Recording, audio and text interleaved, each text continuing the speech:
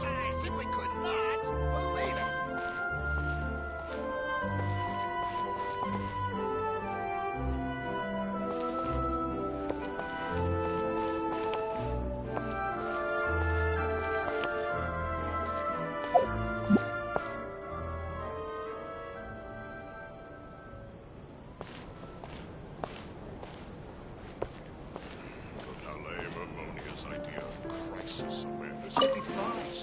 I'm sure it'll get resolved. I've never seen anything like it. I simply could not believe it.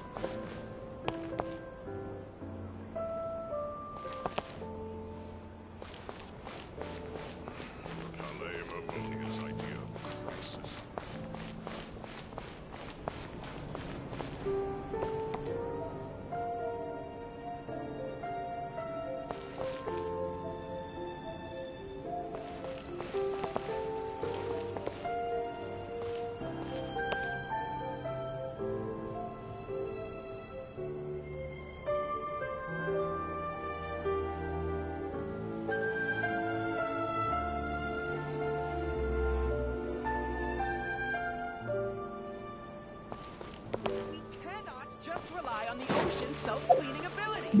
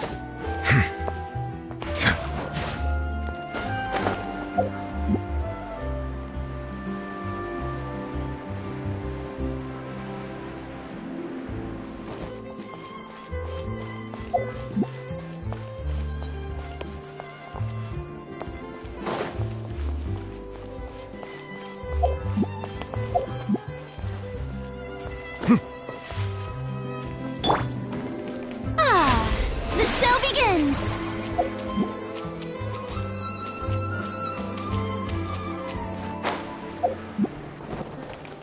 Yep.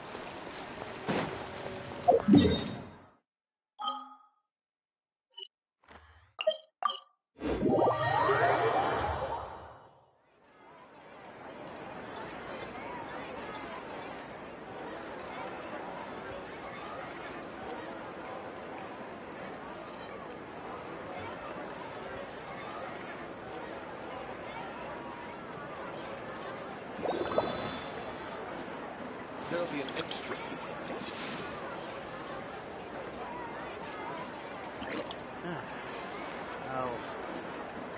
I'll think about it.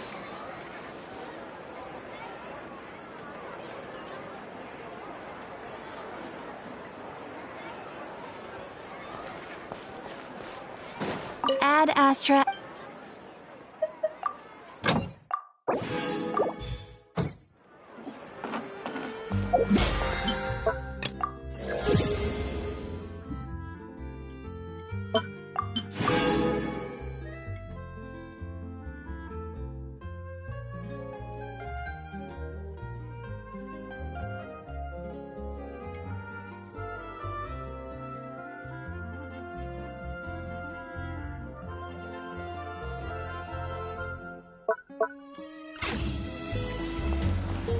itself.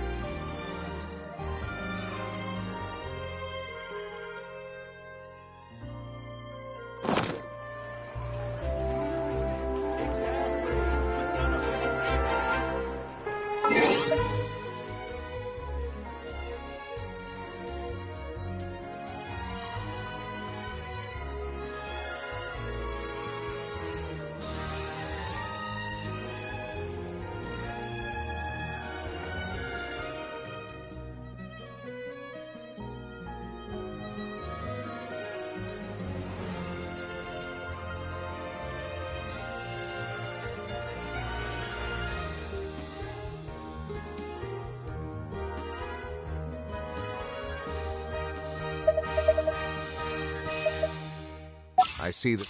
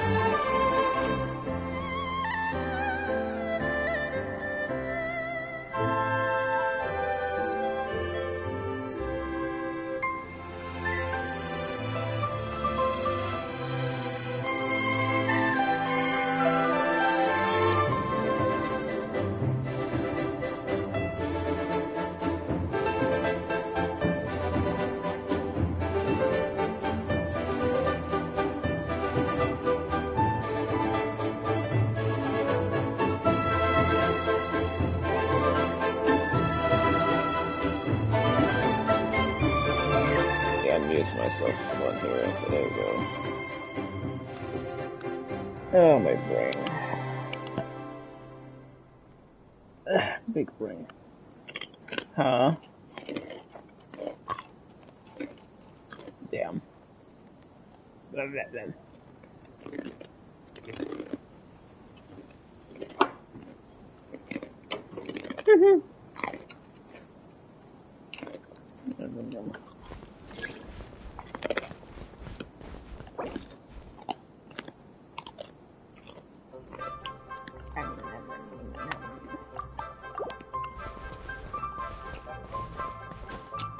I might do just a few things just because I wanna be done with a few things. Right now I'll come back here obviously. So we can do more challenges, so just gonna do a few.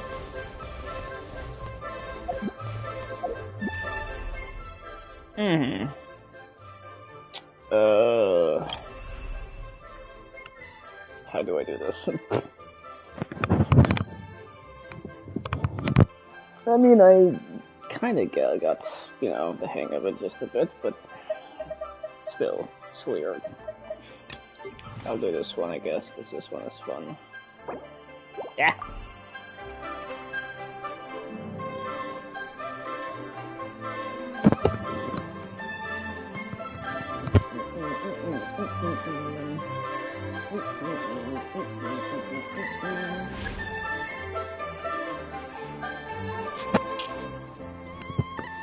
I have no idea how to fuck it down, but thank you very much for this game. That's that one, the kaboom kaboom.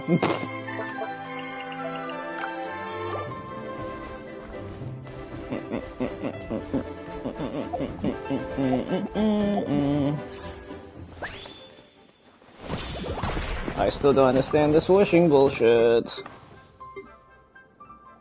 I mean, this one I understand. It's the, this bullshit. This main one, I have fucking no clue what the hell. I beyond clueless. I feel like an old man trying to fucking understand bullshit. I only know how to get shit. I don't know how to... What the fuck the online even supposed to be called? Like...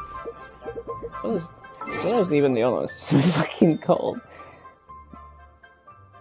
With huh? Billy Astaro and whatever. Fucking suck my dick.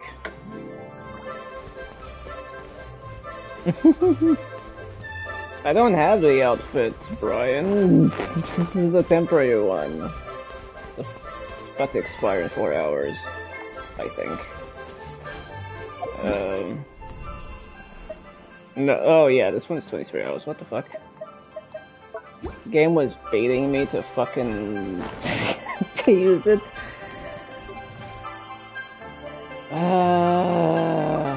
Fucking tits, man, I don't know what the fuck I'm doing.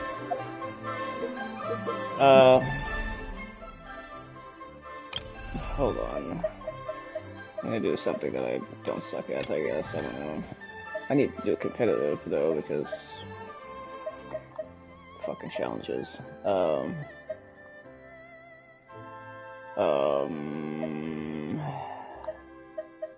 Where in tarnation is whatever bullshit is? Okay, you know what? Fuck it. I'll do this one. That was fucking fast.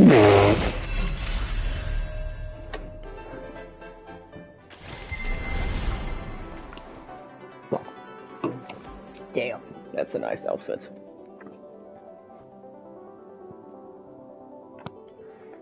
I got caught off guard. Jeez.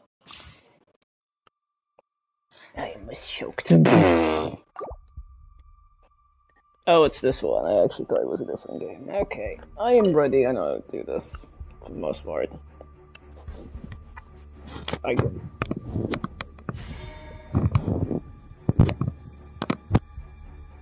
Okay. Ma'am, or sir. There you go.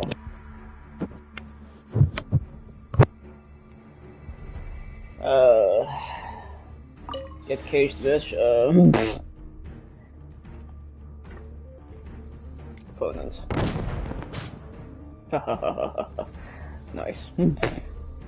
My turn still? Okay, well, in that case. Get fucked. Fucking bitch. Well, that was embarrassing. Your turn, sir. I waste.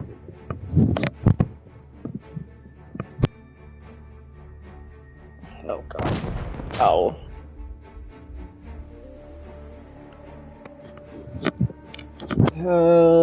Okay. I do. Oh shit. Okay. Okay. I did good. I did good. Yeah. Get fucked, bitch.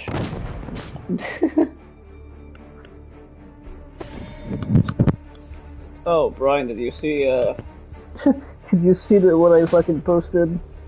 I got a new character for, like, what, 2 penny? I was sitting on the, Columbina statue, too. I was, like, sitting on her hand. For fucking good luck, and boom. I was like, what? Yeah. I wanted the 4-star, goddammit. They were like, no, here, fucking. Yeah, I know, very lucky. It was just kind of funny because of that same page I had Columbina's name on it.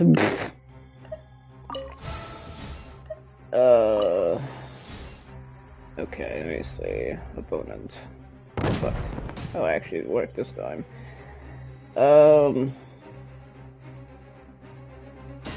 Fuck, okay. But yeah, I fucking want the 4-star, damn it. That's why I'm actually doing a story, because, you know, they give out free my gems. I still have time.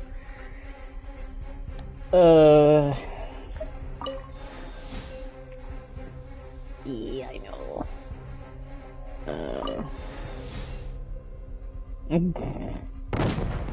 Get shot, bitch. Yeah, I know everyone wants that guy. I want him too. I want him for a lot of reasons, but that's beside the point. I want him for the ships. I want him for fucking Geo. His fucking design is fucking interesting to me. Also, another short boy to the collection. Let's see. Okay, one blank.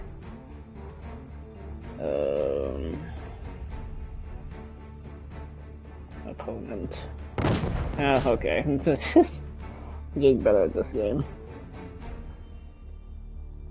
She's about to fucking die. Oh. That potion did not heal them, it just fucking damaged them, so yeah. So they kind of saved themselves because now they only have fucking blanks left. But yes, I want that fucking other guy. I'm probably going to build Goro finally.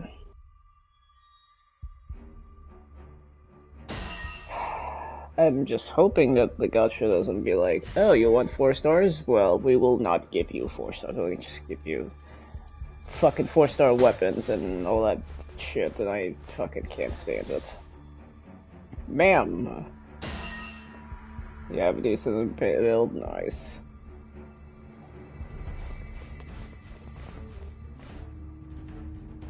Jesus. Just do 10 pulls, they give 4-star guarantee. Well, I'm gonna have to get enough fucking primo gems to get a 10-star. I mean 10 pull.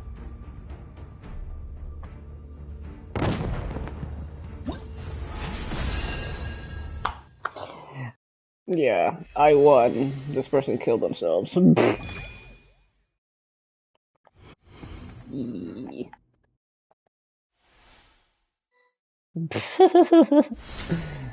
Well, yeah, I will try to do a 10 pull if I have enough. I do have a Woken, and I'm planning to get the Battle Pass.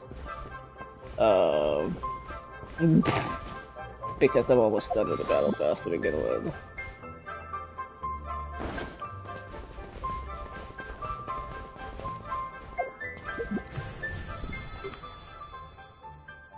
Nervlet. Nervlet. Nervlet.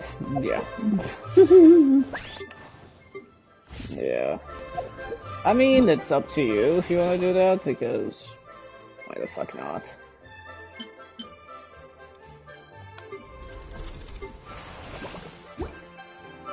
Yeah, I know, Child is not exactly, Child is not exactly the best. Sadly. I wish he was, but he's not.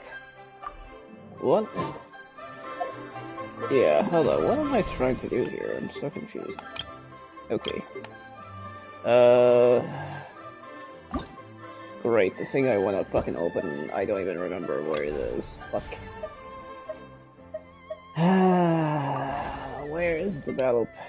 Yeah, hold on. Where is the other battle pass? Well, not the other battle pass, but you know the one that. Fucking hell! Well, where is it? Game. Why do I have to struggle every fucking time in this damn mode? I feel like an old man, like trying to fucking find some bullshit. Is it the shop?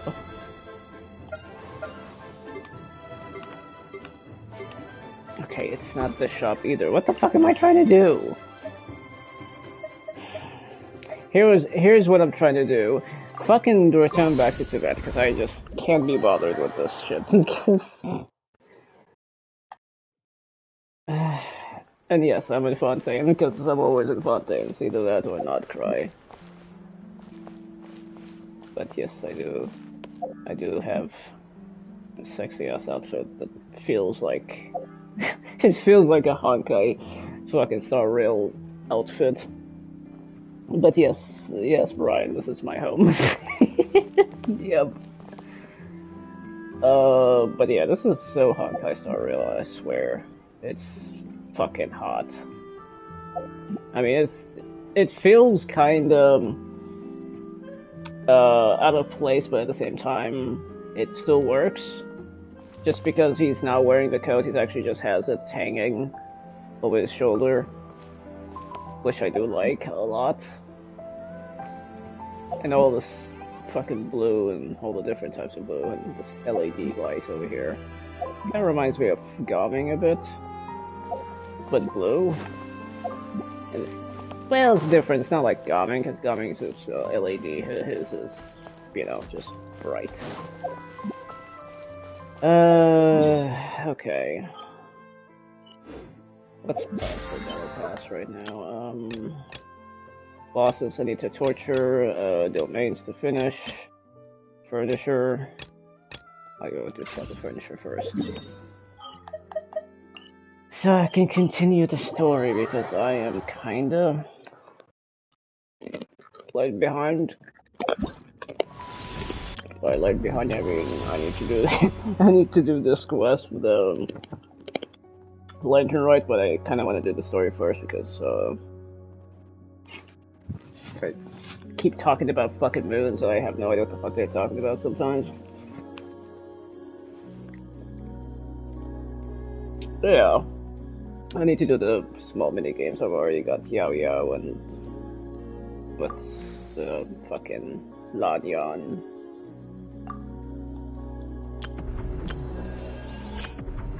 Yeah. Also, what the fuck is up with this thing? Why is this thing still here when it's like it says disturbance thingy ended, but this thing is just sitting here for like fucking 19 days. Makes no sense. But yeah, this thing has 19 days.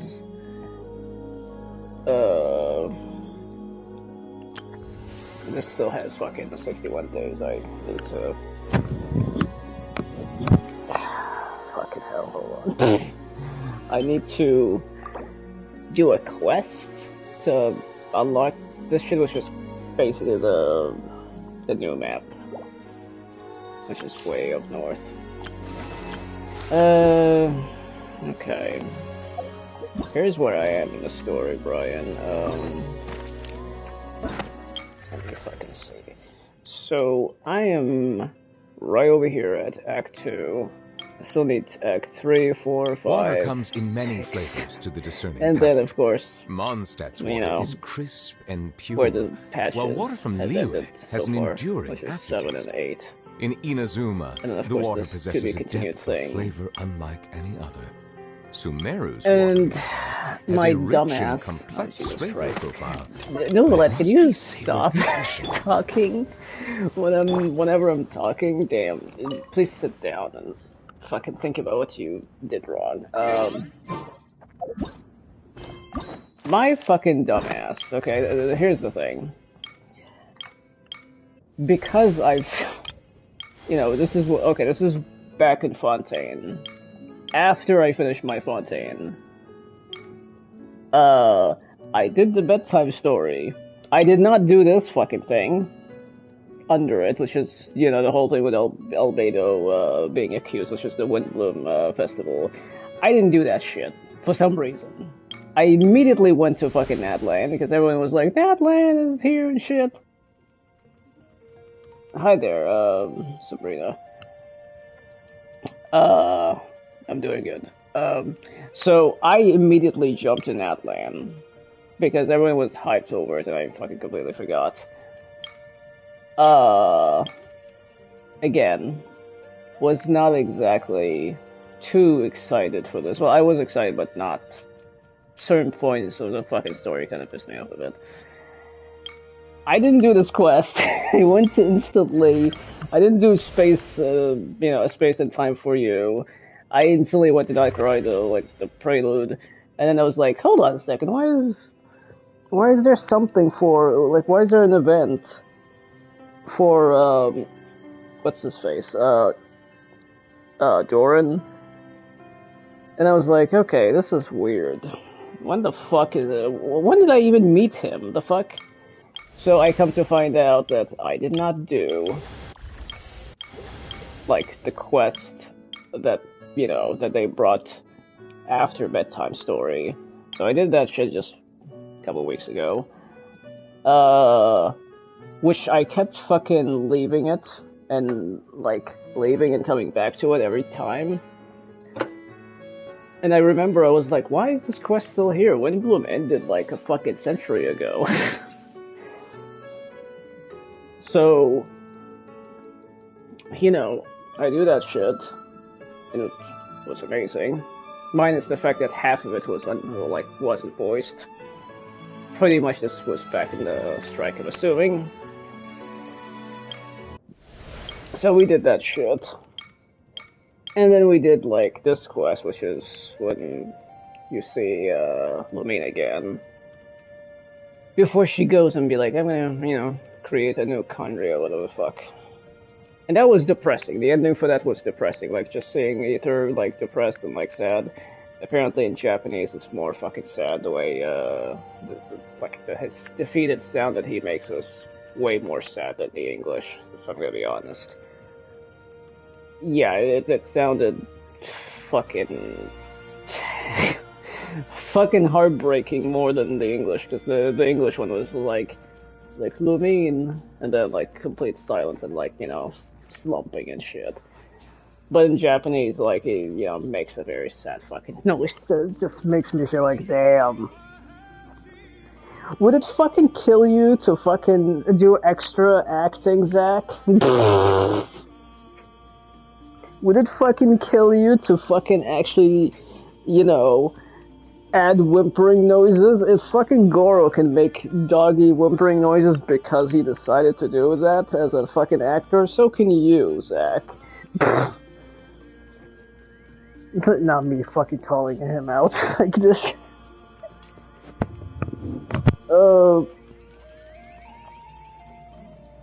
But yeah. But then I discovered, like, you know, the Doran quest, which is this one, Magic Known as Storytelling, is a permanent thing, because I kept looking it up, and I was like, is this permanent, or is this going to be one of those things where, if you missed it, go fuck yourself, you know, you didn't get to fucking see it, so you'll never get to see it. But no, that's where I'm at now. Another thing that's bugging me is the fact that MiHoYo is cutting off these hangouts fucking, like, they're actually, they're permanently removing them. Yeah. They're currently fucking removing, or, like, permanently, what's the fucking word for it? Alright, Brian. But, like, they're fucking permanently removing this shit in favor of other fucking events or whatever. Which is still bullshit, and I don't like it.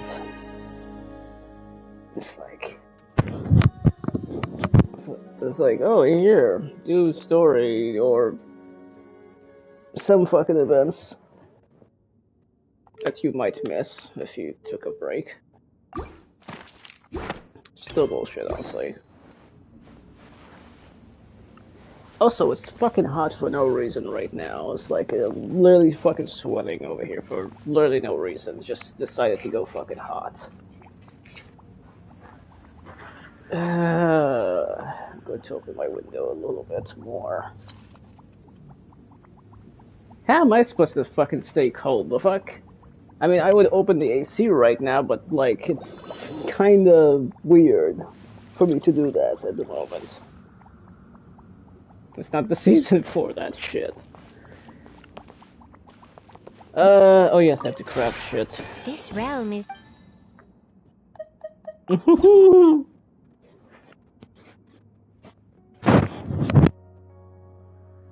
How are you gonna beat up the weather? Now find a way, you hear me? Fucking... fucking, fucking Johnny. I'll find a way, you hear me? It's like, okay, Keanu, damn, calm the fuck down. Your line was not this, but okay. It's like... Keanu, your fucking voice line was, I'll find a way, and that was it. You didn't have to fucking smack Beat's head to the fucking, to the fucking floor. It's already has a brain damage, and you're like, yeah, I'll fucking give him a permanent one. Like, damn. A lot, to be honest. Yeah! Okay, I just have to build random shit. I will make random shit just because I'll pass.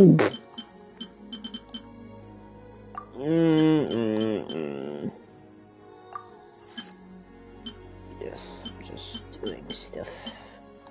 Totally not choosing specific shit.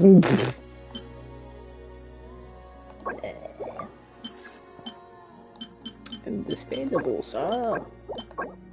Also, I have no idea who the fuck is Sabrina, by the way. I have no idea who the fuck that was. Like, legit, no clue who the fuck that was. I was confused as hell. I was like,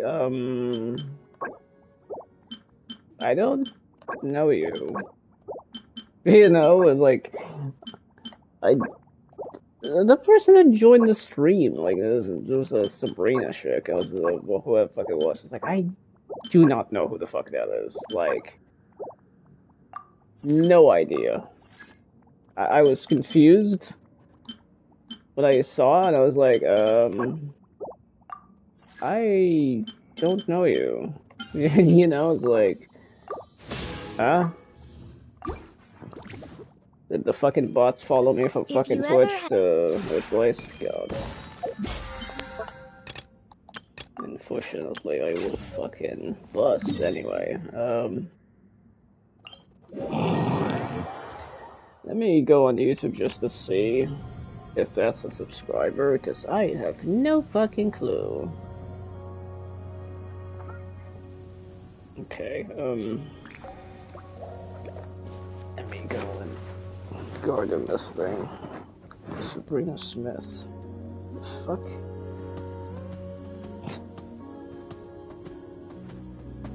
I honestly don't know what the hell that is.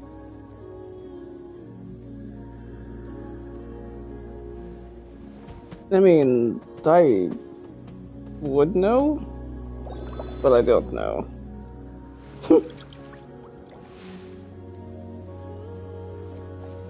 Again, no one watches the shit on my channel unless it's some Witcher shit or some playthrough crap that I did a couple years ago that I don't do because I don't play Witcher. I've already finished it enough times. And, you know, wow, person joined just to leave, damn! See, here on YouTube, it's a lot faster for me to see who the fuck joined, and who left, and Twitch takes a century, it's almost like giving birth. Like, dude. I see the value in my own. Okay, let me go get this. But I also see the meaning in all the endeavors of the people of Fontaine. Because it ran out. Oh my eye.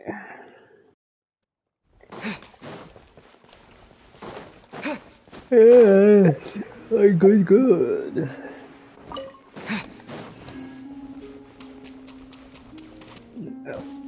Oh, what's this? Where's she at? Is Columbina not in? The fuck? What is this interaction? Hello, audio. Oh, there she is. Oh, Jesus fucking Christ. She's right behind us.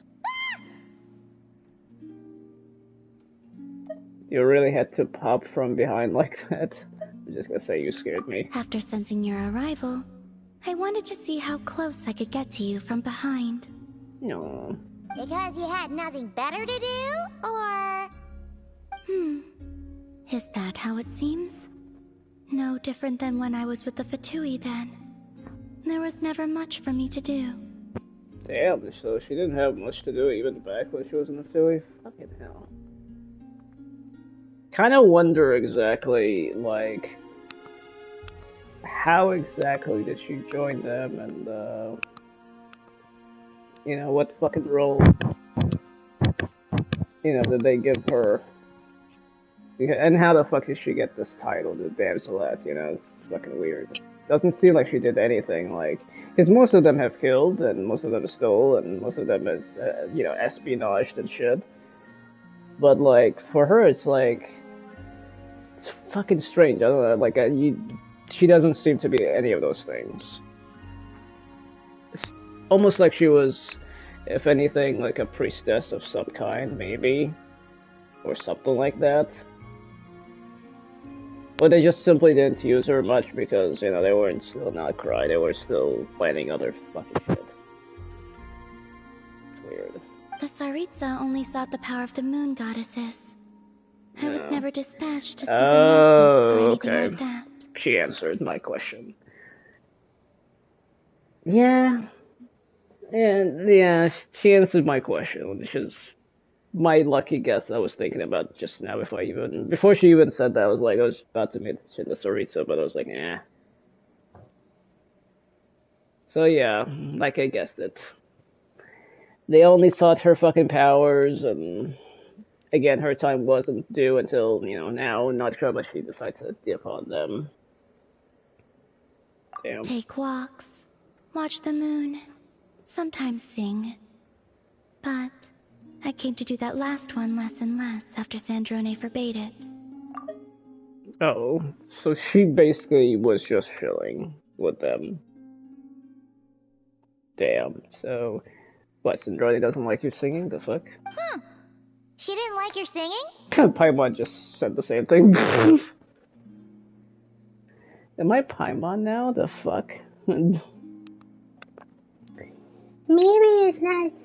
Maybe we can explore the area later.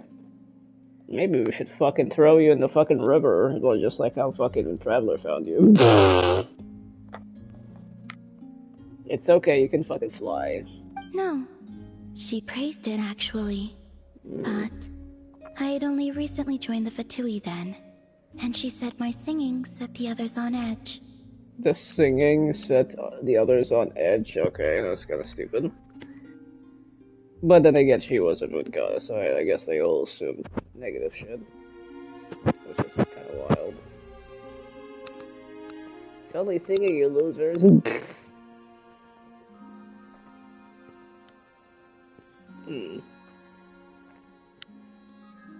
Let me fix my audio again. Just weird. There we go. Because, for those not in the know, it seemed like I was about to use some sort of power. Okay. Another thing I guessed. Oh, huh. Paimon can sort of understand that. I mean, it's kind of simple when you have someone who isn't exactly human and who's something higher than that. And again, the Fatui / ex-Condrians, everyone was on edge, which makes sense. Because none of them use the power of the Abyss, unlike someone. Unlike someone who's a twin who... I'm starting to fucking question everything that we know of. Just because of, what's his fucking face? Rear. Just because I'm like, I don't know. Yeah. This motherfucking bastard, I swear. Oh, and there was another reason. She said she did most of her research at night. So if I sang during the day, it would disturb her attempts to catch up on sleep. So, I used to just sing outside her door at night instead. But still, she always chased me away. She always chased you away? I kind of imagined it in my head, like somewhere in Sniznian in a palace, there's just her chasing after Columbina with a fucking shoe or something.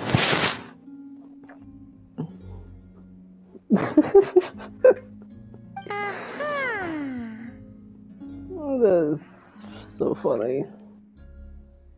Get along? When we first met, Okay, Arlecchino did I seem was eager to get fucking along just with thinking me. about this, not lying. About Arlecchino. What if Arlecchino's the only person you got along with? I was literally just thinking that a few minutes ago when she said that her power, or like her singing, put everyone on edge. I was like, I doubt Arlecchino would feel on edge, but I didn't say anything because I was like, it's not important really, because I was thinking to myself exactly who would not like her singing, and there's a few of them who are not exactly the main fucking people that we've seen so far. It's the fucking schmucks that we have not seen so far. Minus, what the fuck is her name? Remember, what the fuck is her? But she has two fucking names, this bitch. God. Syndrome, which is Marionette, or whatever. She's the only one who, like, one of them that we know. The other two, I can only guess. It's, the elf tiny ass guy, the banker, and maybe Baiju's fucking twin. Which again, his name just doesn't do him justice at all. Pantalone, yeah, pants.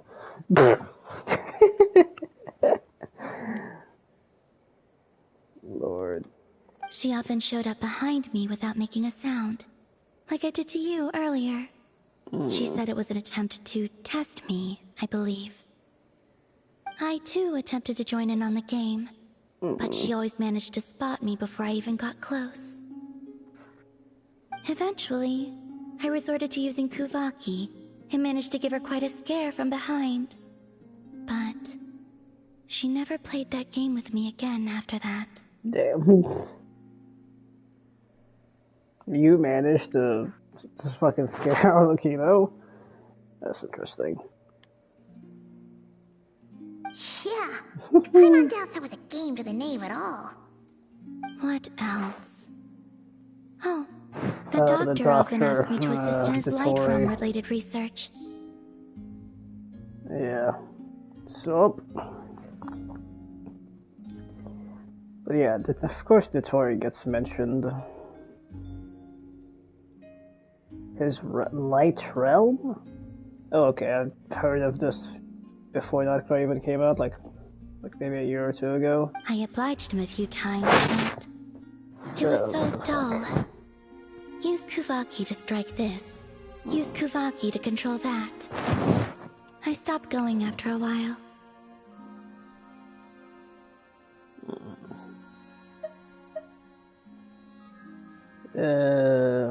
Yes. Even though I've run away from home, I do have some fond memories of it all the same. Arlecchino and Sandrone treated me quite well, along with... Capitano? Please say Capitano, please. Give me your hand. Ether, and so I was like, huh? Yeah, okay. Okay, there we go. Try this screenshot, jeez.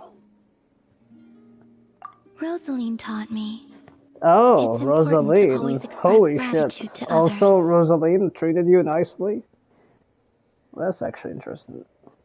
Yeah, I've wondered that before I started Notcry if, if she'd know Rosaline as much. Well, to be fair, she was singing by her casket. But like, yeah.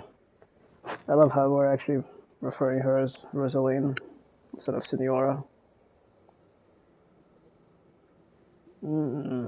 So, thank you for listening to me.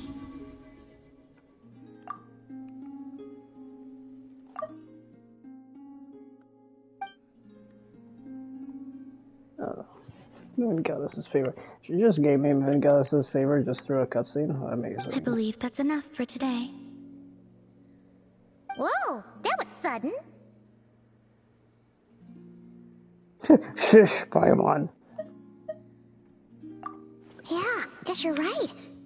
Well, let's not bother her then.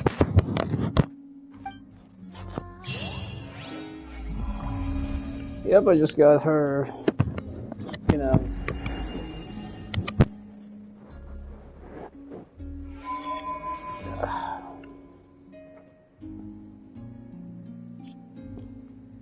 Yeah, I'm good. We can talk about that It's later. just like a seesaw. If you take something from this side and don't put anything on the other, the seesaw will tip over. Another interaction. Nice. People often give things to the Kuhenki, praying for good luck. I'm teaching them the importance of doing things in return. Alright. Let me see if this fucking changed. Oh yeah, okay, that's why she talked to us, because that more story quest will unlock that.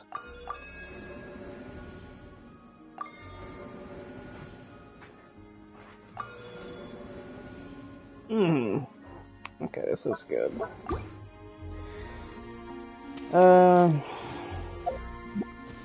That was really nice lore that we just got. So, Arlecchino, Sandrone, and Rosaline. That's interesting.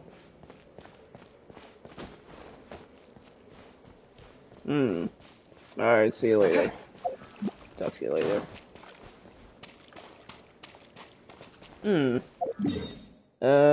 Okay.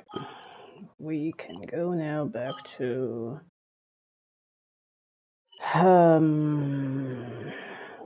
What the fuck is Flynn's doing behind this building? Sir, aren't you wanted? What the fuck are you doing here? Is he still a lantern? God. Okay.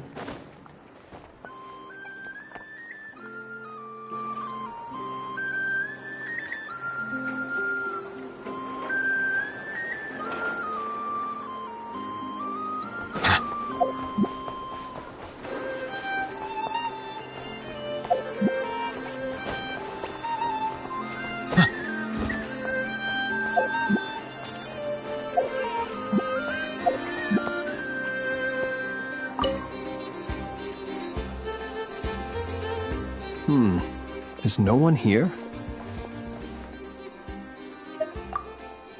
Well, hello. This is certainly a most joyful encounter. Seeing you lifts my spirits after a somewhat disheartening trip.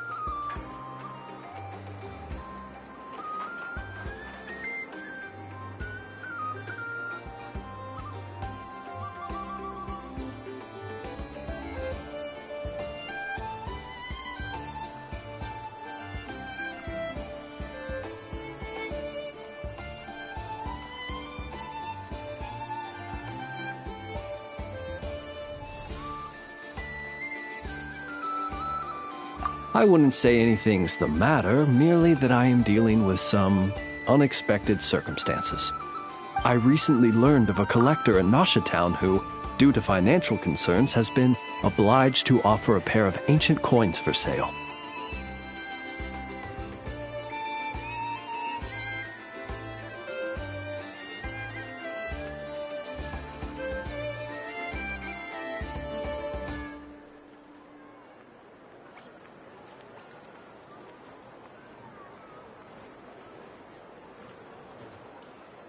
I'm told she's a little eccentric and doesn't reply to letters, so I came out here myself to see if I could arrange a deal. I needed to come to town anyway to pick up some supplies, so I thought I'd pay her a visit on the way. Unfortunately, she doesn't appear to be home. More's the pity. It's just a little hobby of mine. Everyone has something that tickles their fancy, am I right? For me, it's old coins and gemstones. Time is the best filter. Anything that can make it through the sieve of time is almost guaranteed to be of good quality. The style, pattern, and condition of a coin convey a lot of information. They can tell you, for instance, how many moons it has seen before finding its way into my hands. Think about it. A coin may have passed through 10,000 people's hands, brought them happiness or sorrow, and witnessed a multitude of moments in their lives. The weight of time it contains is far heavier than its appearance would suggest. It is a witness to the past and something that has value in the present day, which makes it more than worth collecting. These coins have been stuck in my mind these last few days. What do they look like? What stories can they tell? If I can't meet this collector, I fear all desire to return home shall desert me. Look at me, rambling on about coins without a thought for the friends standing by my side.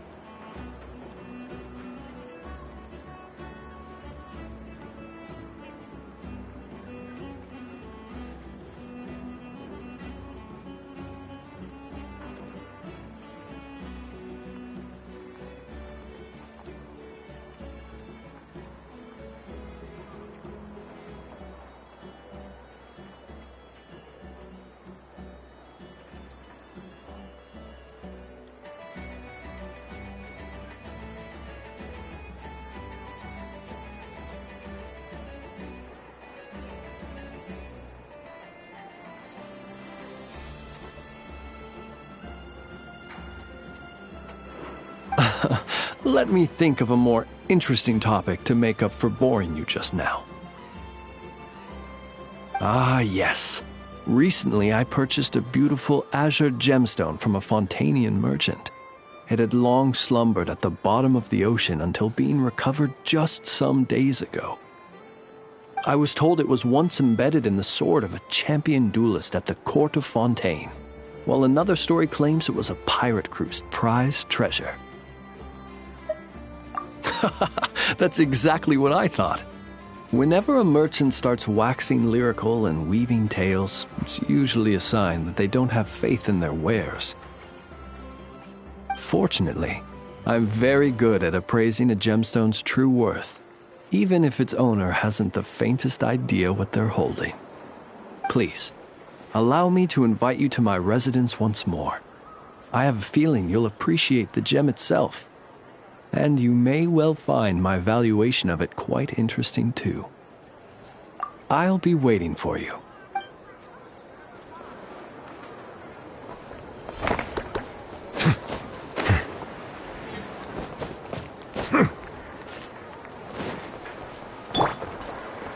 One with nature.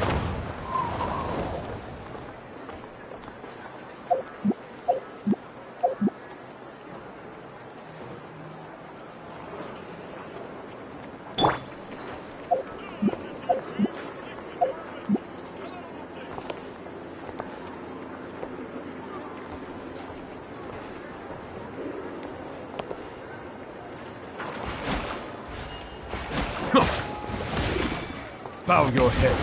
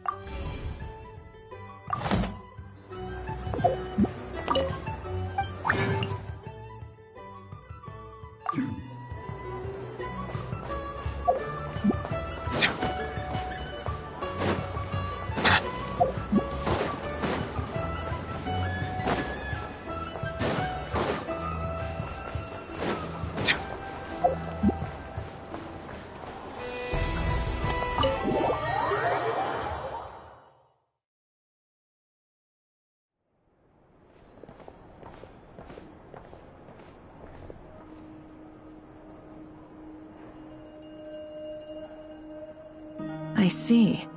So Flint's has a fragment taken from within a wild hunt anomaly.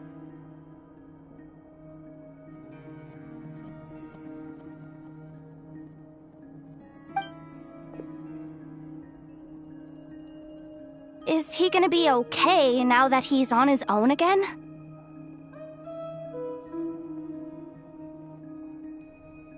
Earlier, he said that the fragment had gone still, so it's probably of no use to Rare now.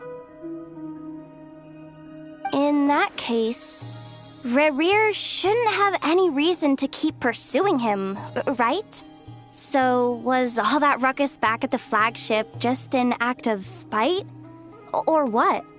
If I were him, I would have simply turned my attention to collecting other fragments. A reasonable course of action. Remember what we heard back at the tavern? The actual number of wild hunt anomalies destroyed has been greater than Lightkeeper records would indicate. Some of these must have been Rare's doing. He must have been seeking more fragments. This much is pretty easy to understand, but why would he pretend to be Soci and put so much effort into getting the cannon up and running again? Maybe 'cause that'd be more efficient than having to clear anomalies himself? Yeah, I'm confident that the ammo we're packing has the oomph to do that. But I am a mechanic after all. For me, test data and their conclusions speak loudest. Oh, why don't we find a few of those fragments ourselves and use Kuvaki to carry out a little experiment? Our lab could certainly accommodate such a test. In other words, we gotta destroy a couple of anomalies and collect fragments from them, right? Lightkeeper operations have just about ceased following the Sergeant Major's passing. Meanwhile, the wild hunt continues to grow in scale by the day. I fear only we can keep the situation under control now. Then we best act fast. Paimon's got a bad feeling about this.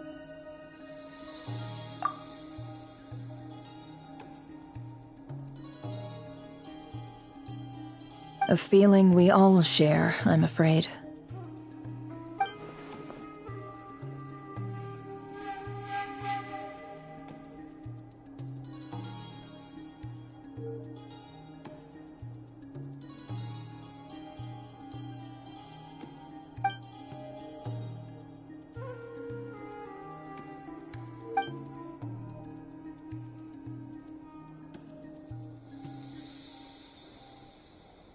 There are 3 wild hunt sites that must be dealt with urgently. But I believe we have the capacity to handle it. Works for me. Ineffa and I will take our workshop assistants to deal with one of the sites.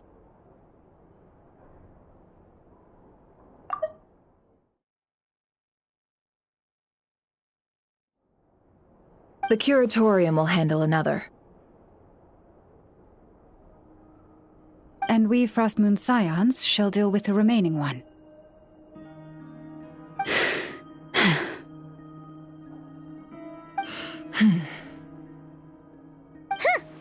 Paimon didn't think she'd ever get to see everyone here carrying out a plan together like this.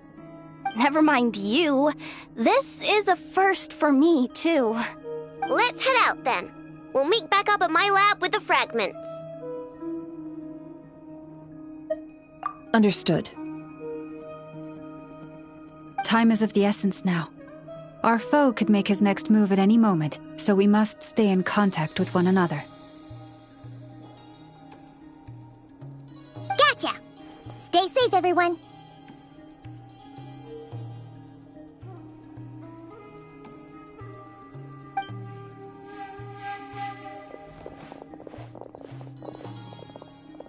Huh. Anyone seen the lantern? Has Flint's dropped by already? Well, considering what you said earlier, you know where we're going next, right?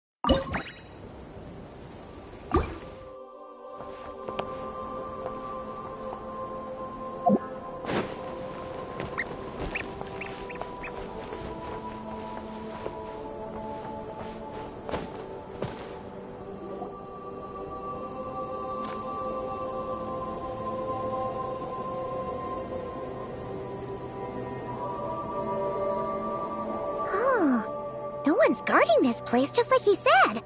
But, where do we find the information he mentioned? This way. Let's move. We're running out of time.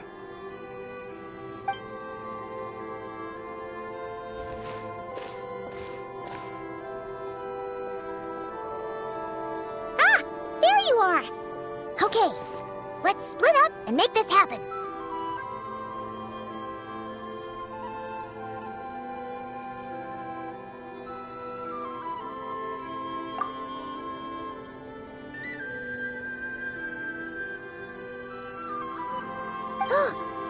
Or not! How are we supposed to read through this many files?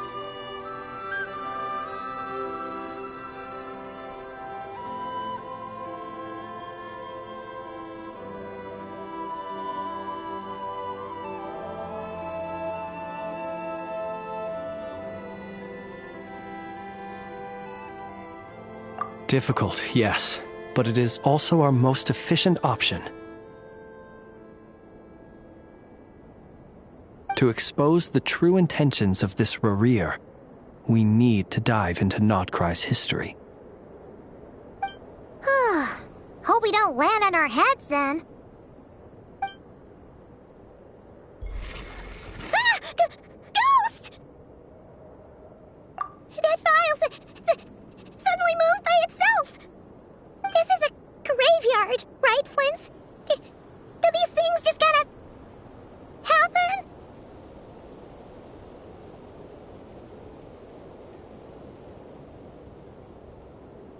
Many strange things happen here, but this is not one of them. But that file really did move by itself! Hey, come out! Don't scare Paimon like that!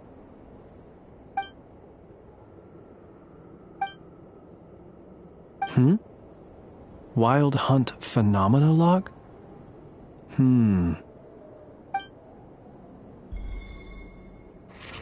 Another file's moving! Are we being given hints? I feel no hostility. On the contrary, it seems we're being aided somehow. Really? Hey! Seriously, another one? Okay then. Paimon will read this one.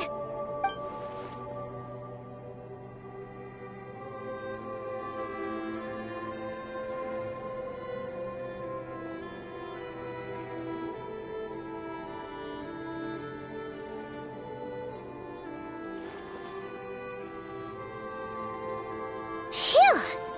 Finally finished. Oh, Paimon sure could use a long break from long words now. Hope she can remember it all. The material I've read through has all been about past Wild Hunt incidents of enormous scale. What about you? Paimon as well. Guess that makes 3 of us. Whatever this is, it seems to want us to notice something. Let's bring our files together and give them another look through. Alright. Paimon will go fetch hers. All these incidents look pretty different. Wait. I've noticed something. Before the occurrence of these huge Wild Hunt events, a smaller scale one would erupt in the exact same location. And look. All these smaller scale Wild Hunt site reports share a common outcome. They'd be detected, but would go inactive before any forces could be sent to deal with them. They could then be sealed directly using a tide seal stone. But why? Some of these records are too old. I doubt he had regained the ability to act freely yet, or we would have met long ago. And here's another similarity. Kuvaki in nearby soil completely drained. Could this be important somehow? Kuvaki and the Wild Hunt are mutually opposed forces. We Lightkeepers previously believed that these small Wild Hunt sites would temporarily go inactive due to being neutralized by the Kuvaki present in the soil. But now that we've synthesized all this data, there is a key issue this hypothesis cannot explain.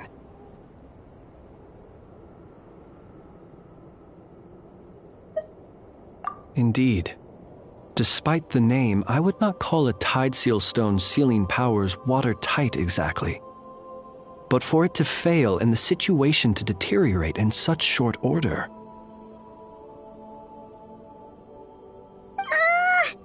Paimon feels like she's almost got it.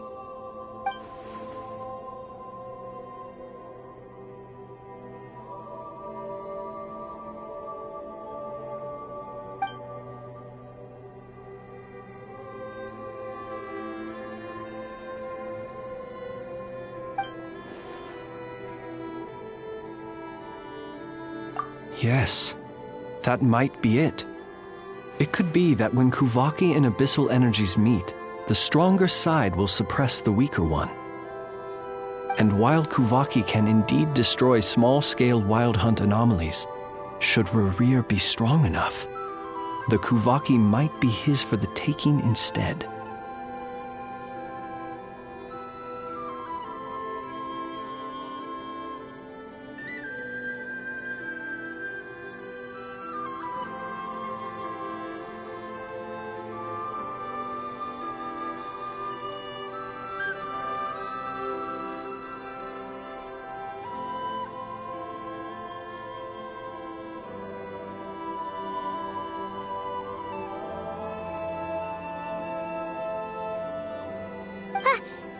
Paimon kinda gets where we're going with this.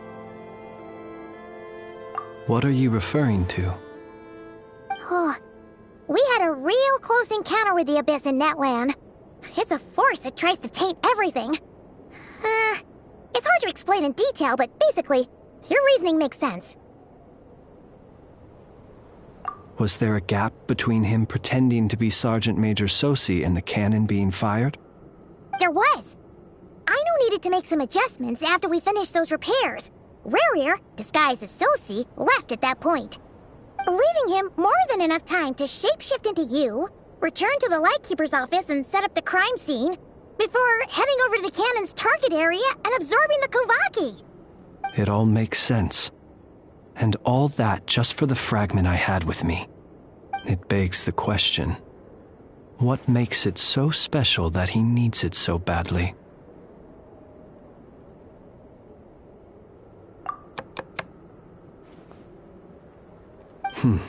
That's odd. We shouldn't have any guests. I'll go take a look.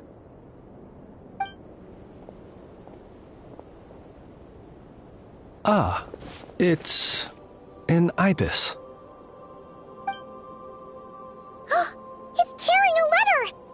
Ooh, Lala must have sent it. She can speak to little animals. Huh, let's see here. Situation urgent. The cannon began operating shortly after we left Nasha Town and is preparing to fire. It is locked on to Star Sand Shoal. Please return to Nasha Town and assist with all haste. Lauma. That's gotta be Rerir's doing. But why is he using the cannon again? Didn't he already fire it once before? No time for speculation. He's already made his preparations.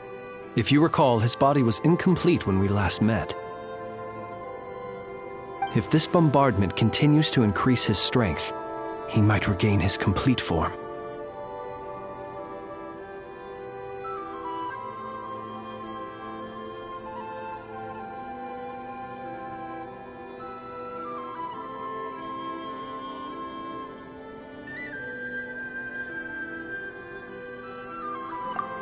What should we do?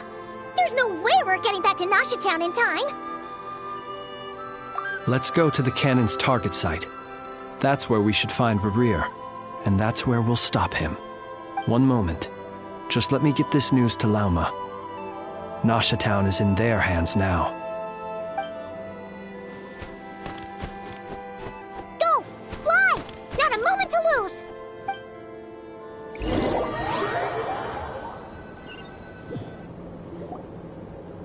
You're here, as expected.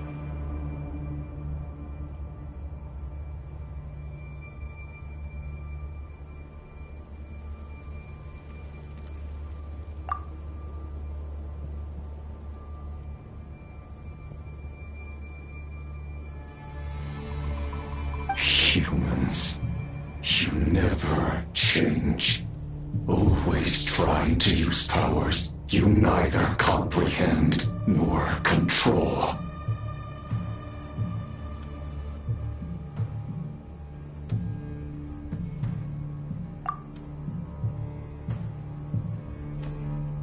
But it is also thanks to you that I found a way to return.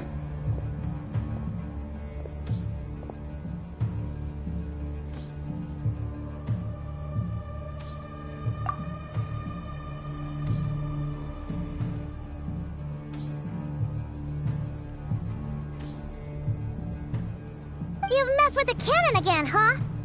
Sorry, but this round's not gonna go your way.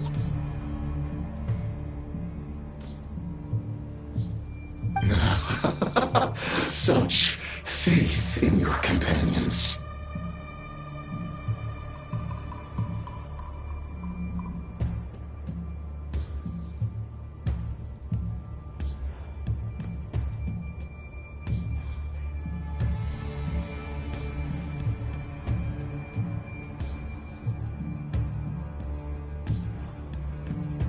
But will the inhabitants of Nasha Town understand why they wish to stop the cannon? I think not.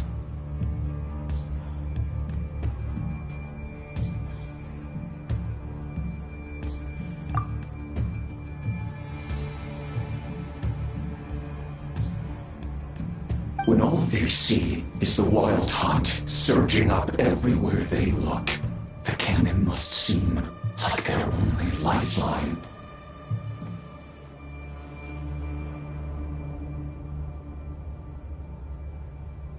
This is the truth I have revealed to them. they did this all of their own volition. The zealous worship of power leads only to annihilation of equally zealous proportions. True power does not heed the commands of the weak.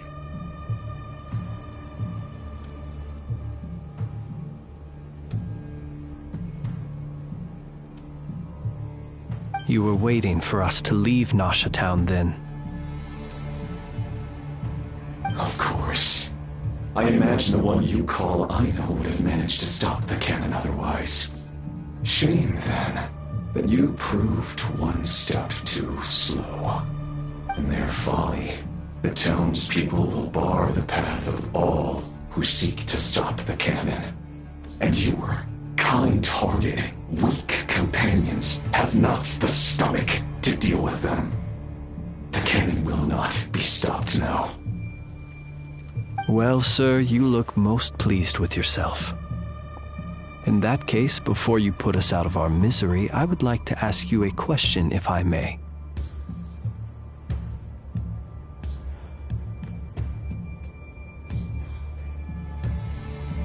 See this fragment? It once haunted your dreams, but now it seems useless to you. What is it exactly? That is my corpse.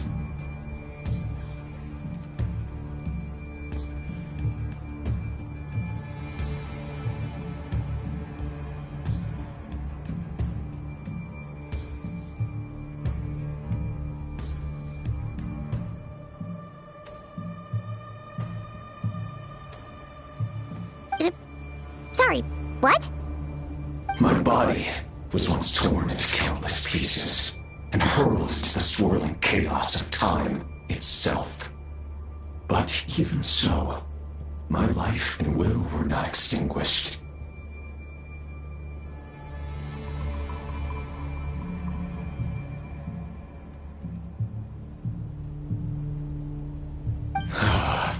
Every last fragment calls to me.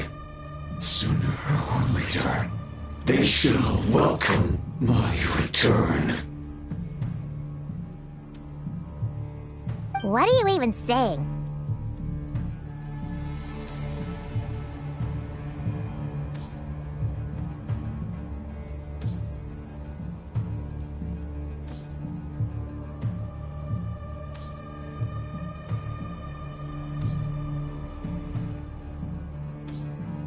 Huh. So the terror of the Wild Hunt was in fact caused by scattered pieces of your corpse. I guess they don't call you one of the 5 sinners for nothing.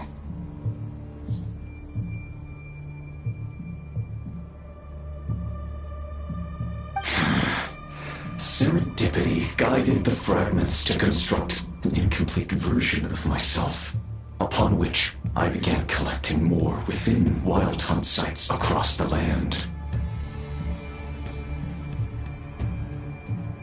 But each time, the fragments I obtained were hardly worth mentioning.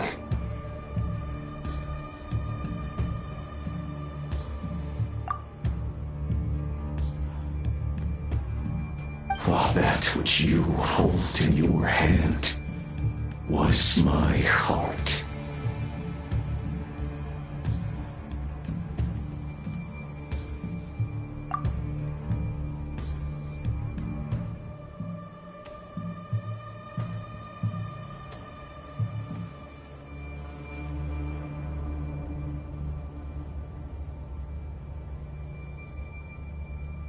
So that's why it responded so strongly to you. Only by retrieving this most critical piece could I gain mastery over the turbulent Kuvaki energies and be fully reborn. Hence, you fired that first shot, hoping to regain enough power to seize the fragment from me. Are you completely crazy? Weren't you afraid of dying?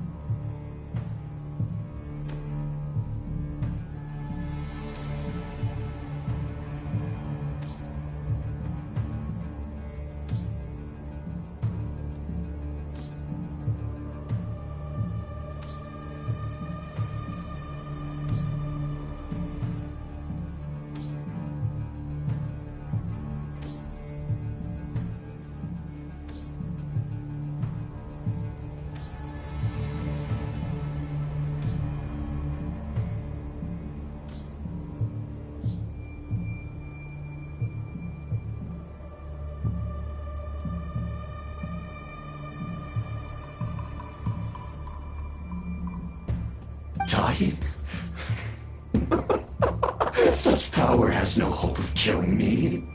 It may destroy my form over and over, yet always I rebuild it. It may smash my flesh and crush my bones thousands of times and more, but that is of no consequence to me.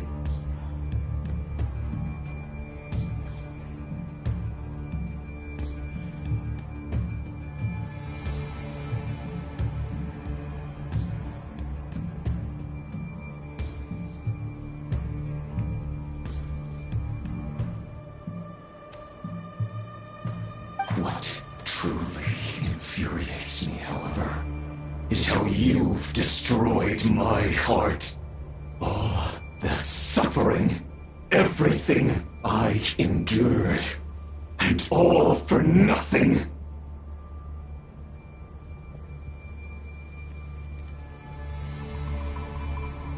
I've adapted to the strength and flow of this Kuvaki. The next cannon shot will multiply my strength immeasurably.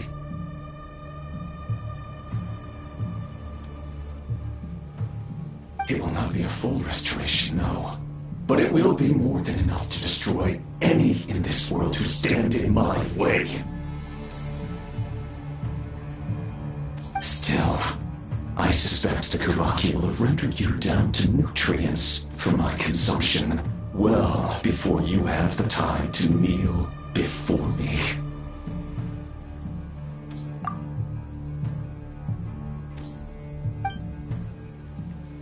Traveler! Behind you! Look at that light!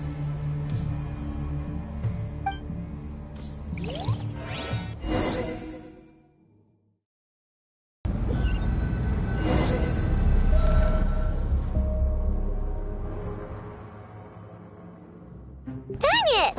Who fired up the cannon without my say-so?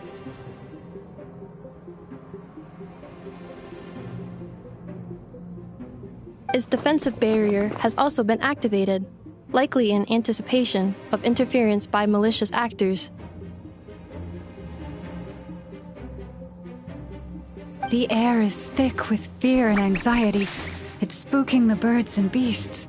What exactly is going on? You're here. Looks like this was all part of Rerir's plan. Not only did he plant seeds of suspicion in people's hearts, seems he's now igniting them. Yehoda's gone in to scout out the situation. She'll be back any minute. I'm back! I'm back! Oh, it's bad out there. Rumors flying everywhere you turn. Something about the Wild Hunt preparing to spawn a wave of monsters, the likes of which we've never seen before. But that's not even the worst of it. Lots of folks don't even believe the cannon can prevent this crisis, so they're getting ready to make a run for it. Others are trying to make a quick buck out of this whole mess.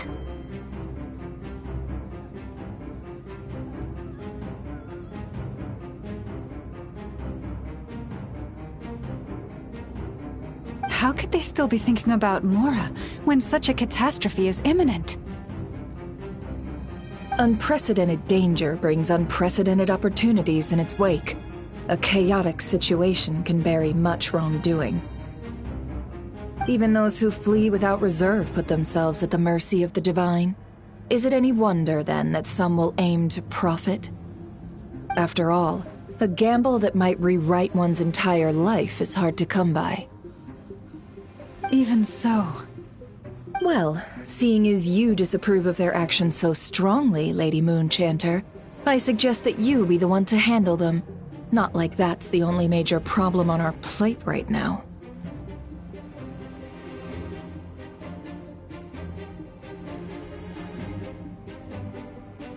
Affirmative.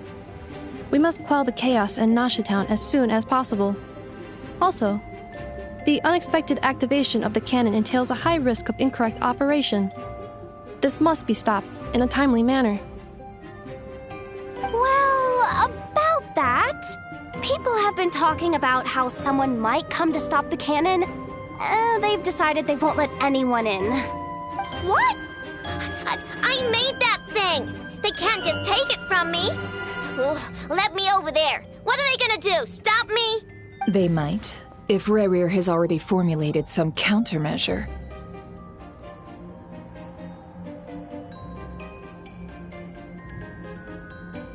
For example, he might have spread a rumor that the Wild Hunt would take your form.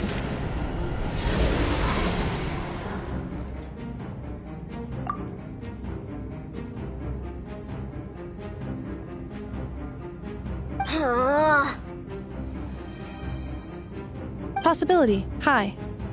If they view the cannon as Nasha Town's only hope, they are likely to conclude that anyone who tries to stop it must be with the Wild Hunt. It will face strong resistance, but they're just ordinary people. Brute force must be avoided, if possible. There's no time. Let's go into the town. I'll find some way to calm the townspeople. You find a way to stop the cannon. Oh, you're back. And you have a letter? The Traveler won't make it back in time. So they're heading straight over to Star Sand Shoal instead. Wait, what? Isn't that the cannon's target? Why would he go there? Assessing risk level. Maximum.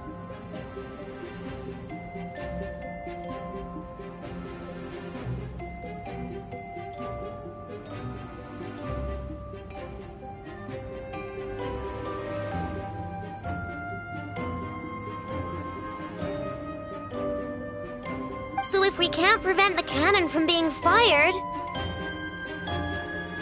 Then he's prepared for the worst.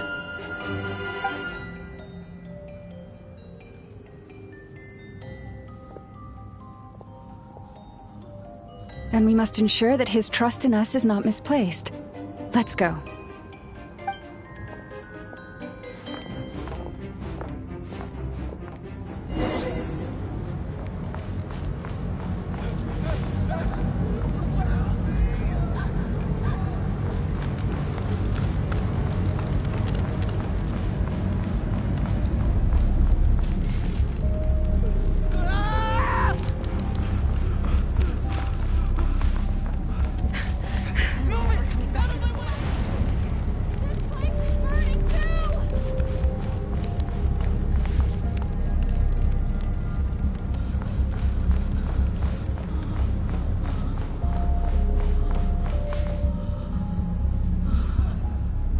Most of those we've met so far have been attempting to escape, so they haven't gotten in our way.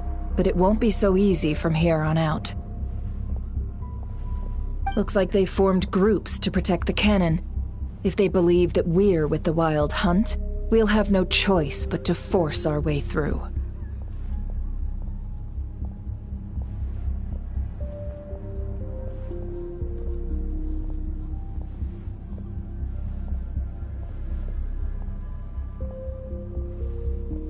Is that Lady Lauma? But are you really her? It's you, Rixa. I believe you recognize this power, having lived on Hisi Island for so long. It is not something that anyone else could imitate. I do, yes. So it really is you, my lady. But why are you here? Really, I believe you, but the others, well, they'll be on high alert. The townspeople have been misled into believing that they needed to activate the cannon. I am here to stop them.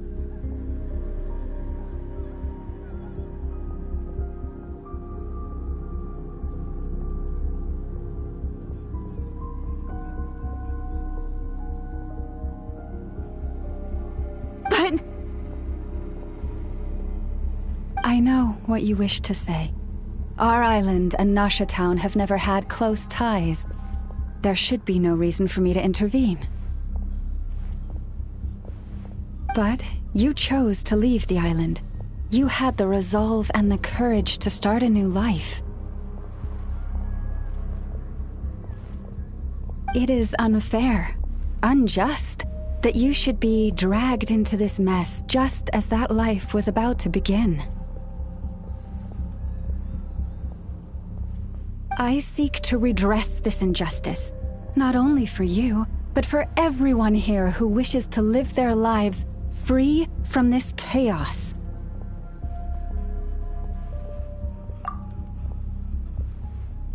Please, have faith in our long-standing friendship, and that this is where my heart has led me. Thank you, my lady. Thank you. Please help us.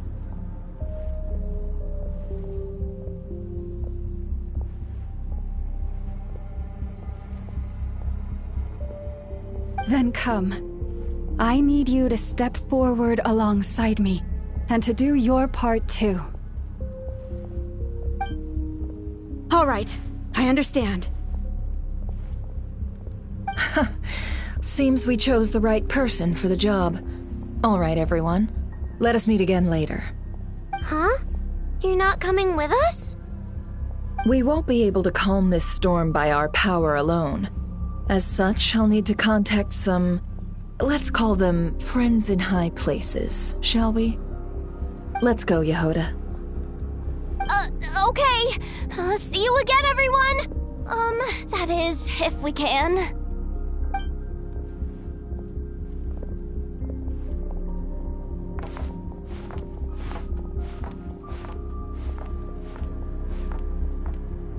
Remember these words. The road shall be paved with truth, and we shall pave it ourselves.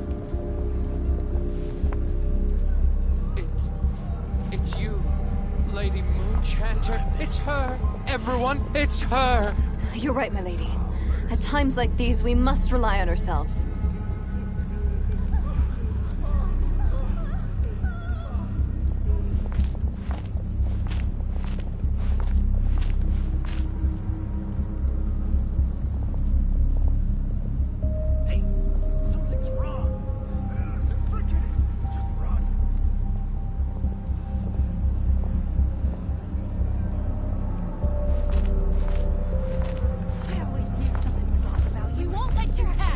Leave this to us, Lady Moonchanter.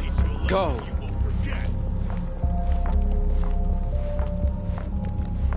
Please, calm down. They are clearly innocent. Thank you. You mind your own business.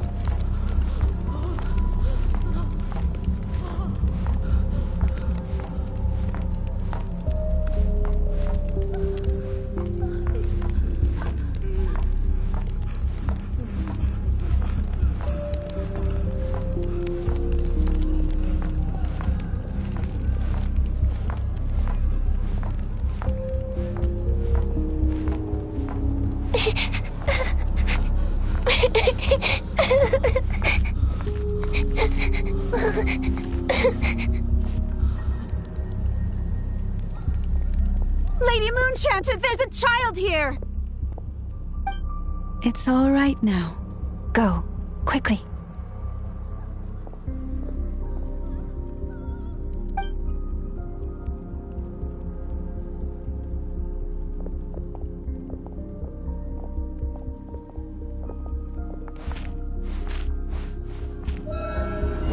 You wretched monsters! You're not getting anywhere near the cannon! The monsters you fear do not exist here. The madness you have fallen to has been the source of untold disasters. You think we had a choice? Destiny is no excuse for greed and destruction. The choice has always been yours to make, and it remains so, even now.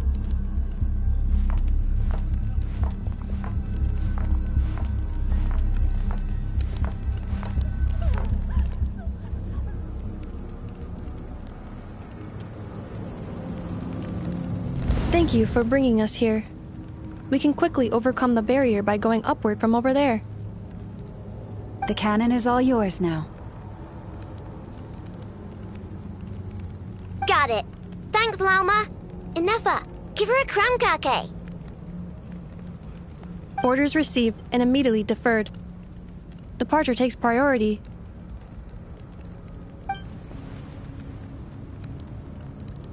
Please, everyone, listen to me.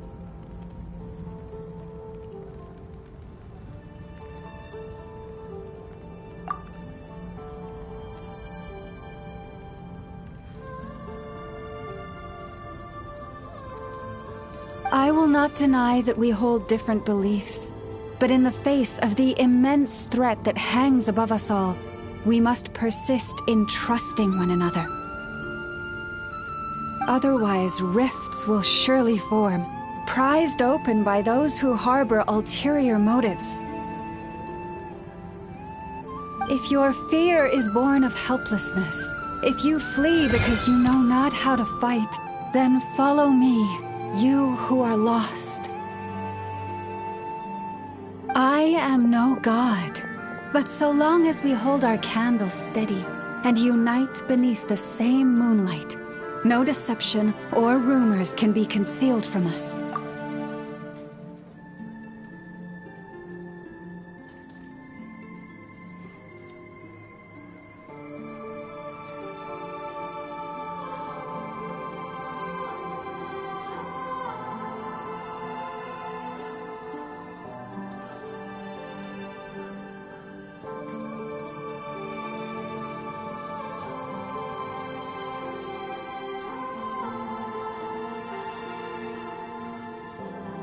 Let us resolve, then, to defend ourselves, and to stand firm against the false illusions by which our foe seeks to beguile us.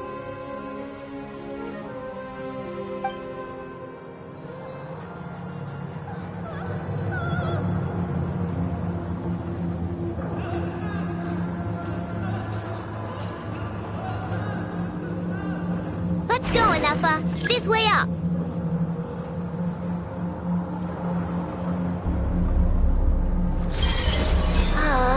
This is making me dizzier than I expected. Adjusting route. Make ready.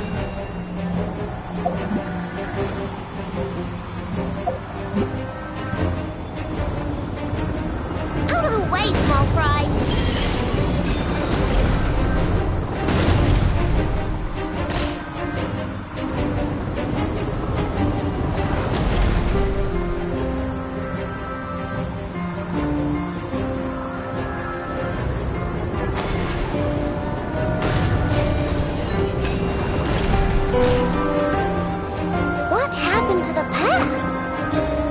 Track missing. Fall imminent. Come on, come on, come on! And get out of there! Whoa, nice! Preparing barrier breakthrough. Brace for impact.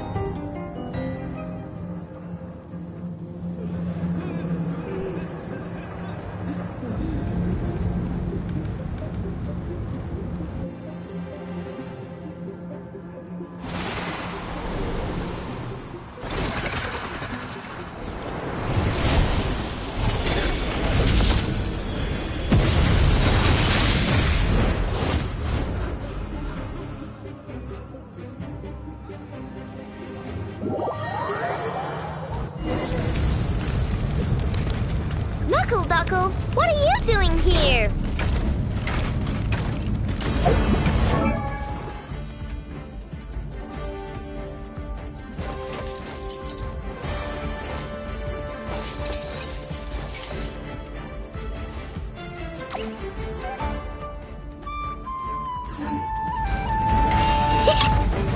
You on this?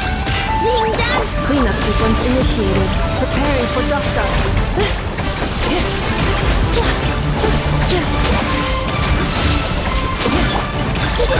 Go claw! Look, a rainbow! Defensive mode engaged.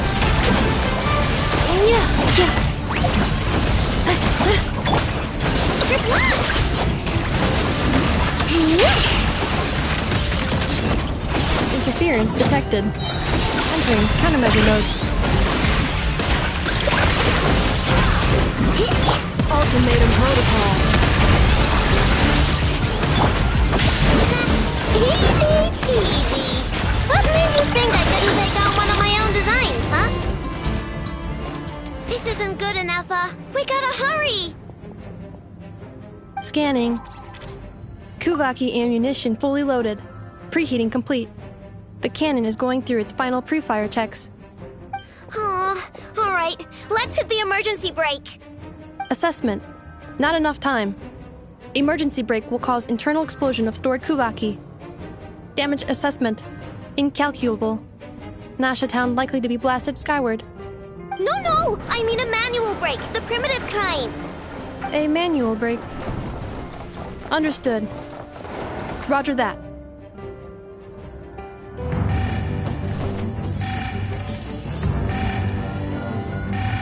We are out of time.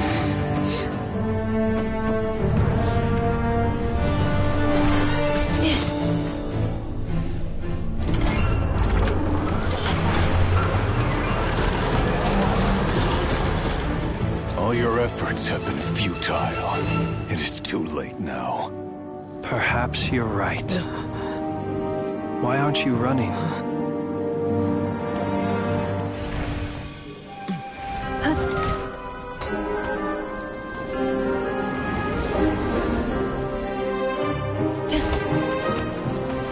Sigi sato passa sax, iti ipotothetos. I necritus necrus baptisi, que ondes tu zombas pentusi. Osesticos palatin pirantur resurrucru, topirtu aethion feraton.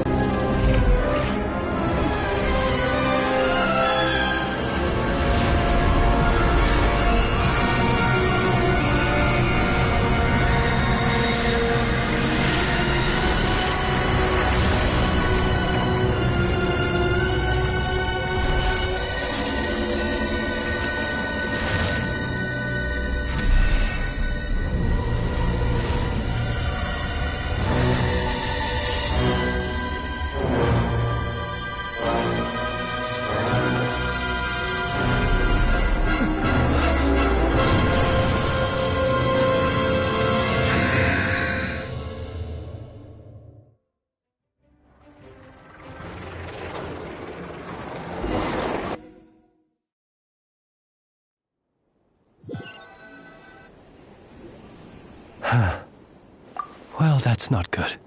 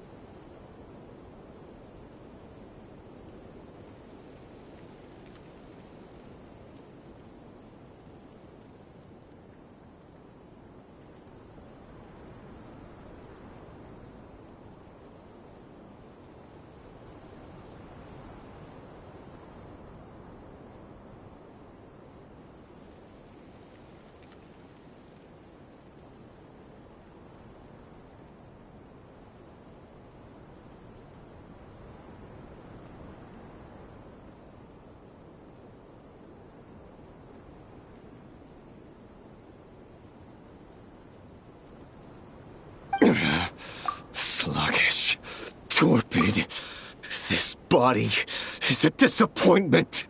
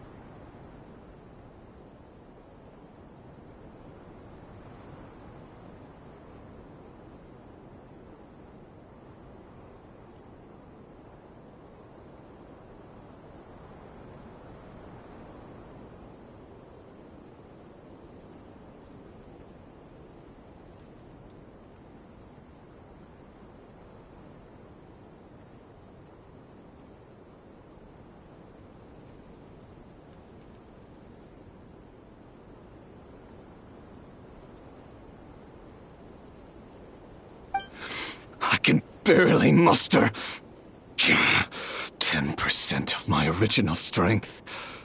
You've ruined everything again.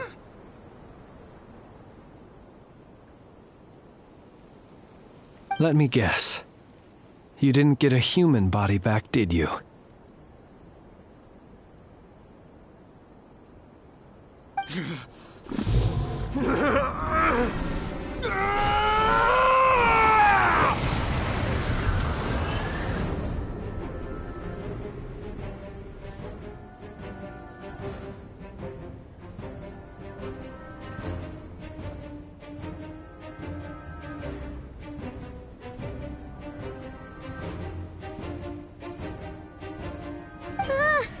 What's with him?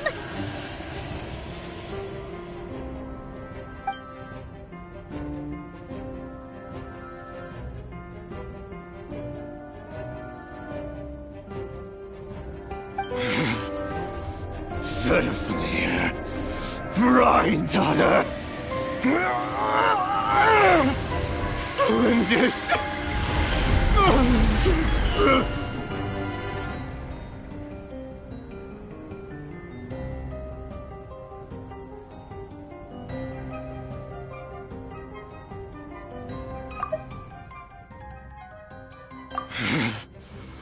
Verfnir, Vrindaughter, Flinders. Watch out!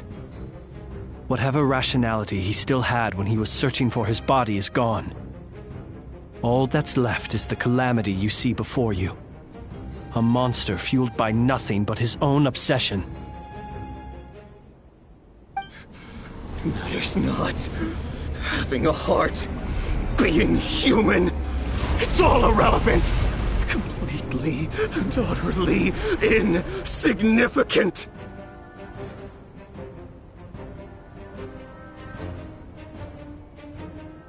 You matter not.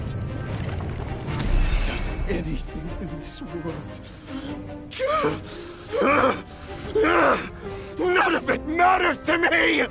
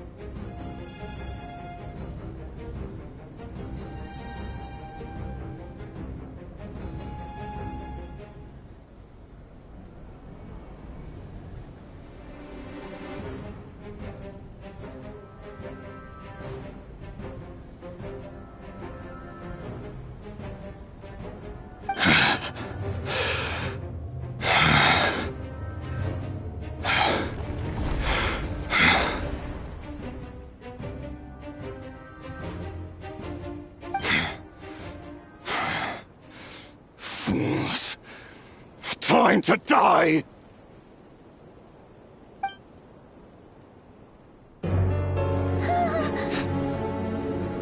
You too have the potential to be driven mad by knowledge.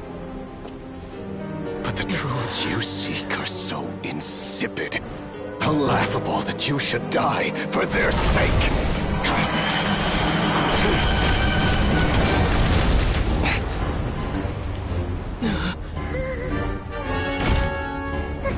You're wrong.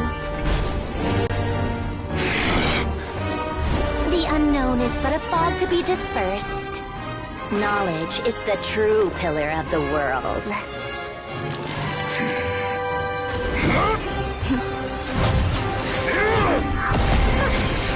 You're not the only one who got stronger. Polonia!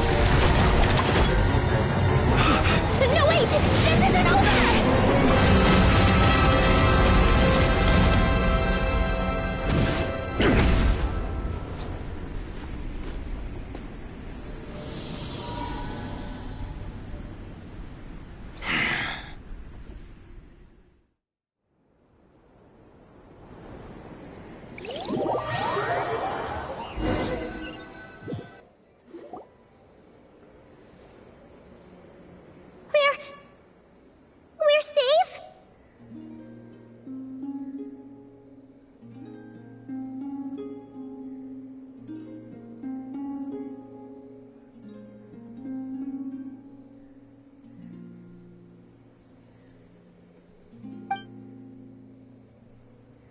It seems this young lady aided in our escape. You have my sincere gratitude, dear madam. The flowers here bloom in such peaceful silence. I imagine you would not have invited anyone here were it not an emergency.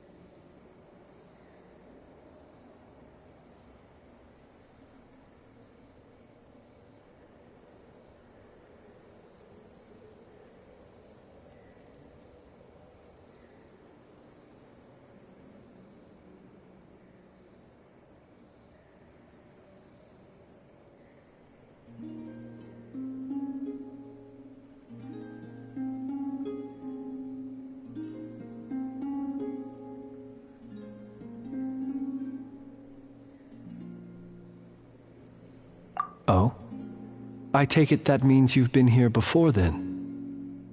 In that case, I count myself fortunate to be your associate.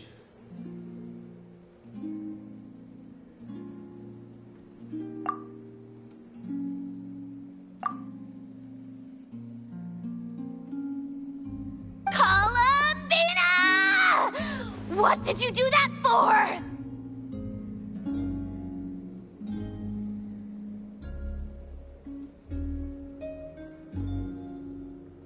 I studied his abilities inside out, equipped Polonia with comprehensive countermeasures. We were going to settle the score! But he still broke through, did he not? What? You expect a battle to be completely one-sided? I just didn't expect him to have no sense of honor whatsoever. Polonia would have been fine in a head-on clash, but battles just get chaotic.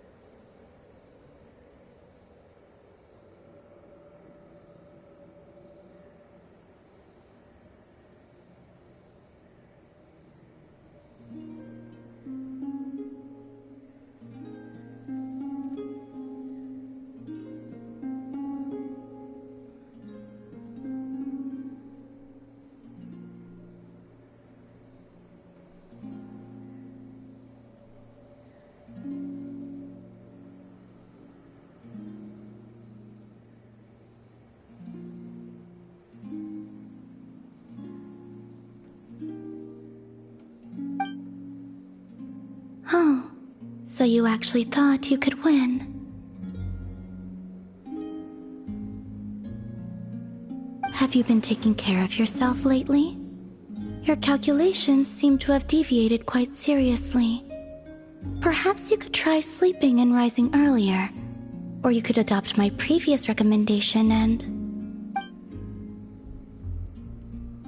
Hey, listen here, Columbina! I tolerated your nonsense previously because we were colleagues.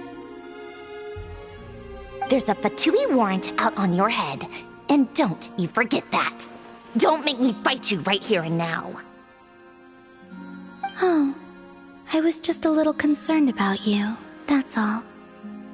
Just like that time when you weren't making any progress with your research. So you went and cooped yourself up all alone. That was none of your business! And don't you ever drag me out to one of your freaky hovels again!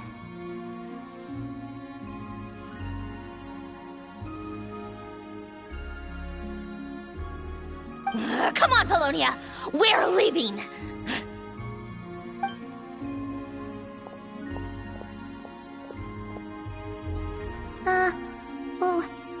Well, anyway, thank you. I was worried about you, too. Not only because the remains of the Eternal Moon Goddess cannot fall into his hands, but also because you've done much for me yourselves.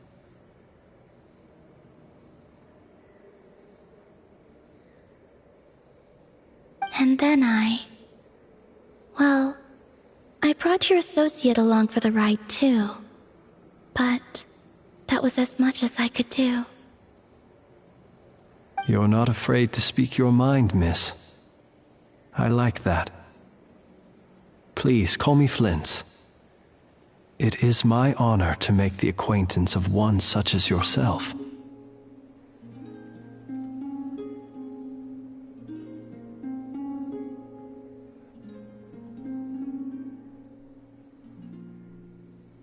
Still, what do we do now? Riri's gotten stronger again. At this point, it doesn't seem like we can beat him. We did block most of the Kuvaki, so I'd say we've put a lid on his plans for now at least. But we still don't know what his aims are, and he may continue gathering power. So we must be very careful. After you left, I could no longer sense his presence. That means it's safe out there for now, right? A question, if I may, kind Miss Columbina. When the cannon's Kuvaki beam was deflected earlier, I saw several bolts of energy streak toward Hisi Island, only to be blocked. Did you also have a hand in that?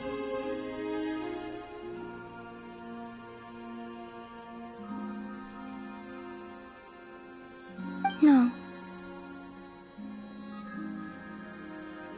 I see. Curious.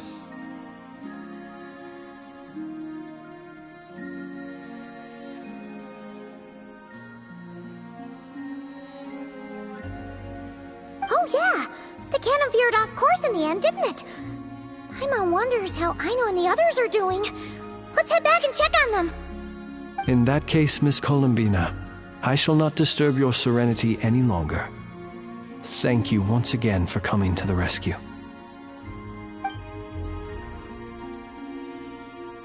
Go now, all of you. Do not worry.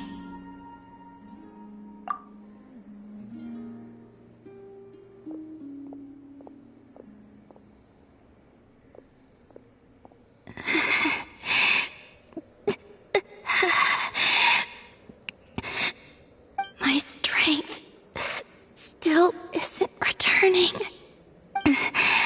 It seems my time is running out.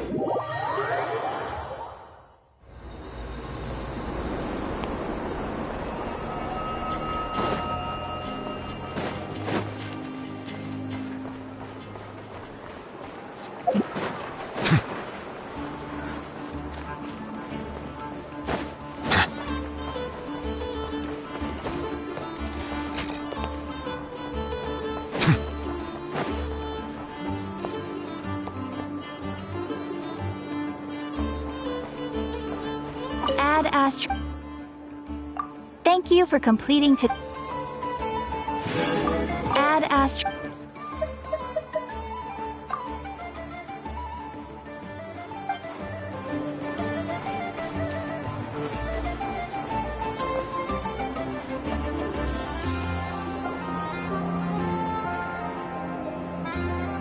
Fortunately, we were able to minimize the harm. Only a few townspeople were hurt. But the Reikir of Solnari has now gained a complete form, while we still know nothing about his goals.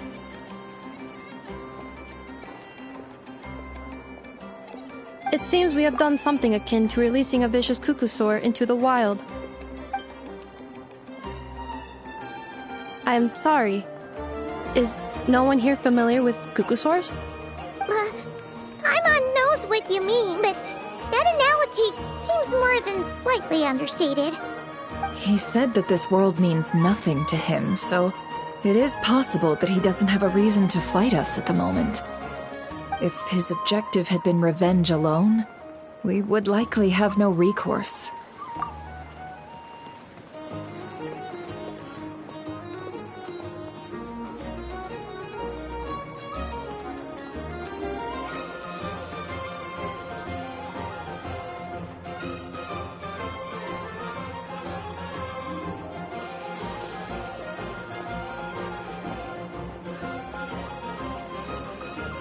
Is there, still time for me to tender my resignation?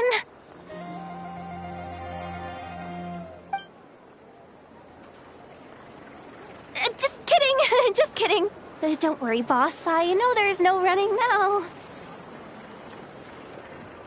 So my canon, my pride and joy was a hindrance rather than a help. You know what? I'm gonna dismantle it right now. That's right. And it still works on normal wild hunt anomalies. Don't let this get you down, I know. Flint's, we'll need you to attend to the aftermath with the Lightkeepers. Don't worry, I've explained everything to them. You're in the clear. My thanks. For that and for everything else I hear you did to help us arrive at the truth.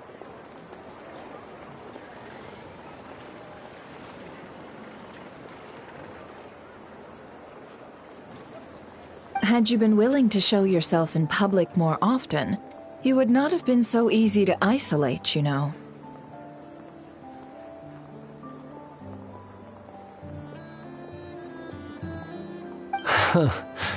Point taken. I will give that some thought.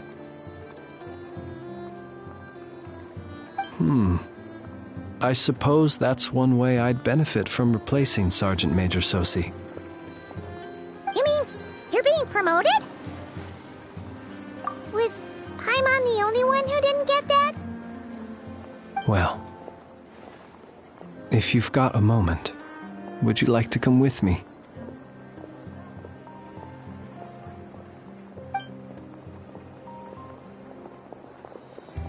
There's a certain gentleman I'd like to send off on his final journey.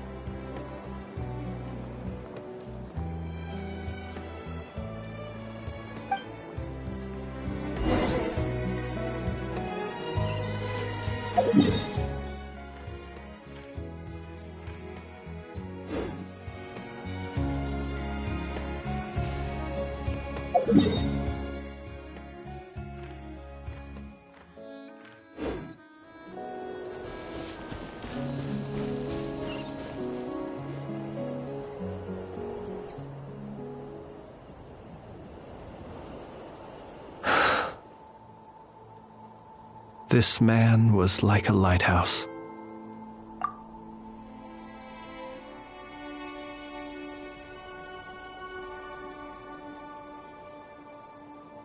Here he lived as if it were a mere matter of course, and brought light and grace to those around him. But people, once used to illumination, are apt to ignore the lantern's presence. Slowly, gradually, he came to think as such himself.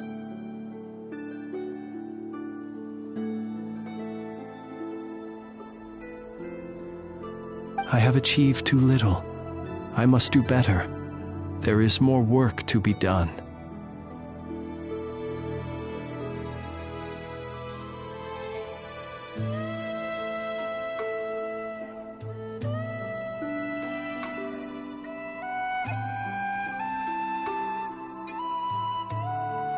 Perhaps his end was tragic. But I remain proud of the way in which he illuminated the path for others.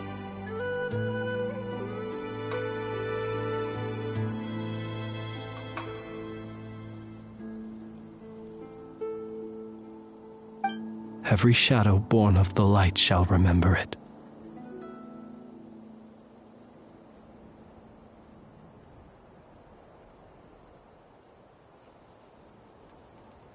Oh, poor guy. I've heard that one too.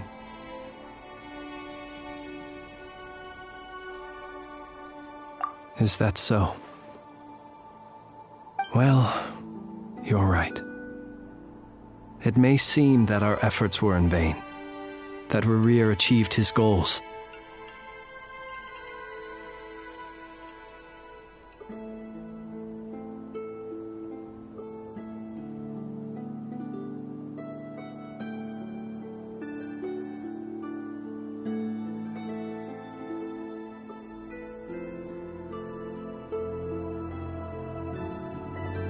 But we will pursue him to the last, even if the outcome is not what we wish for.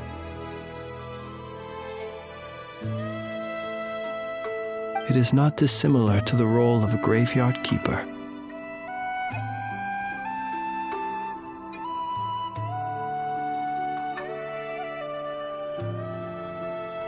We do not seek to bring the dead back to life, only to grant them peace.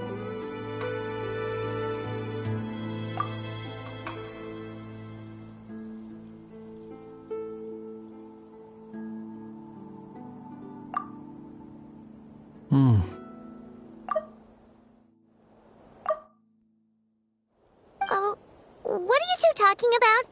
Care to explain? Okay. Either way, the Lantern Fae is not playing the leading role in these final rites.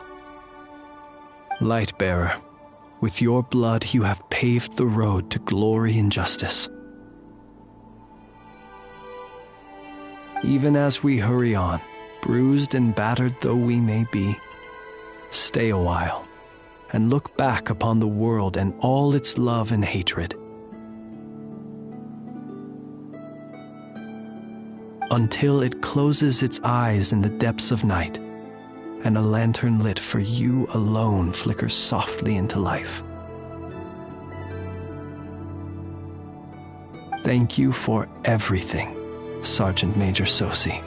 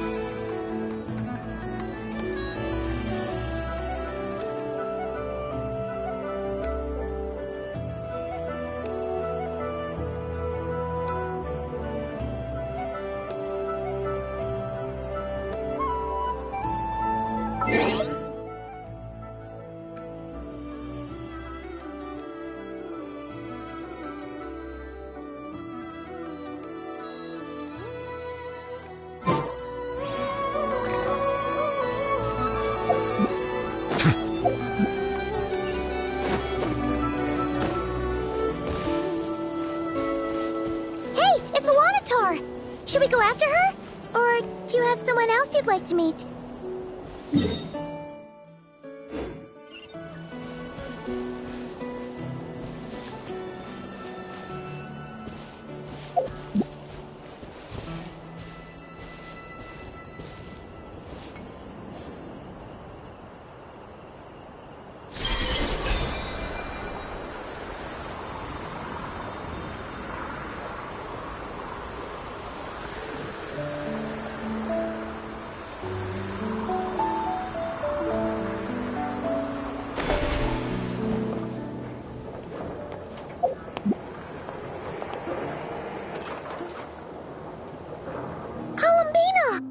What are you doing here?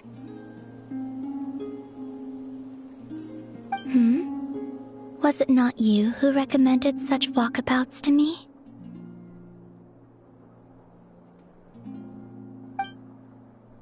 Yeah, but aren't you afraid the Fatui will see you?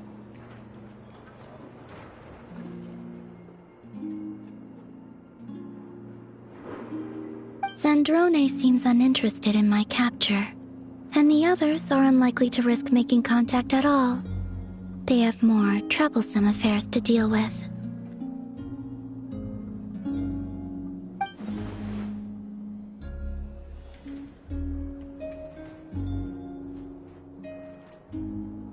Well, it's good to come out for a walk either way. So, how do you feel? Is Nasha Town to your liking? The flow of Kuvaki is somewhat turbulent, and the people are ill at ease. However? Is this where you purchased the dishes you treated me to? Are you serious? That's what she's concerned about? Berries and fried meat?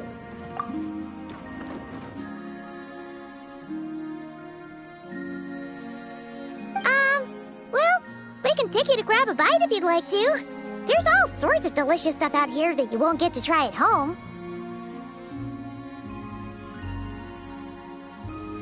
You've been quite subdued. Thorny questions on your mind, perhaps?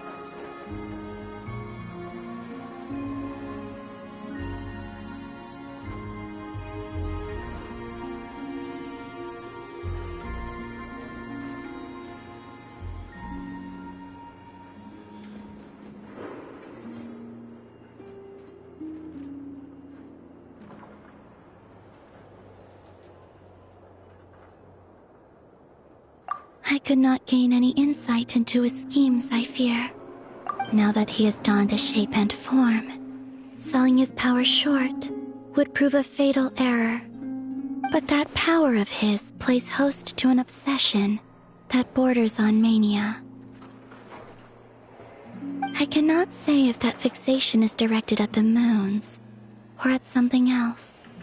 Perhaps understanding the subject of his fixation shall prove key to repelling him in the future.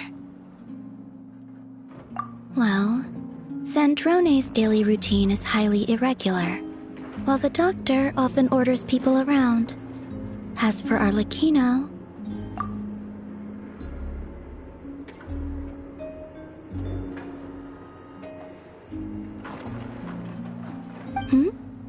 Was that not what you were curious about?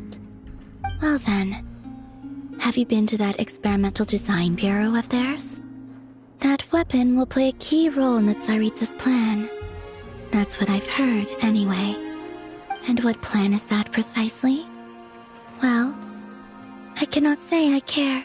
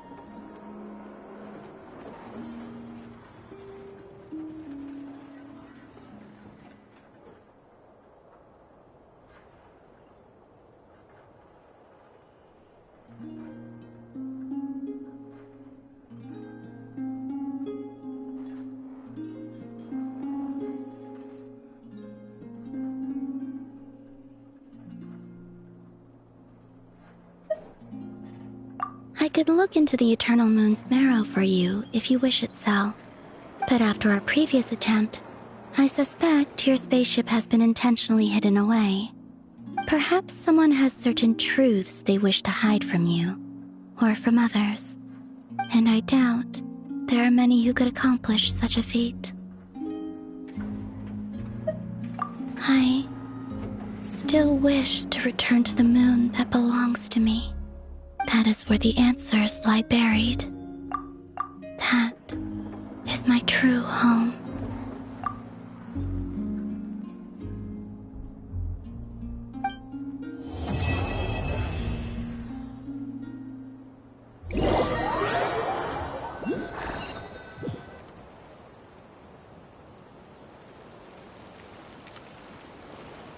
Interesting.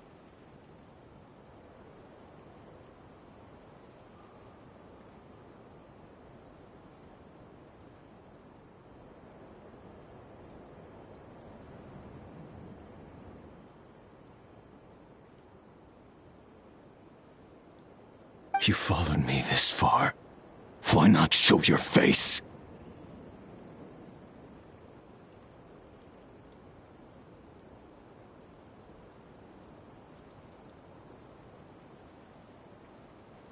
Haha! Right! Right you are. I forgot to introduce myself. The name's Varka, Knight of Boreas, and Grand Master of the Knights of Favonius.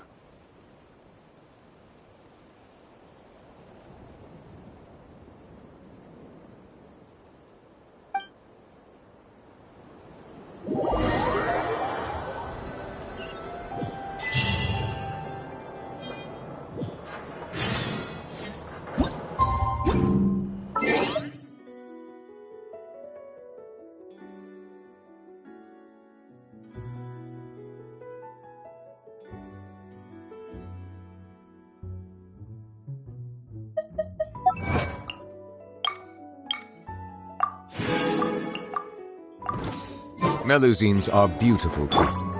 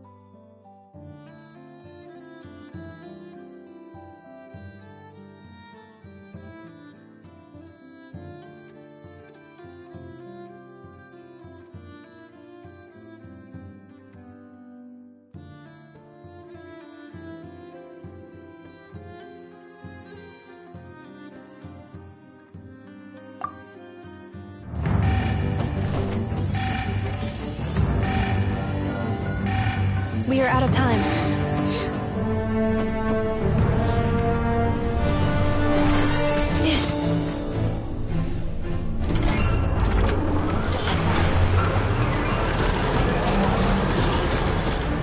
All your efforts have been futile.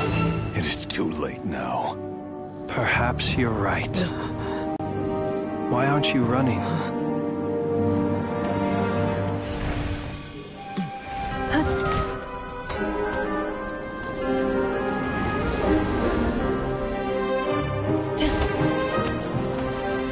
Sato passa sax, intimi pontufitos. Necritus necrus baptisi, canis omnes tu zonos pentusi. Ostes picos palatin pirantur misuricu, topia tua ition veratum.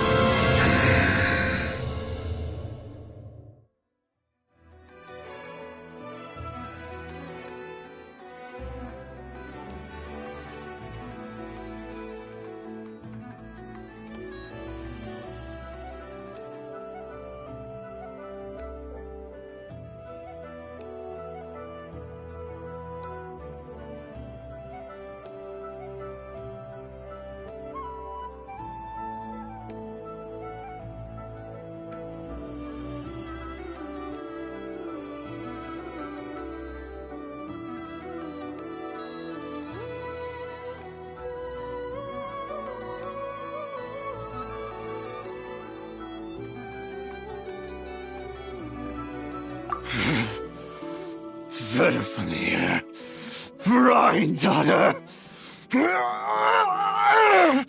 Flinders, Flinders. Watch out!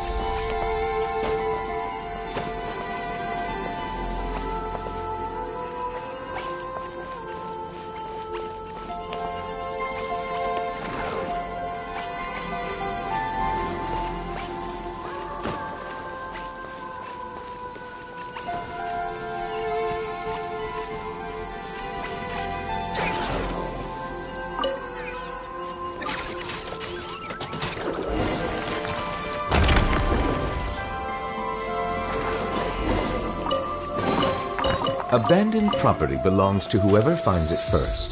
So, it's legally yours now.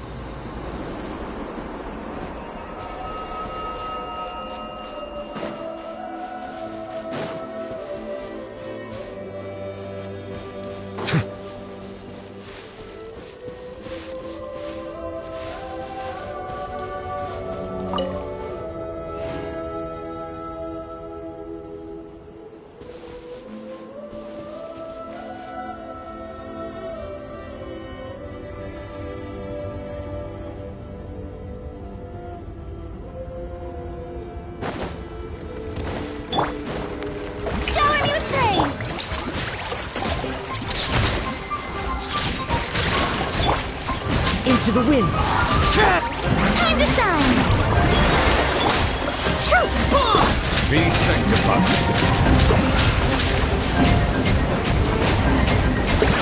Silence!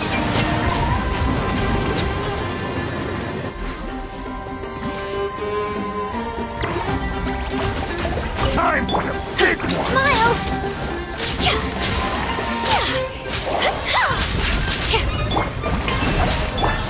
The wind knows me. Settle down! Mission over. Breaking news!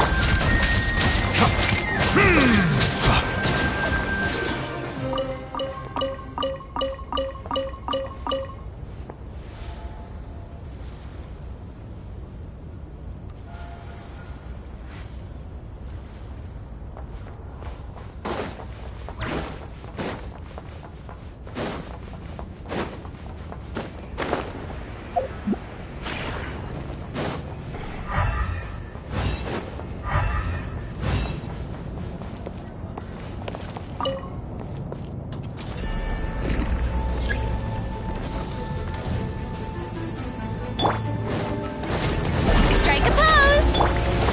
Say cheese! Fallen leaves. Adorn my... Let the world collide! The tides beckon.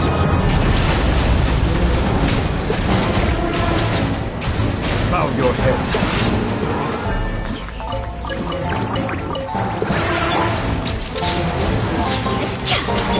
Shower me with praise! Into the wind. Settle down. Let the mighty be humbled.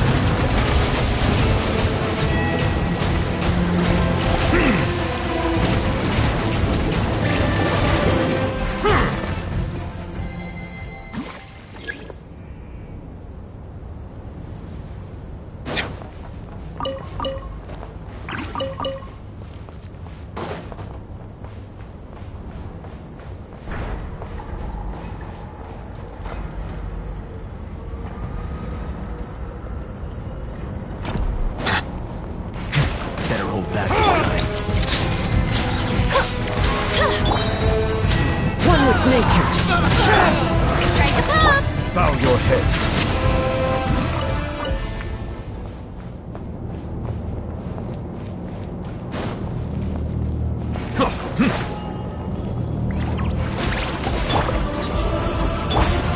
Breaking news!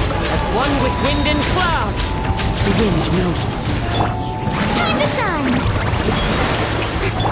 The tides beckon.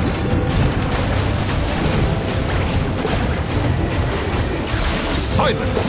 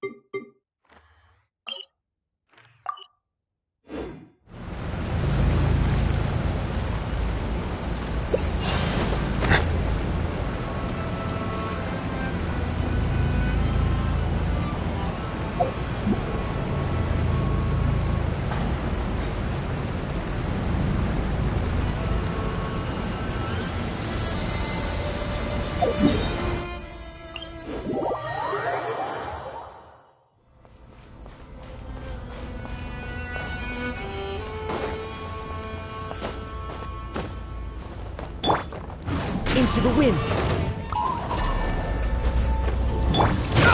Settle down. I surrender. Smile!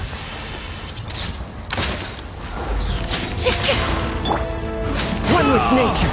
Bow your head.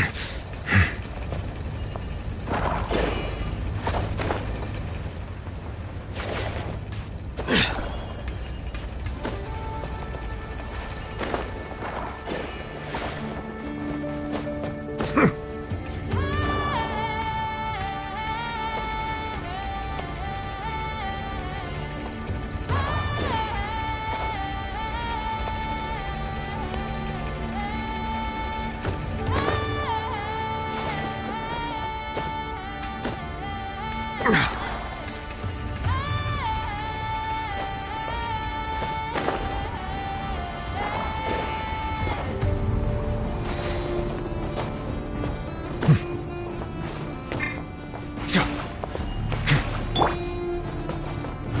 wind knows me.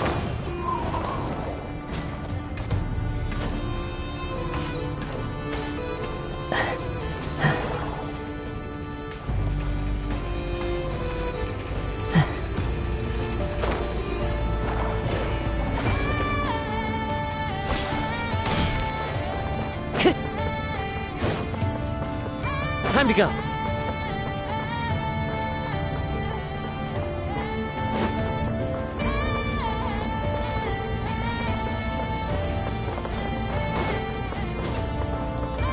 Into the wind.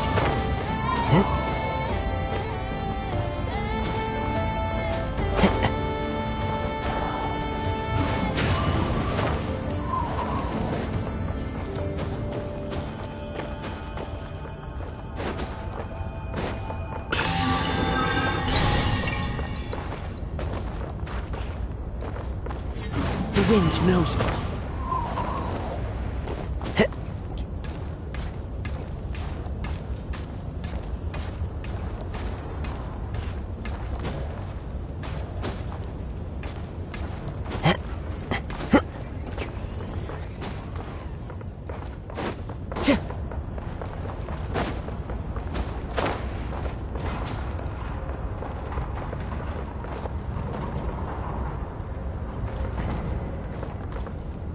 One with nature.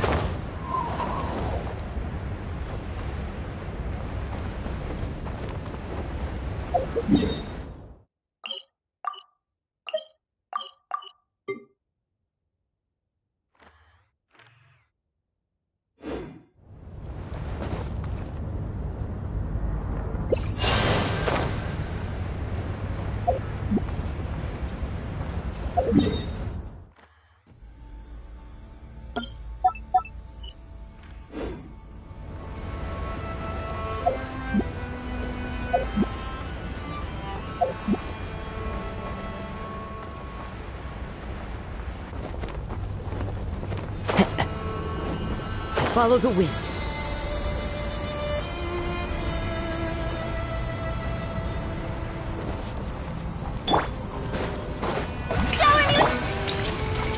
Looks use the force authorized.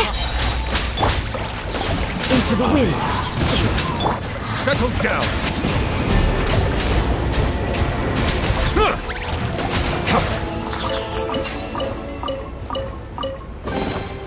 Abandoned property belongs to whoever finds it first. So, it's legally yours now.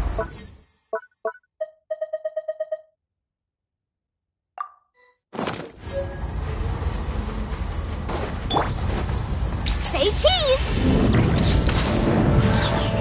Shoot! Clouds high. The birds call. One with nature. Strike a pose! Be sanctified. Let my name echo in song!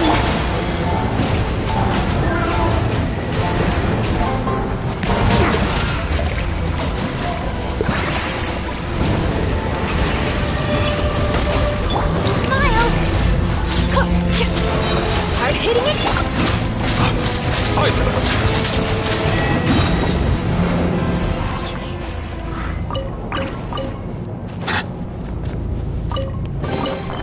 Is it what you wish to find?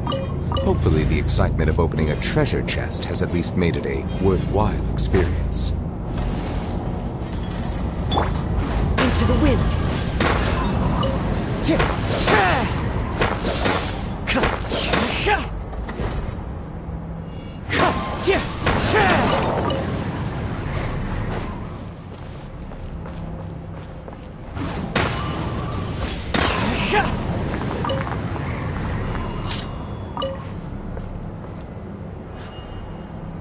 The wind knows me.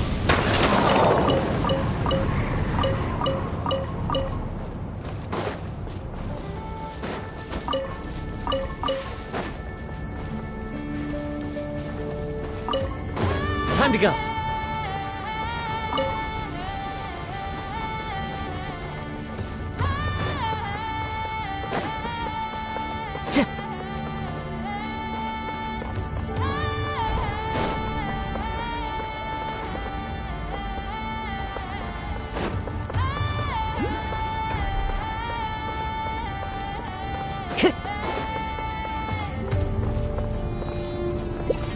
to go.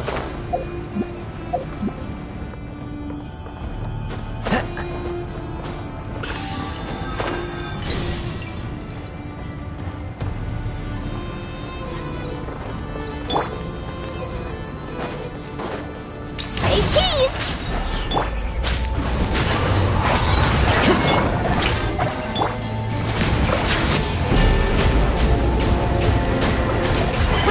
The tides beckon. Let the world collide! Hold that pose! Bow your head.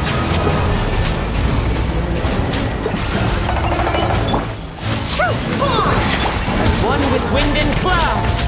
One with nature.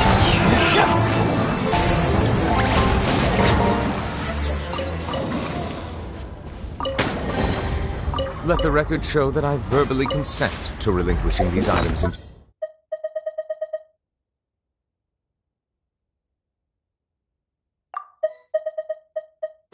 your possession.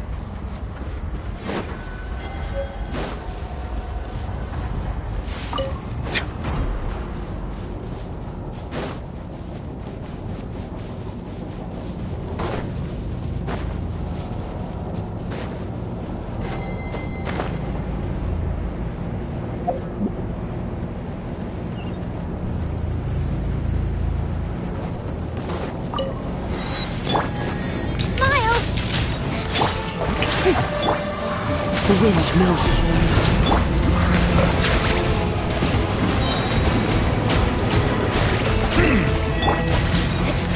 Hold that pose! Breaking news! One with nature. Settle down.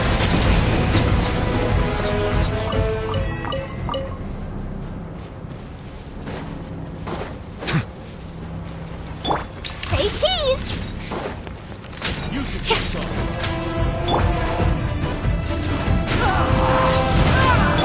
Shower me with flame! Smile!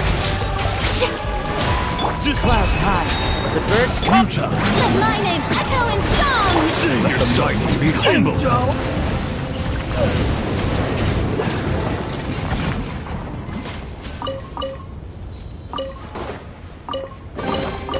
Is it what you wish to find? Hopefully the excitement of opening a treasure chest has at least made it a worthwhile experience.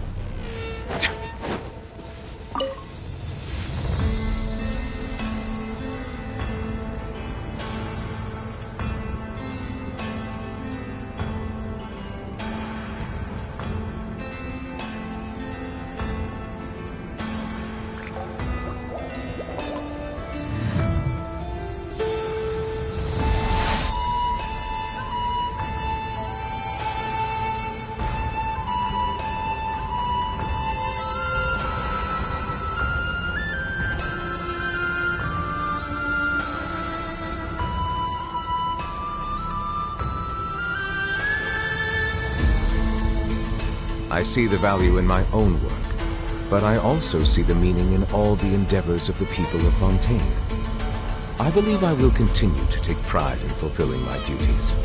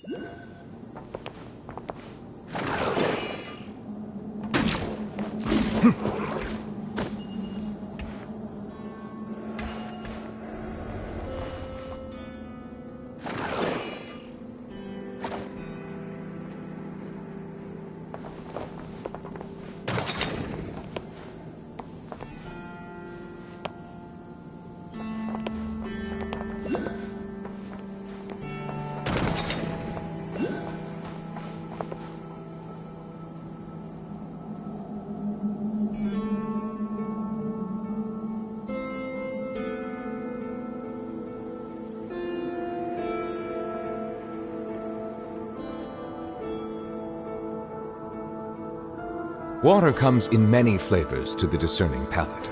Mondstadt's water is crisp and pure, while water from Liyue has an enduring aftertaste.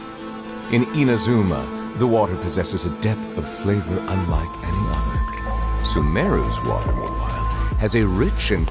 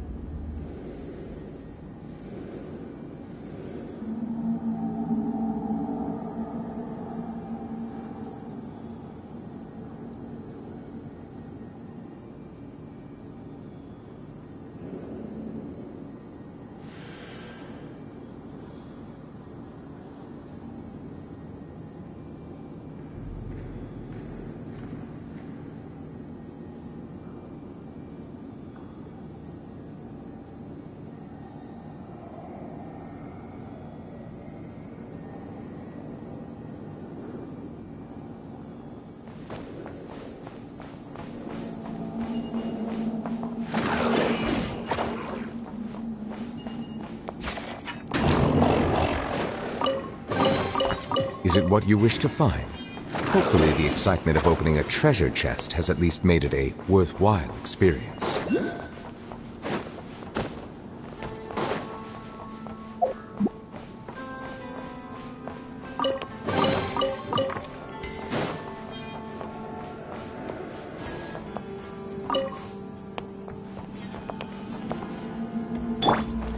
The wind knows me. Follow the wind.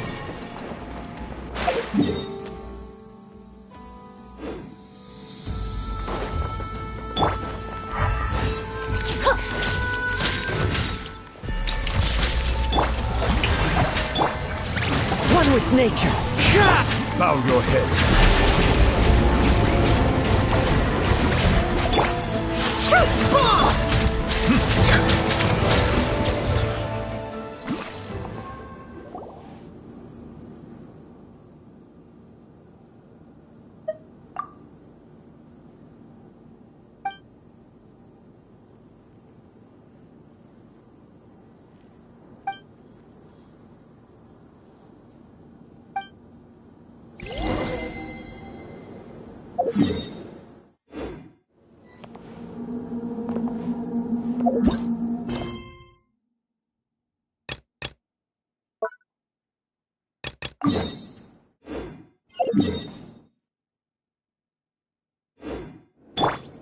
The wind knows me.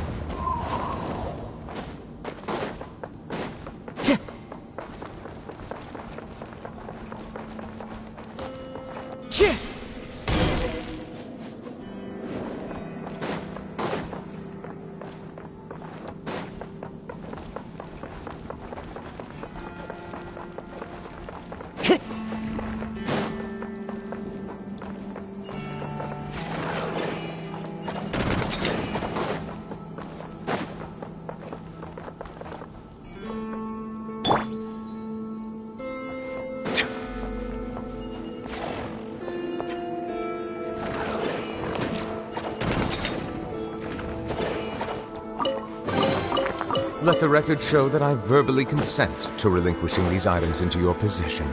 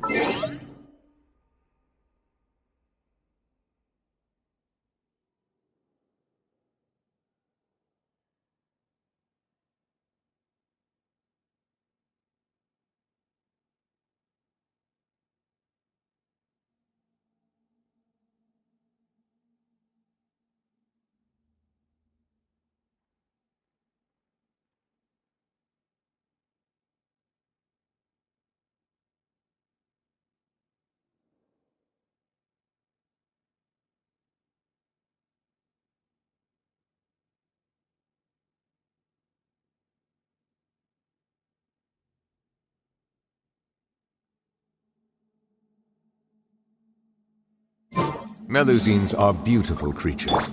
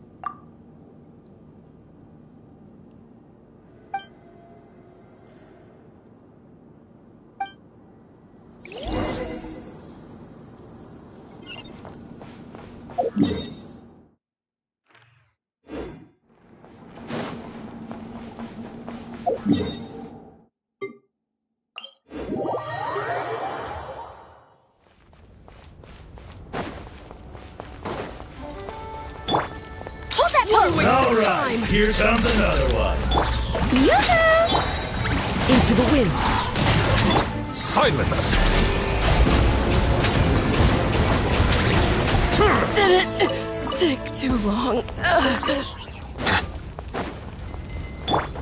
The wind knows me.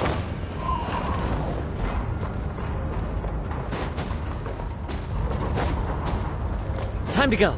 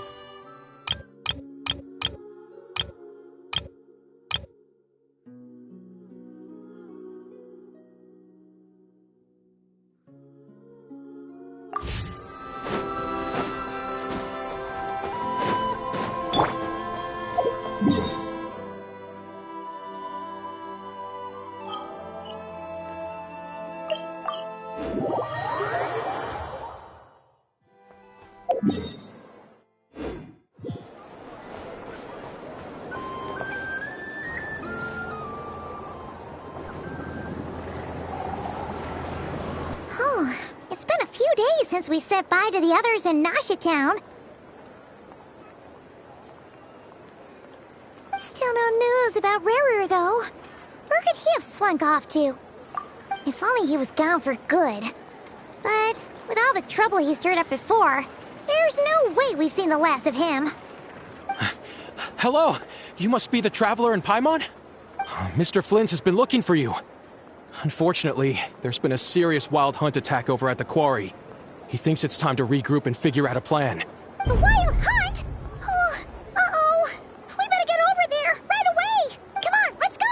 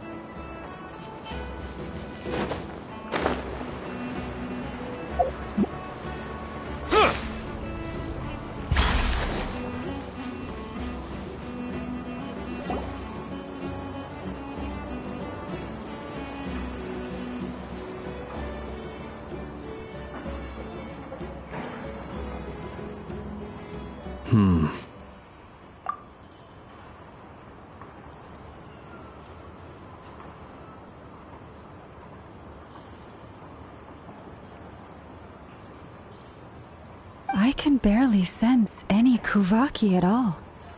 This whole area feels like a soulless husk. Looks like his appetite truly is insatiable. As if the power of that energy cannon wasn't enough. He's not seriously still getting stronger? What's his endgame here? Ah, everyone's here already. Hey, we made it. So, what's going on? We've all been on high alert since we split up a few days back, expecting Rerir to strike again.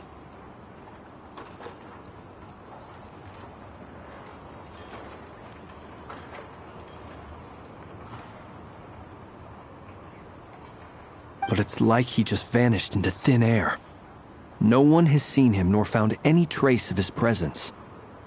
That is, until this morning, when a ratnik found signs of wild hunt activity while out here on patrol. As you can see, the crystalite itself is physically intact, but the Kuvaki it contained is all but completely diminished. And we're sure that Rerir did this. Who else? He's the only one who could pull off a stunt like this. Kuvaki loss has reached critical levels. Reikir of Solnari set to maximum threat level. Warning, unless de-escalation measures are taken soon, he will pose a threat beyond our ability to contain. The consequences could be catastrophic.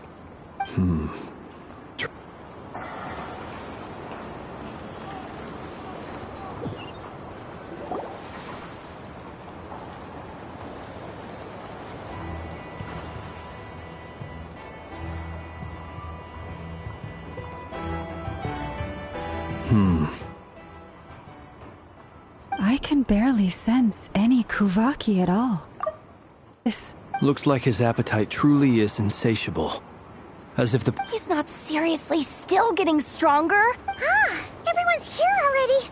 We've all been on high alert since we split up a few days back, expecting Rerir to strike again. But it's like he just vanished into thin air.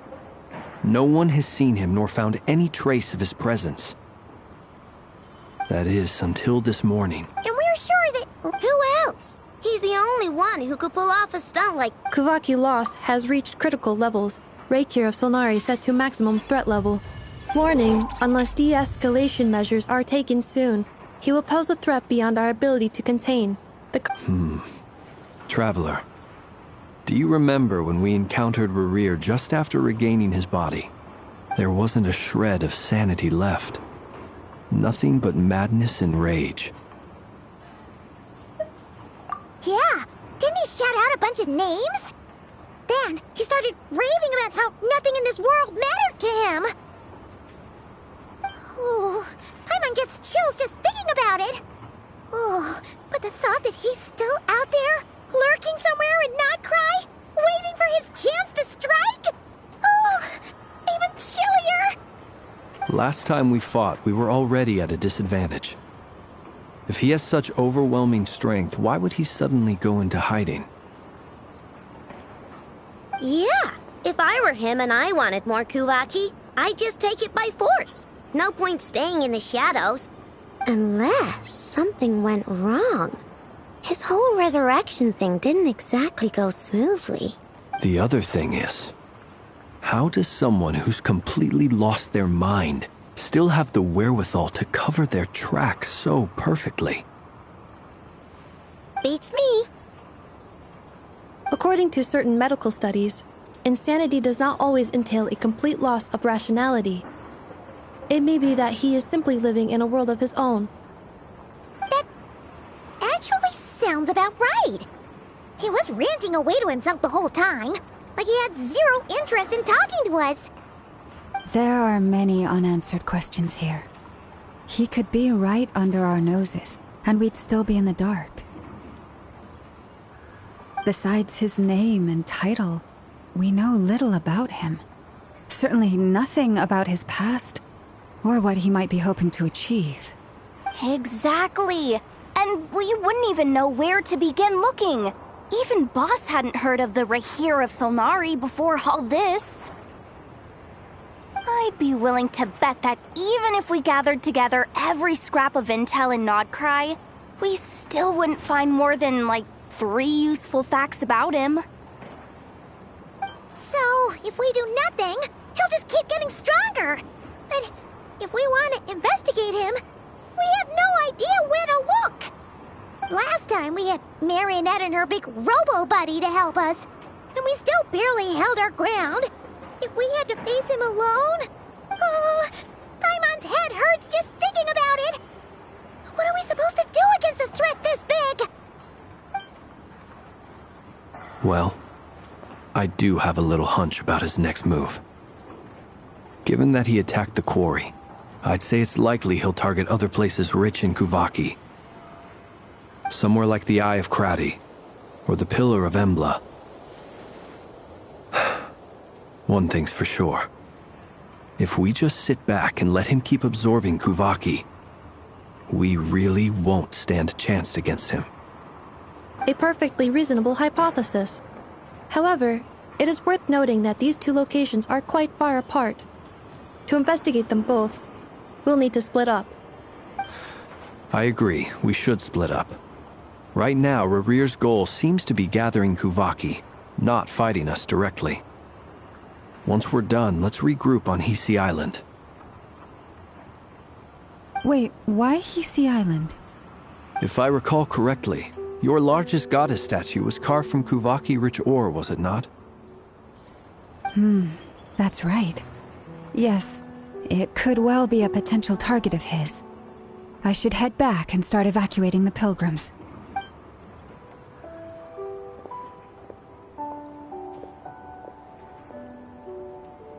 Splitting up's always gonna be risky. But I guess we don't have much choice, right? We're in a race against time here. And if we do run into Rear, what then? That's when you follow the third rule of treasure hunting. Run like the wind. Didn't you say the third rule was go with the flow? I don't know. Did I? Anyway, whatever. In this situation, go with the flow means go find backup. Agreed. If anyone finds so much as a trace of Rarir, do not pursue him. Get out of the area and alert the rest of us as soon as possible. We need to put safety first. All right, we'd better get moving. Come on, Ineffa, let's go.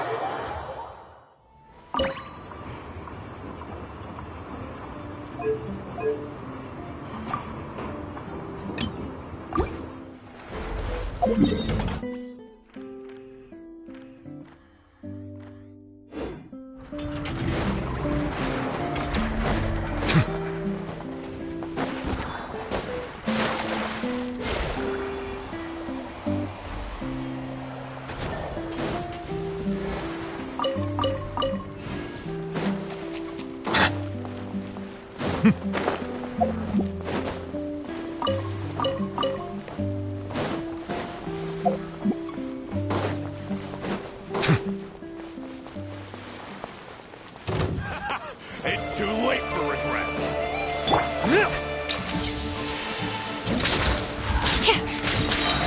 Hard hitting it? Bow your head.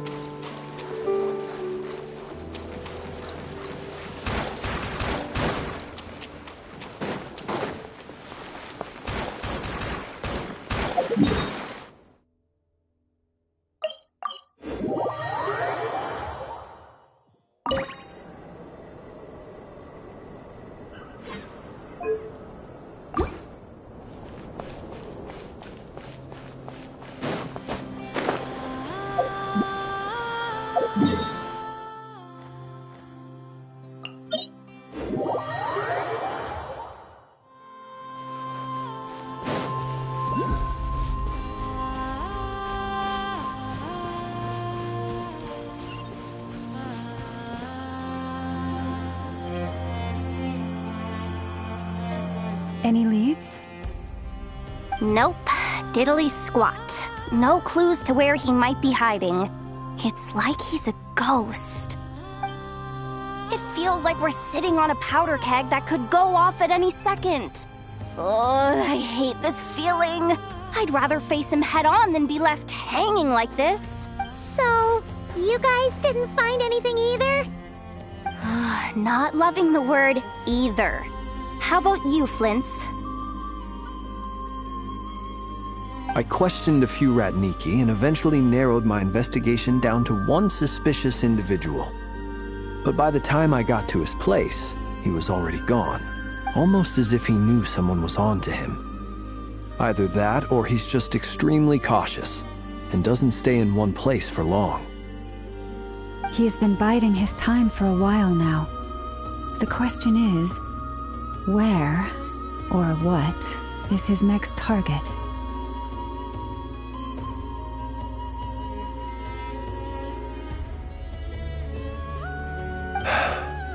No idea.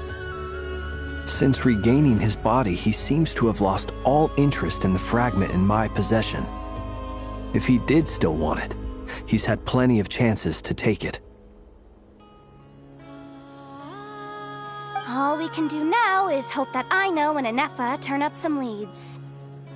Darn it, Rerir! If you've got the guts, come face me one-on-one!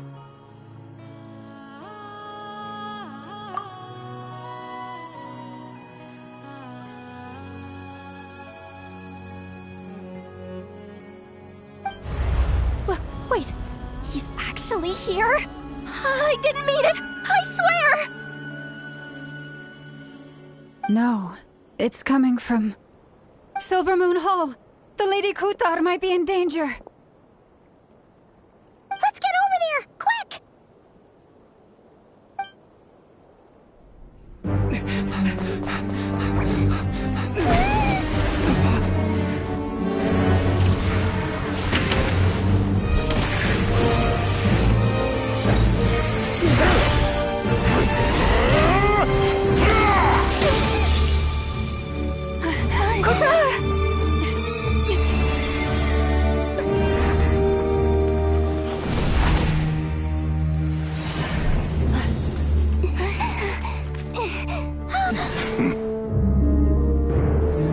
Why is he attacking the damsel elect? What's going on? No time for questions. Stop him!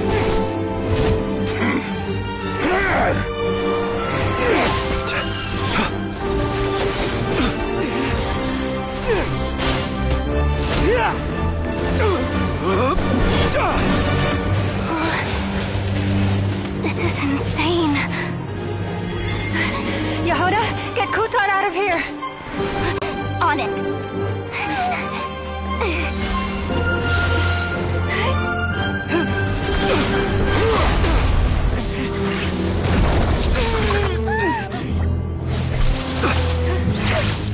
Look where your feeble light has gotten you.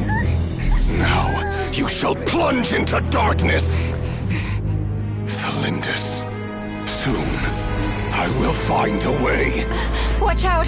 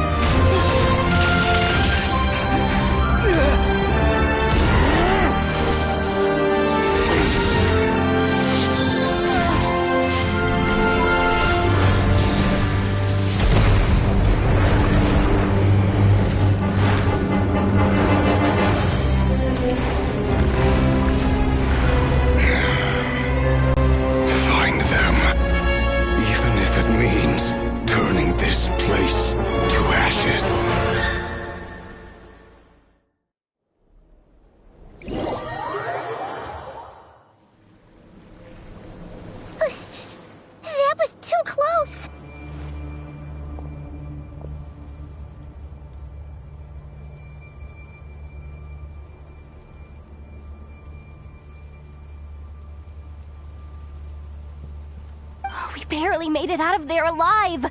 What's that guy's deal? How'd he get so crazy strong? He's a threat to this entire nation. I doubt his strength could even be measured by conventional standards.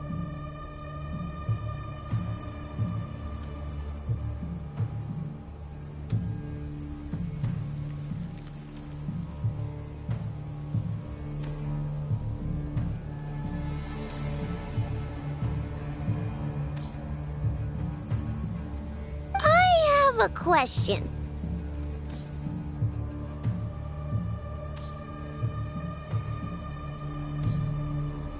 When me and Anefa showed up, we saw him chasing after this lady like he wanted her dead. What was that all about? We weren't there for the whole thing either. They were already duking it out by the time we arrived. Yeah, we didn't see how it all started. It all escalated so quickly, we had no choice but to step in. Kutar, can you shed any light on the situation?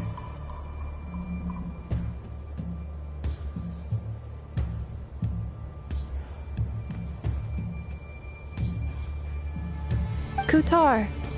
Cross-checking database. I see. So you're the one that the Frost Moon Scions refer to as the Moon Goddess? Wait, she's the Moon Goddess? Oh, no wonder she looks just like all those statues. There are many reasons why people might worship the moon, and just as many why they might despise it. I've never met that person before, but there was no mistaking his deep-seated hostility towards me. Why he holds me in such contempt, I cannot say. But since he hunts the power of the moon, it's no surprise that I am a target. Kutar. There are many potential motives. For instance, you help the traveler escape his grasp. This could be his way of taking revenge. It is also possible that he covets the Kuvaki inside you and seeks to take it for his own. The list goes on. But right now, devising a counter-strategy should be our #1 priority. The likelihood of this location being discovered is close to 100%. A counter-strategy? But we don't stand a chance against an enemy like this. Surely our only option is to run. He's not gonna chase us to the end of the world, right? So as long as we can sneak out of Nodcry undetected.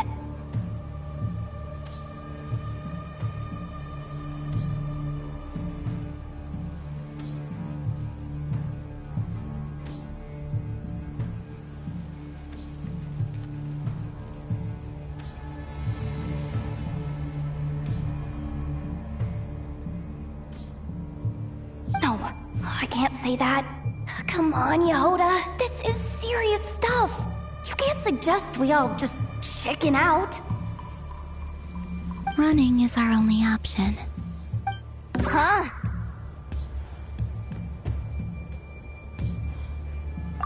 Huh?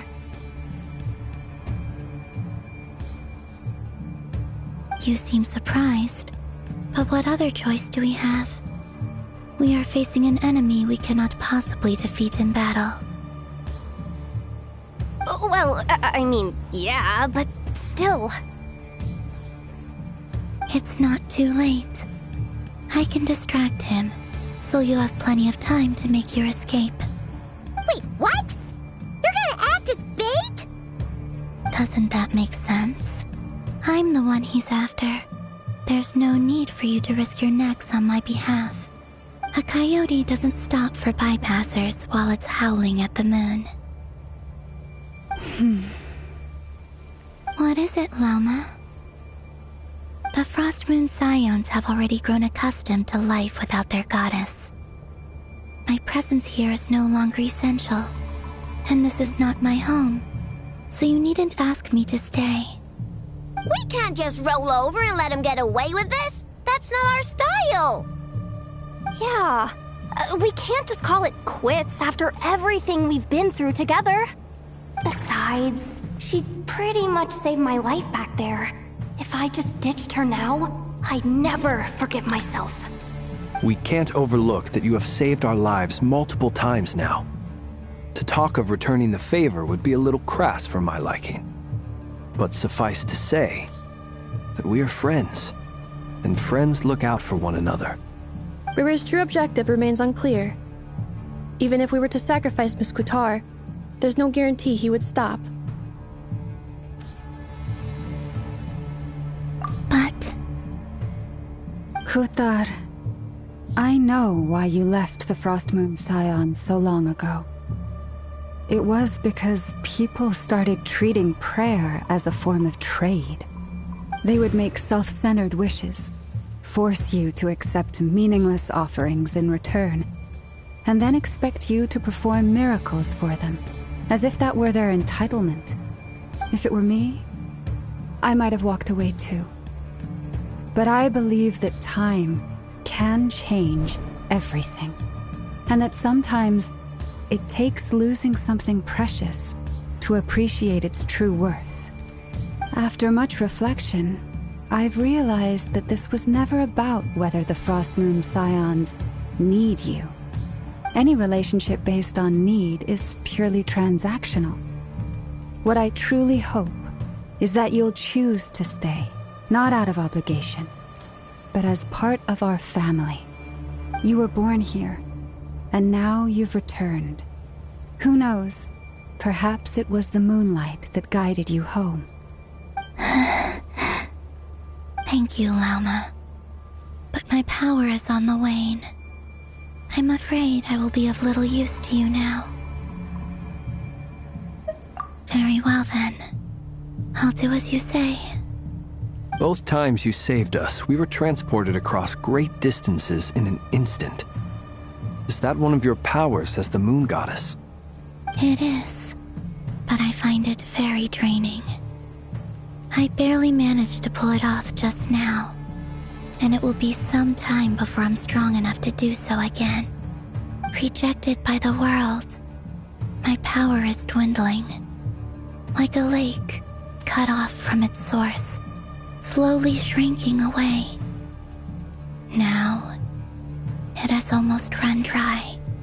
What do you mean, rejected by the world?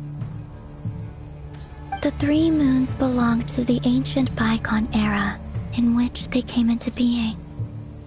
From the moment I was born, the world itself has been steadily sapping away at my strength. The 3 moons are not one and the same. As the goddess of the Frost Moon, I cannot wield the powers of the other 2. Yet moonlight has a way of blending together. Each can reflect the other's glow. So when our fingers touched, I was able to restore my strength by drawing Kuvaki from the eternal moon's marrow. But this method of recovery is painfully slow. If only we could find the...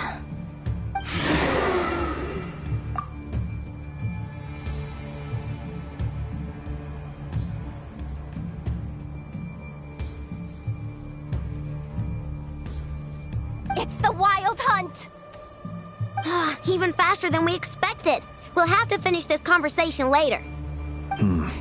See how those Wild Hunt creatures are running away from us. They're likely just a scouting party, which means Rerir won't be far behind. Then what are we waiting for? Let's get the heck out of here!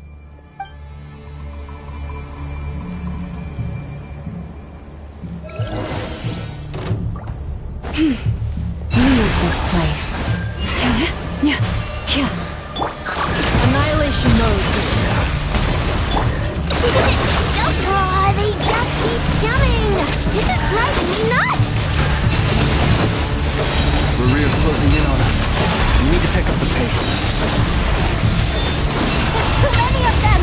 And this time, we can't fall back on Kutar's help to escape! This goes on much longer.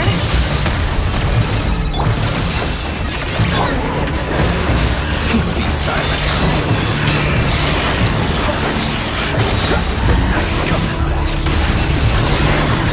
Observe. You can hear the dark. To the everlasting forest. Annihilation mode. Installation. Easy done! Close your eyes. Be silent. Night falls. Close your eyes. To dust. The long sleep beckons. Try the frost in the hold. Ultimatum protocol. Observe. Close your eyes. Observe. Feel the dark. With one heart, in play. Annihilation mode. The night comes. Be silent. Night falls. Be sanctified.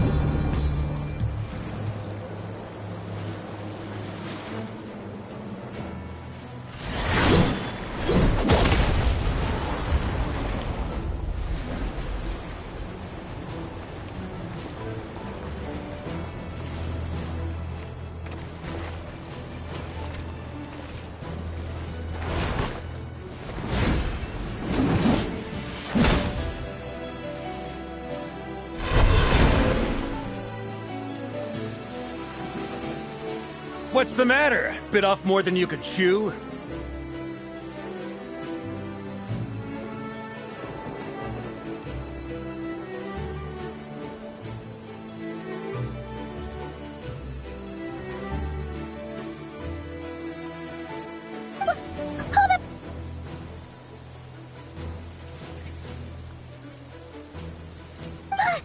How are you? Uncle Varka! You're back from Amsvartnir?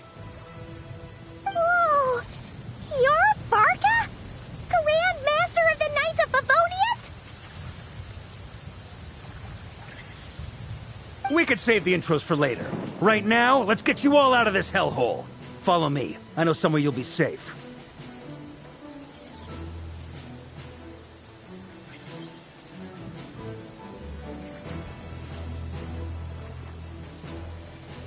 Oh, is that where I think it is? That's the one. Come on, move! There's no time to waste.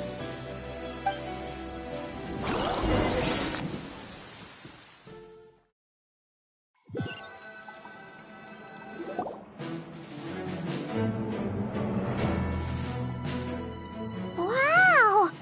Where are we? This is so well hidden.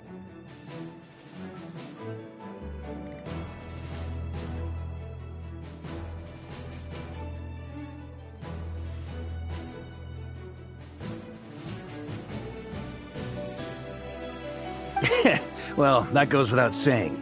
This is the Knights of Favonius' meeting place in Nodcr, an intelligence network. AKA, the black market of intel. No matter what faction you're with, it's the place to buy and sell information. Their headquarters are in Nodcry, but they've got contacts in every nation. As an expeditionary force on foreign soil, working with them has offered us the most effective way of getting our hands on reliable local intel. This is where we meet, so naturally, it's secure. Anyway, where were we? Folks from Nodcry should be pretty familiar with me by now, but I believe this is the first time we've met. Allow me to introduce myself. I am Varka, Knight of Boreas, and Grand Master of the Knights of Favonius.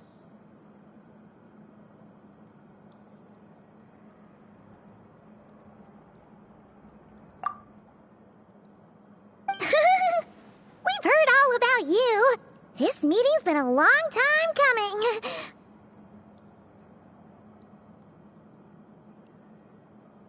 You look way younger than Paimon expected.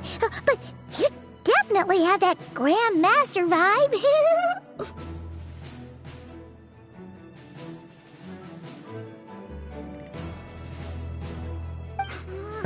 Well, I'm no spring chicken. Just not showing my age yet. Definitely feeling some of that back pain today, though. Rushed back from Amsvartnir without a wink of sleep, only to get right into another fight with that freshly revived maniac. Another? You mean you fought him before? Yep. He wasn't nearly as strong back then, but he was still a formidable foe. I brought some of the knights along to give him a little surprise, but he saw us coming from a mile off.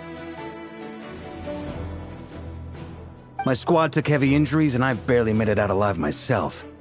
We knew it might have been our last chance, so we staked everything on it. But still, it wasn't enough to stop him. I tried tracking him down afterwards, but he didn't leave a trace. Even in his unhinged mental state, he's as cautious as any trained operative. So, I decided to come find you. And as luck would have it, turned up to find you being ambushed by the Wild Hunt. The rest, you already know. Is that why he's been frantically absorbing Kuvaki these past few days? Because he sees you as a threat? Maybe I'm part of the equation, but even if I weren't, I'm sure he'd still be gathering power. He's clearly working up towards something. Note to self, Uncle Varka's strength rating officially upgraded. Guess it's my turn to ask questions now. So, what exactly has been happening in Nodcry? Why is the Wild Hunt returned in humanoid form? And why is it after you? That's a long story, but I'll try to make it quick.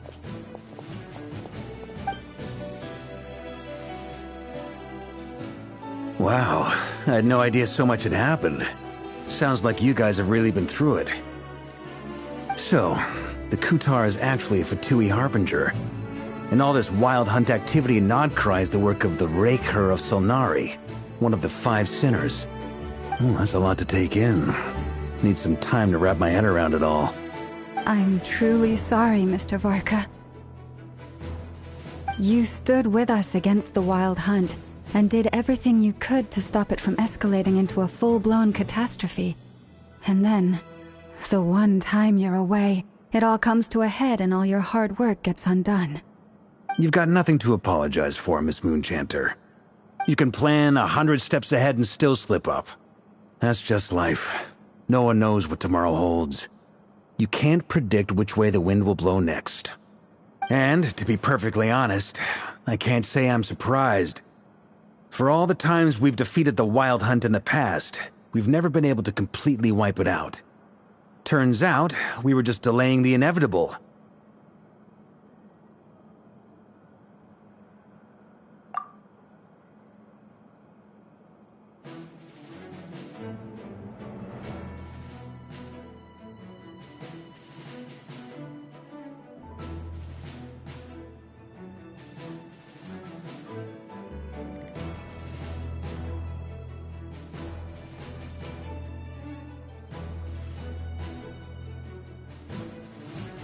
But now that a new variable has come into play, fate may well take a different course. A new variable? You mean us? Who else? And in a strange way, I think his resurgence might not be an entirely bad thing. The Wild Hunt is like an unrelenting force of nature, but Rerir is an individual with an agenda. He's gotta have a weak spot somewhere.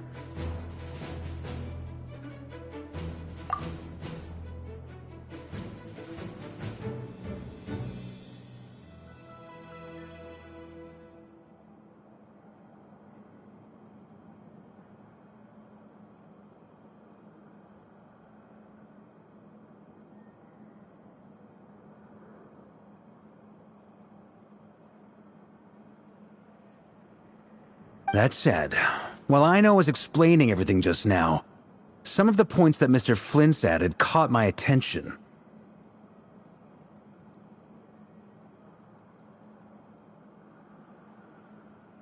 You mean about our mystery ally? That's right. From what you've said, not only did they lead you straight to some key files, they also shielded Hisi Island from a lethal Kuvaki blast. I don't know who or what could pull something like that off. Heck, even Miss Columbina doesn't have a clue. I hadn't heard the story about those files. Would you mind repeating their titles for me? Wild Hunt Phenomena Log, a Nodcryan Ratnik's Field Journal, and Kuvaki Survey Log. still doesn't ring a bell. Another dead end. Guess all we can do now is hope that our mystery ally keeps showing up when we most need them. Still, it's safest to assume they won't be intervening again. From here on out, we'll have to resolve this crisis by ourselves. Your intel also explains something else I've been wondering about. The reason I led my team...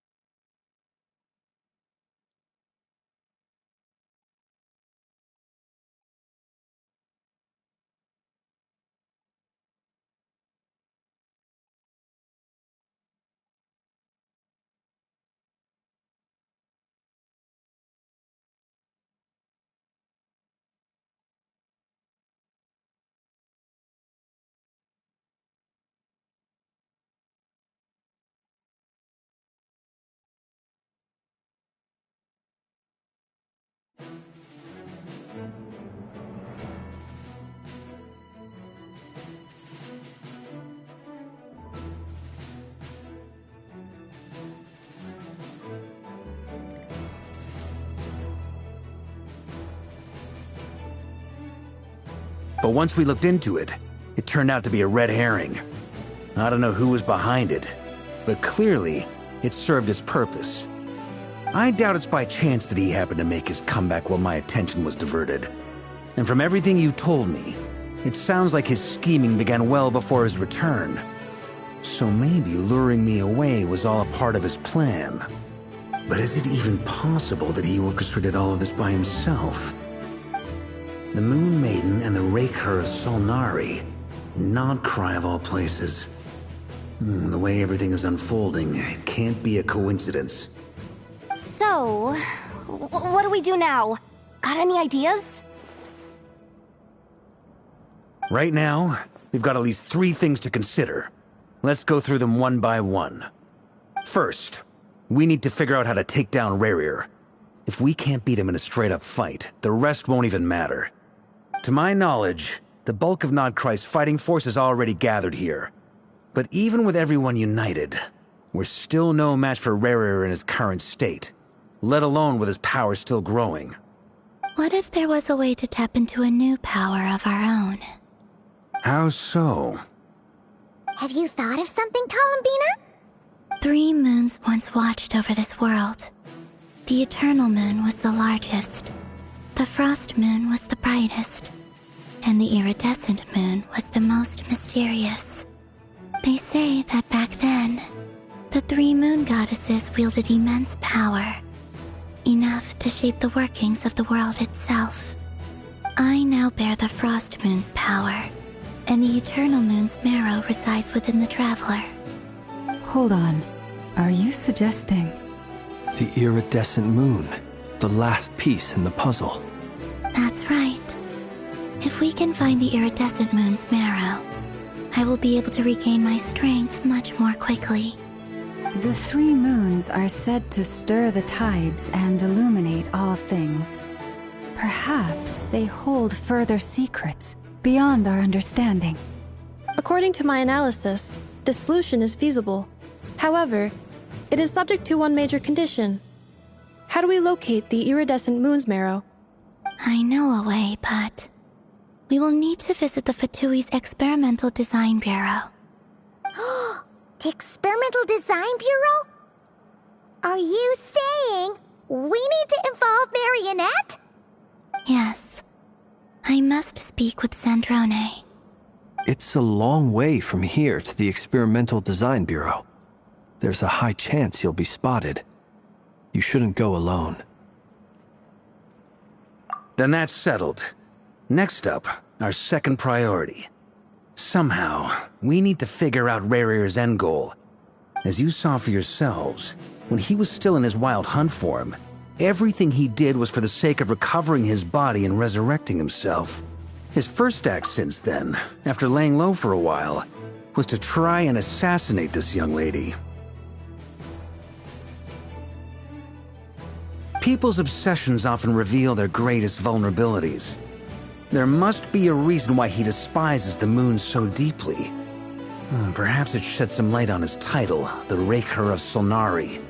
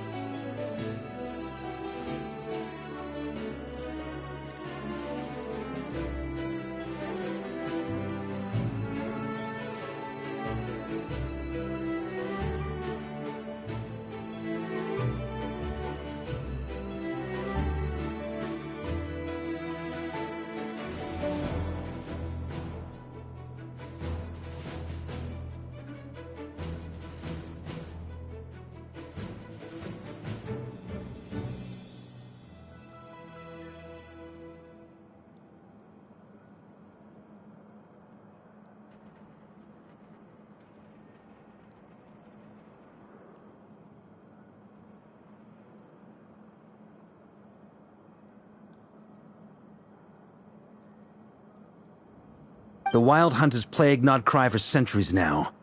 If we want to stop it for good, we have to get to the root cause of what's driving it. It's true. We still know very little about him. If Kuthar hadn't given us that lead, we wouldn't even know his name. But where would we even start? I doubt even the Intel Queen of Notcry has a clue, and she has info coming out of her ears. Oh? That's a rather hasty conclusion for someone who's so painstakingly meticulous when it comes to dealing with machines. Ah! She hurt me!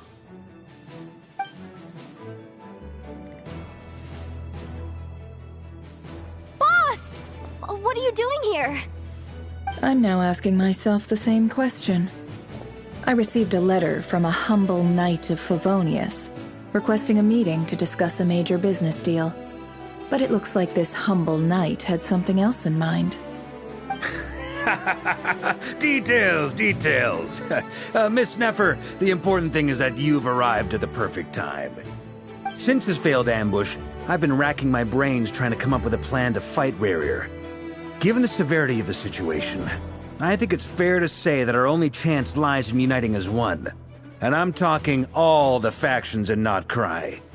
We can't do this without the Curatorium, but I knew it'd be a tough job to win you over. So, I took the liberty of reaching out for a little chat. Wait a sec. How did you even hear about this place, Neffer? Didn't you say this is meant to be the Knights of Favonius' meeting spot? And a contact hub for the Northern Intelligence Network? And isn't it supposed to be super hidden? You really think he could have gotten settled in Notcry without my help? Besides, I'm the one running this gig. Of course I know where the meeting place is. Allow me to introduce the current head of the Northern Intelligence Network. If it's intel you're after, she's your woman. Pretty much seen and heard it all. Please spare me the flattery. Let's cut to the chase. Seems like you've run into some trouble, huh?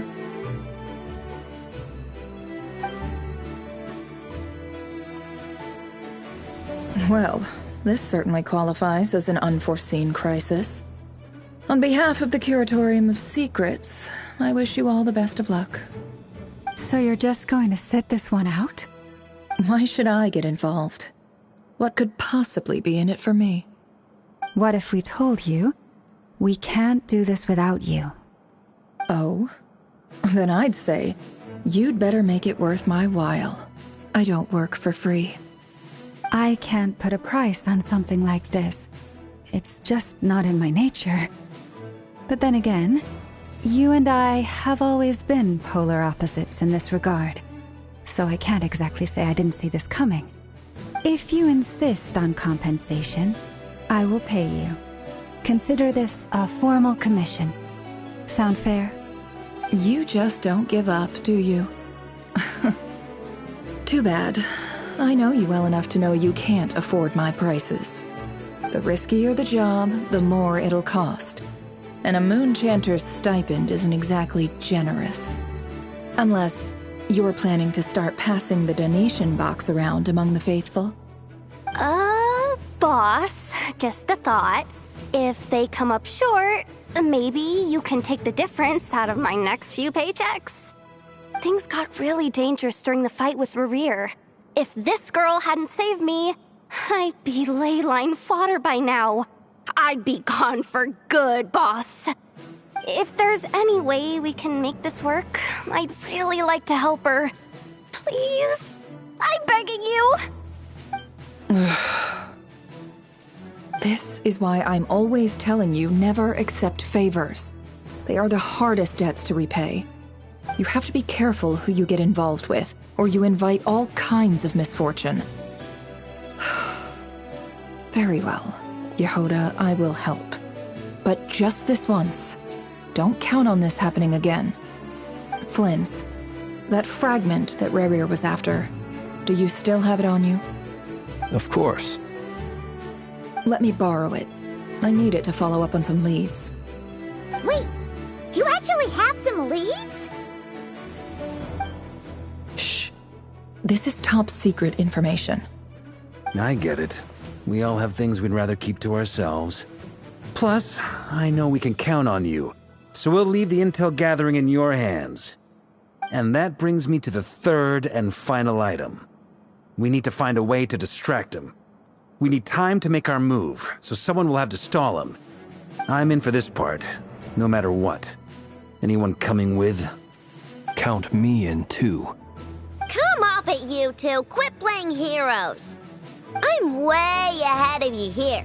Inepha did a scan of the Moon Goddess's Kuvaki signature, and we're gonna use it to make some decoys over at the Kramkake craft shop.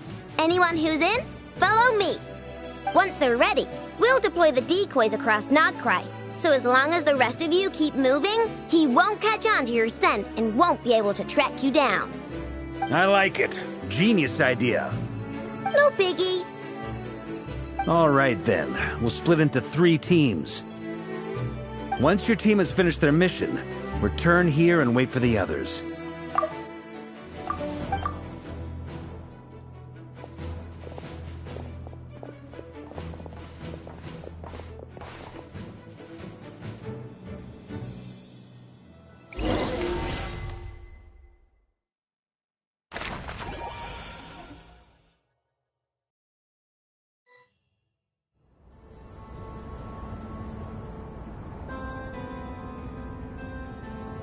Lady Damselette. Wait, and you two? What are you doing at the Kuvaki Experimental Design Bureau?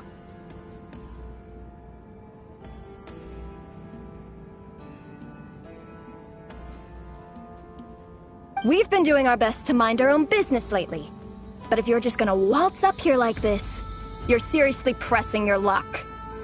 Don't blame us for doing what we have to. You really think that's gonna scare us off? We're not looking for any trouble. I just want to see Zandrone. Do I need to remind you that you're still a wanted fugitive for deserting us?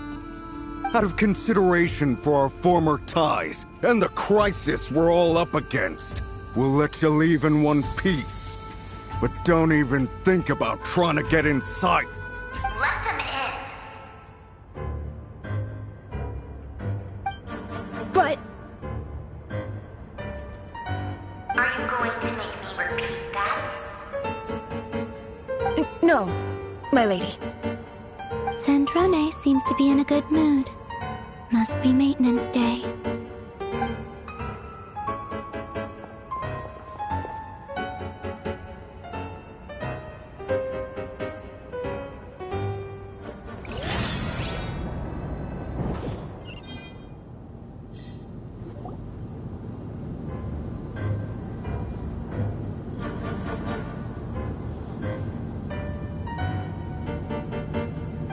So tell me, to what do I owe the honor this time? Actually, before you answer that, just so we're clear, we're not colleagues anymore, Columbina. I don't owe you anything. I promise it's nothing big. It seems like you've gotten the wrong idea here. The only reason I let you in was because I was bored. It seemed like a way to kill some time and satisfy my own curiosity. Whatever miscalculations I may or may not have made in the past, I haven't lost the plot enough to even consider sticking my neck out for your sakes. I'd like to speak with Arlecchino.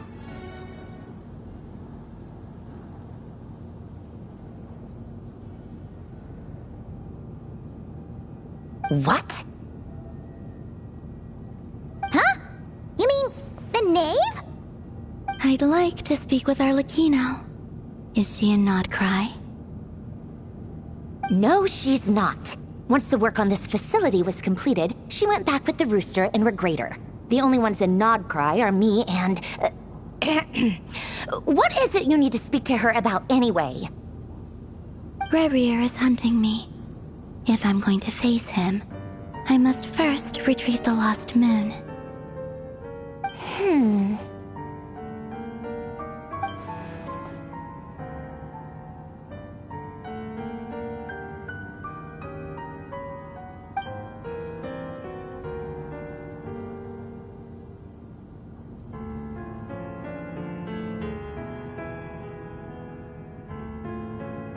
Is that a no, then?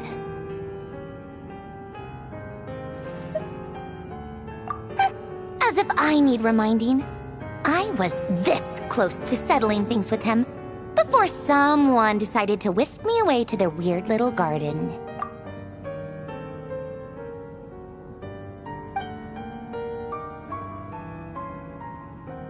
Have you held any tea parties lately?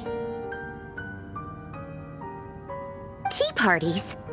Yeah, obviously. You don't seriously think we'd pack it all in just because you aren't here. If anything, they've been more eventful than ever. Just me, Arlecchino, and a bunch of insolent, insensitive guests who won't stop asking where you've gone. Oh, they've been a real joy. I bet you served them the worst tea you have. Just like you used to do to me when I upset you.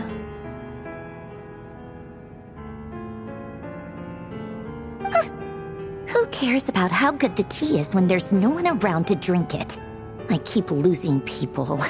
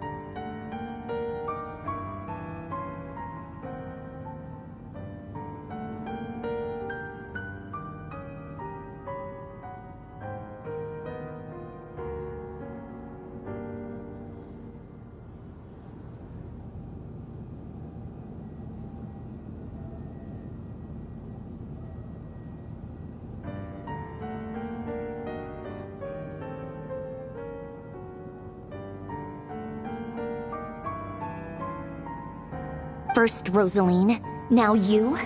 I'm running out of people who can make me laugh. Honestly, what could be more ridiculous than the multi-centenarian goddess, who's only ever had the plain herbal tea she received as offerings?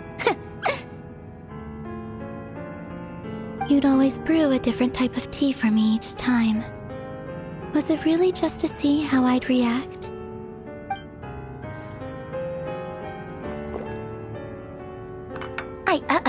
Well, duh. Why else? Watching you squirm was practically my only form of entertainment.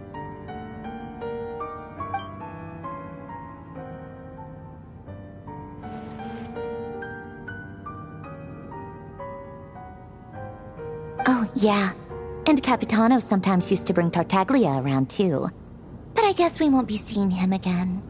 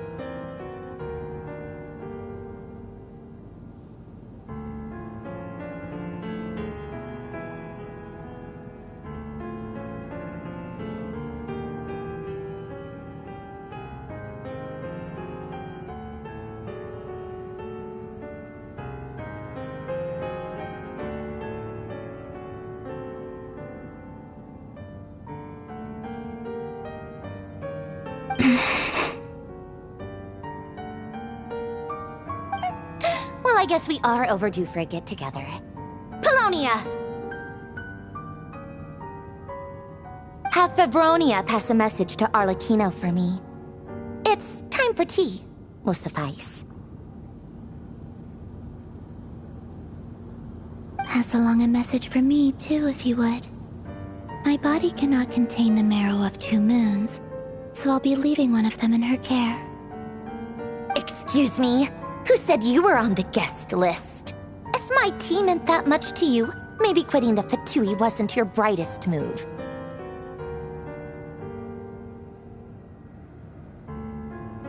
Back when you were under the Tsaritsa's protection, no one would have dared come at you so openly.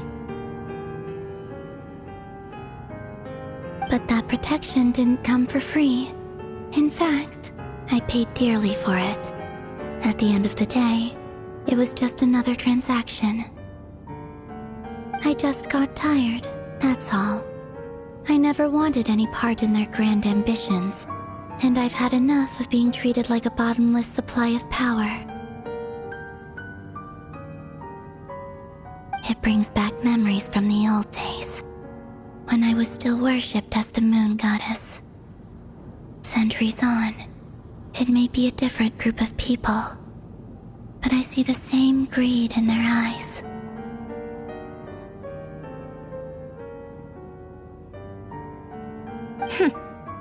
I figured you'd leave eventually. You didn't have as much of a reason to stay as I do. The Tsaritsa gave you shelter and protection, but that was it. Nothing more, nothing less. Meanwhile, the Fatui demanded everything from you in return, until it was more than you could bear.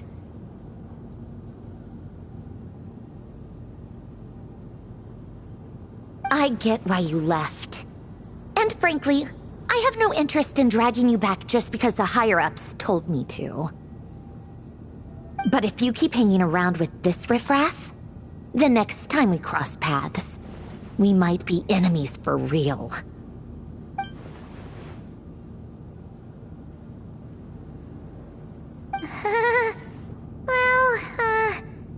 Guess that's our cue to leave. That might be your plan, but it sounds like someone else wants you to stay a little longer. Huh? What do you mean? See for yourselves.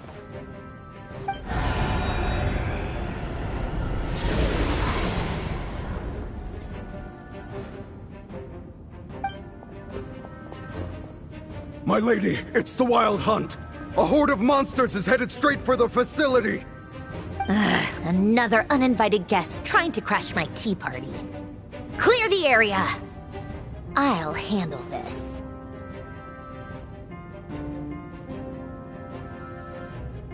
Wait, what? You want us to leave you here by yourself? Huh, you'll be lucky to make it out of this alive. You really think you can afford to worry about me? Go on, get out of here. You may have stopped Polonia from crushing him last time, but I've made sure that won't happen again. The entire Experimental Design Bureau is rigged for war.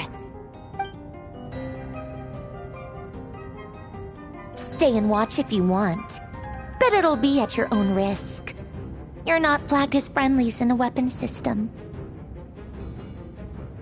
Don't tell me what to do! Look, if you're leaving, make it quick. Or you'll just get in my way. There's a secret passage on the 2nd floor. It'll take you right to the plains out back. Stare all you want, Columbina. You're not getting another invitation to my tea party. I know. But thank you anyway, Sandrone. This is exactly why you shouldn't hang around with those people. All their melodrama and sentimental nonsense is rubbing off on you.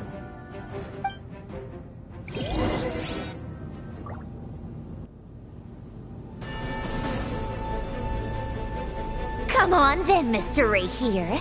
Let's pick up where we left off.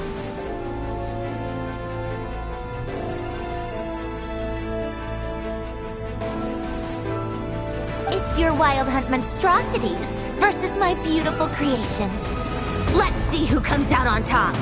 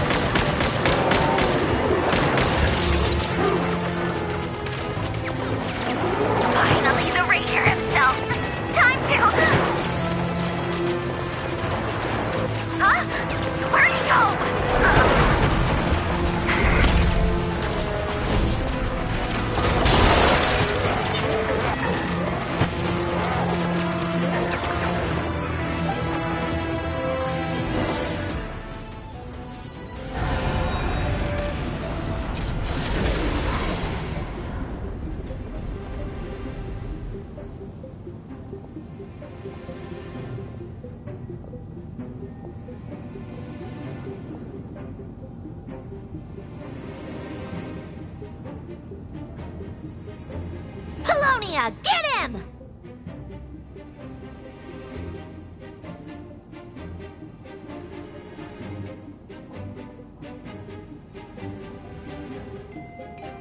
I've upgraded Polonia again since since our last encounter, and uploaded every last scrap of your data. So let's finish this, once and for... She's not here.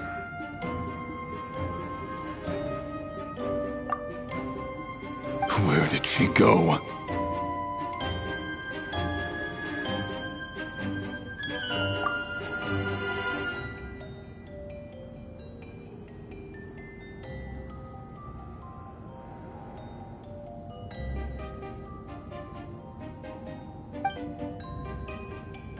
Hey! Over here, you big...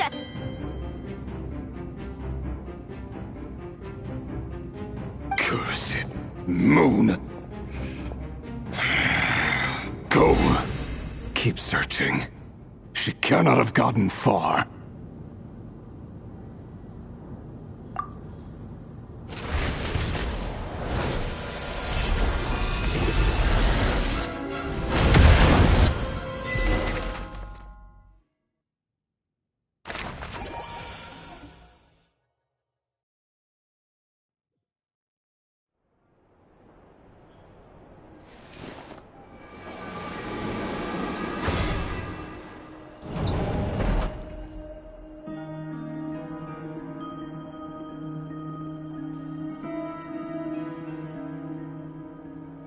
So this is your method for investigating Rarir's past? It almost looks like some kind of ceremony. Good deduction. But it's quite a different affair from what you're used to with the Frostmoon Scions. Whoa! First time I've ever been in here. Boss always said it was off limits, so I pictured some kind of creepy dungeon. But it's actually kinda nice. Oh, I guess this must be Sumero decor? That's where Boss is from. And that nice shopkeeper who sold me my treasure compass.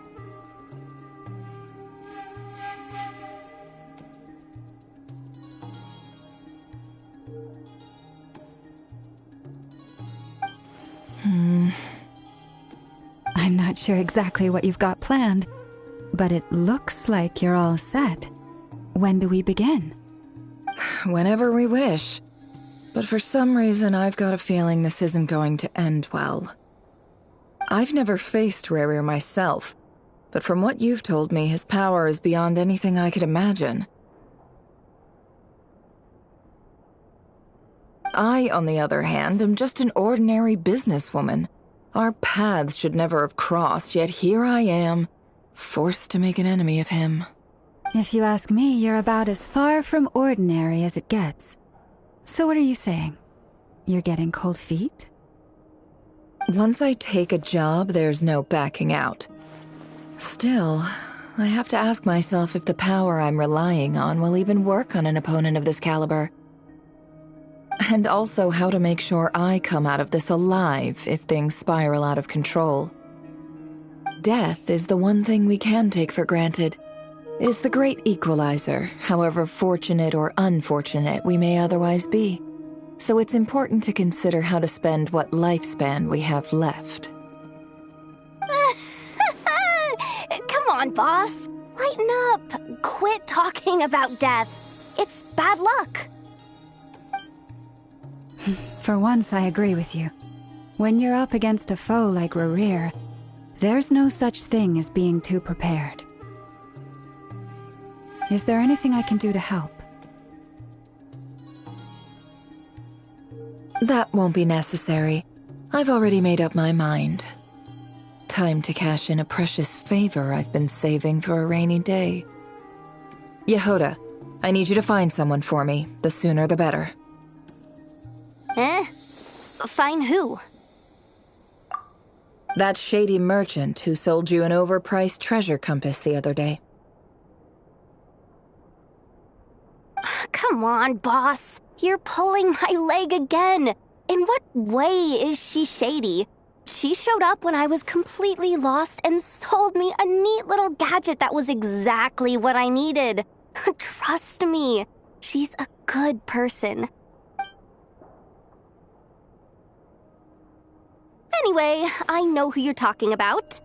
Don't go anywhere. I'll be right back.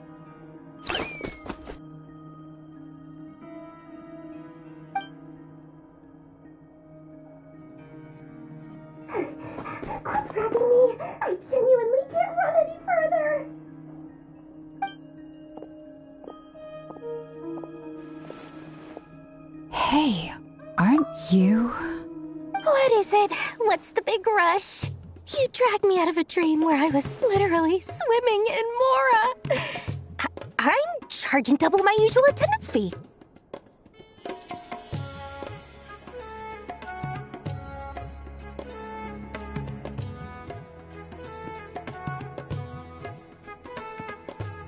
See, look how easygoing she is. After that rude awakening, she could have completely snapped at us. But instead, she kept it together and just asked for an extra fee. Dori Sangama Bay? I never would have pictured you two doing business together. If you want to make it big and not cry, it's all about connections. Lady Nefer just so happens to have a lot of intel that interests me. And she also did me a big favor in the past. It was back when I first arrived in Not Cry. My trusty assistant, the genie in my lamp, had an adverse reaction to the Kuvaki and fainted. And wouldn't you know it, that's when I suddenly find myself in a life-or-death situation. Good thing my compatriot was there to swoop in and save the day. I've been giving her a 30% discount off all of my goods ever since. Now, so that no one here feels left out, I'm willing to extend a 20% discount to fellow friends of Boss Nefer. Plus, any other friends you send my way will enjoy 10% off. What can I say? The great Lord Sangama Bay is nothing if not generous. So, let me guess. You've run into some trouble. I've got everything you could possibly need, and the more you buy, the more you'll save. You guessed correctly. What have you got in the way of survival gear? The one type of gear I've never been short on. What are you looking for? A jetpack fresh from the Academia's labs? An ancient suit of armor dredged up from the bottom of the sea? At the very least, I need to know what kind of opponent you're dealing with here. If even you're worried about staying alive, it must be pretty serious.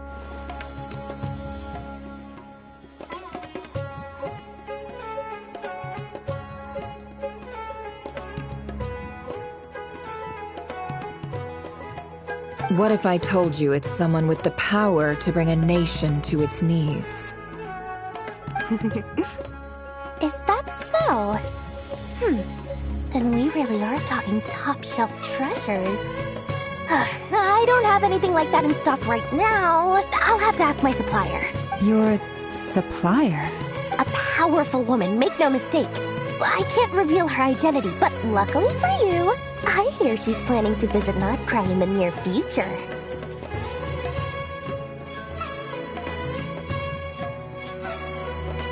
If you're willing to wait, I can ask her when she's here. Can't say exactly how long that'll be, though.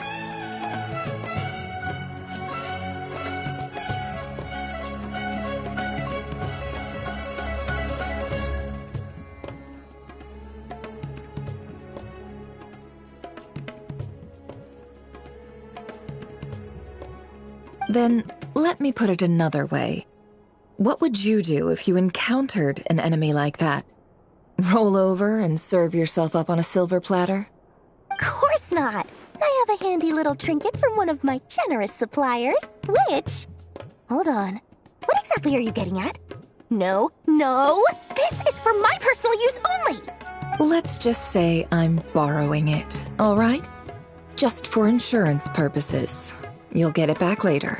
Favors are the worst kind of debt to owe, and now you've got a chance to repay one. A win-win situation, don't you think?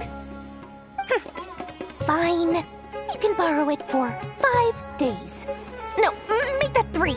And for every extra hour after that, I'm charging you 1,000,000 mora. Deal? Deal.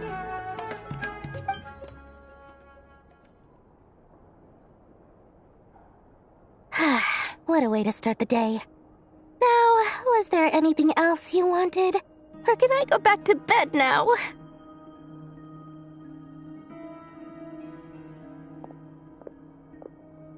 That will be all. Take care now. Don't trip up on your way back, friend.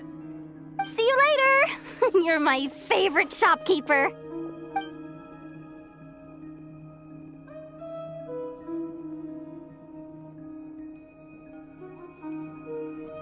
Excellent. Everything is well and truly ready. The ceremony can now begin. After initiating the ceremony, your minds will follow me wherever I go. You will see many strange things in your mind's eye. So remember, don't be frightened, and don't make a sound. Now then, let us peer into the Raker of Solnari's past.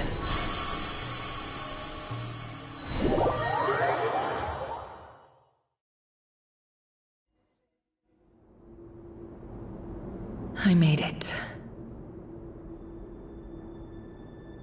I don't recognize this style of architecture. Must be Conrian.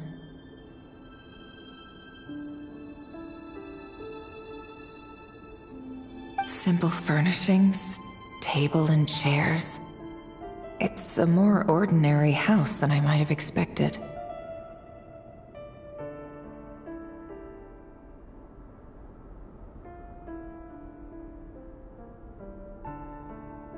Looks like the fearsome Raker of Solnari came from surprisingly humble beginnings. Unless this passed for luxury in Conria. Unlikely. It was said to be a very prosperous nation in its heyday. Anyway, I'll keep exploring.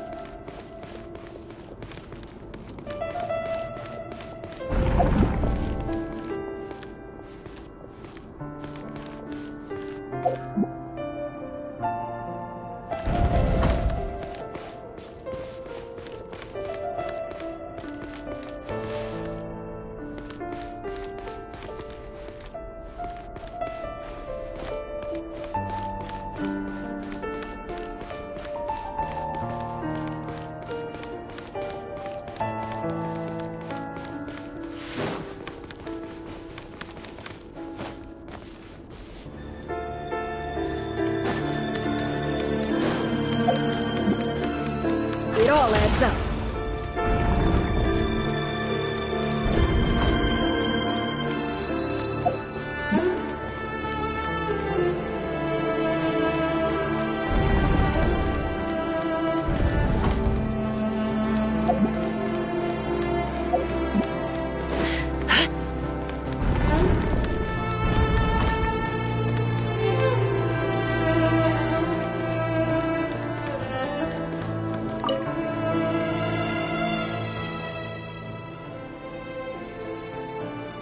Hi, Reverie. Since you're working extra hours tonight, I thought I'd keep myself busy by checking out that new kebab shop. I've heard good things about their menu.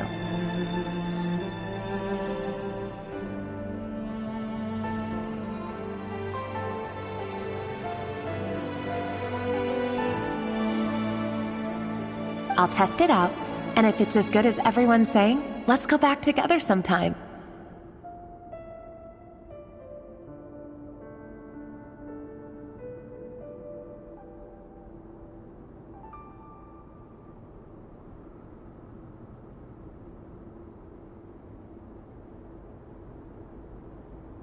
P.S. New stash from the Universitas Magistrorum. I brought some goodies home. A few teacups and a pin rack. Hope you like them. They didn't sign their name. But they must have been close. Sounds like they were living together.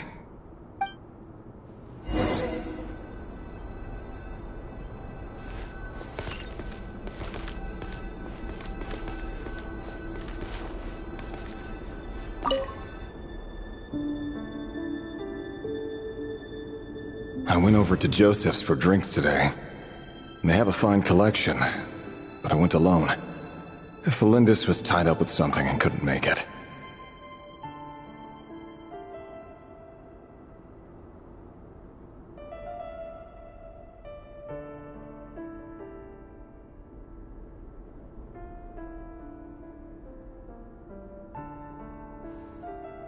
Joseph asked why I came alone, but I didn't really have an answer.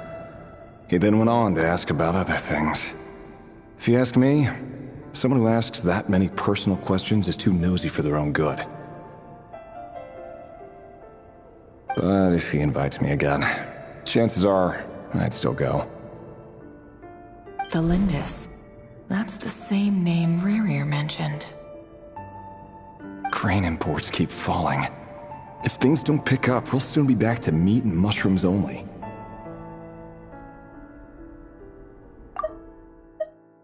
The Lindis.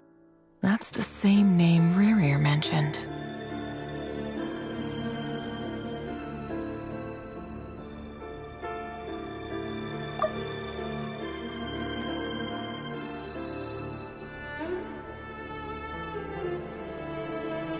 Honestly, I'm not a huge fan of that new type of mushroom everyone's been into lately. Didn't it start out as a lab-grown variety? I heard it's even mildly corrosive. Seriously, why would you even eat something like that? I don't care if it's an impressive feat of alchemy. That just isn't the kind of thing I like to eat.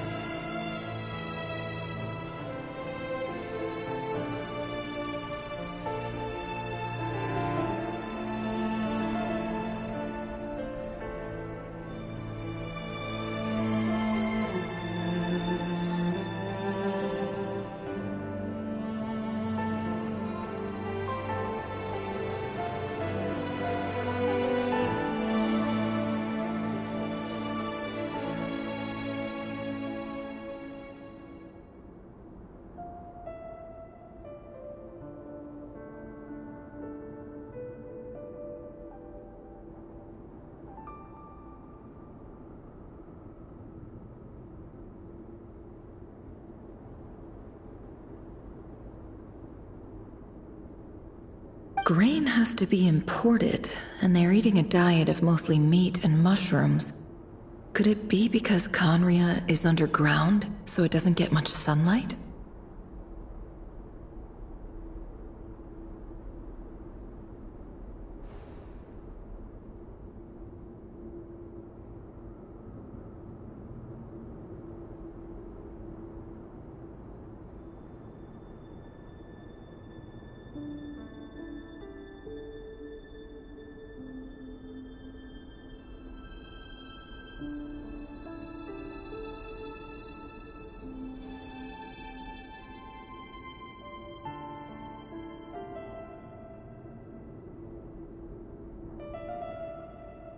That would explain why they use so much stone in their buildings. They even use alchemically modified strains for food. Seems like the people of Conria don't have many options when it comes to dining. I've just about saved up enough now. Time to buy it and keep it somewhere safe. Making a big purchase. I wonder what it is.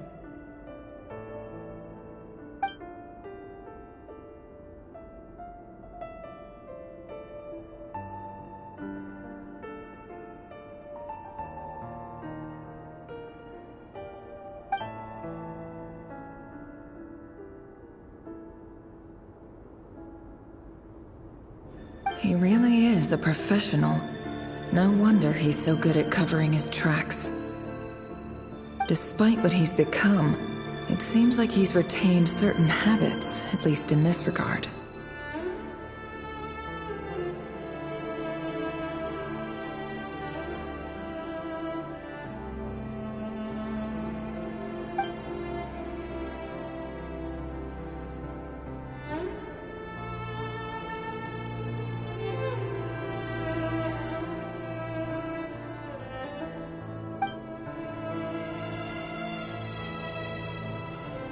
Did Rary rip it out himself?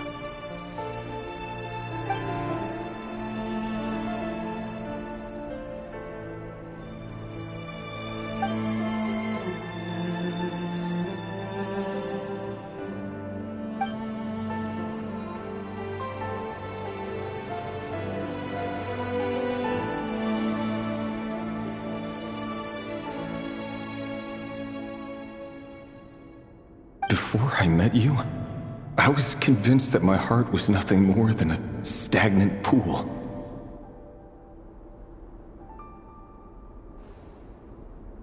The burial place of a fallen moon.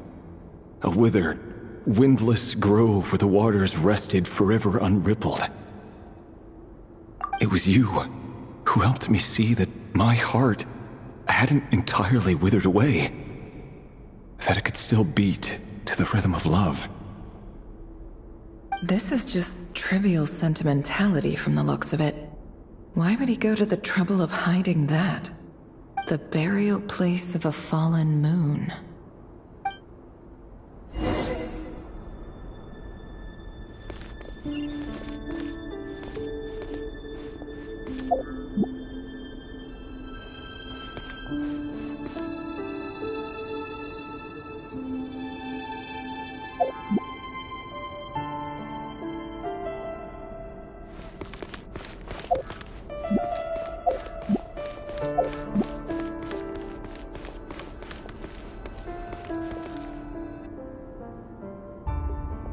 Rear, over here. Dane! Oh, and, Vedelfin here? What a surprise to see you here, sir.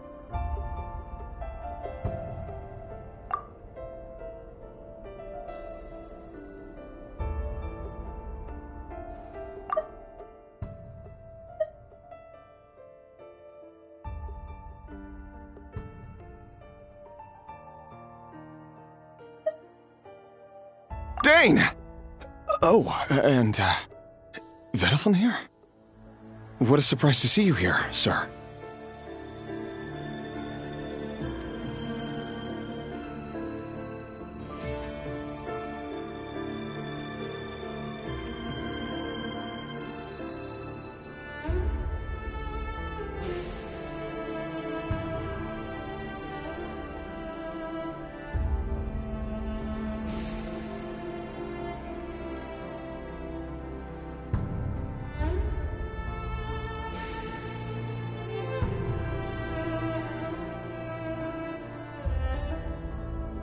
Hello there, Rerir. You need not address me so formally outside of court.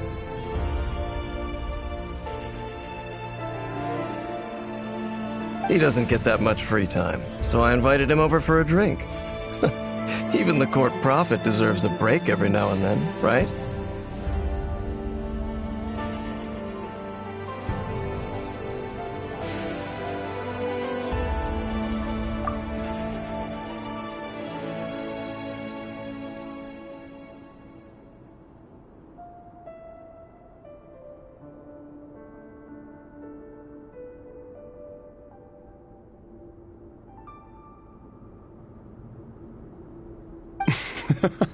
Well, I'm flattered.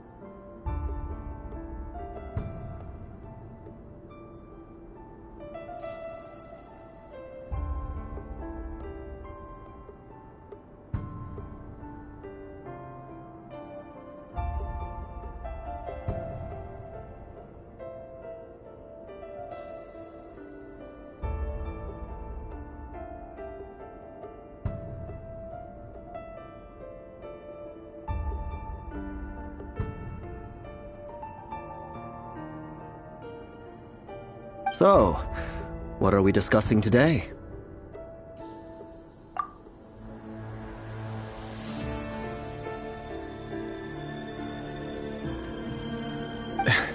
Hey, don't look at me. As far as I see it, we don't need an excuse to have a few drinks.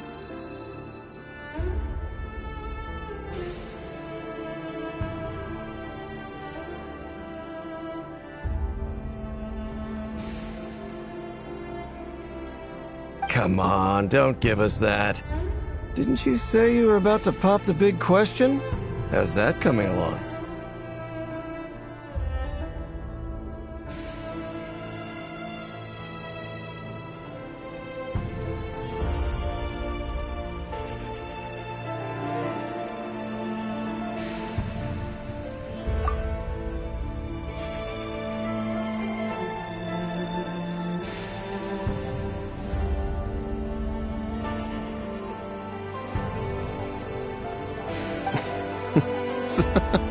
Who'd have thought the Great Twilight Sword was an even greater gossip?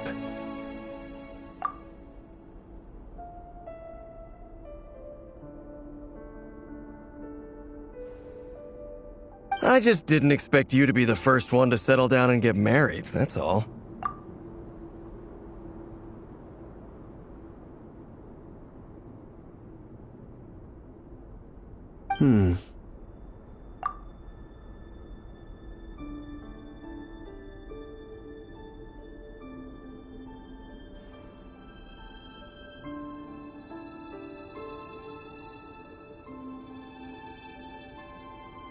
Yeah. If you told me that a few years ago, I wouldn't have believed you either.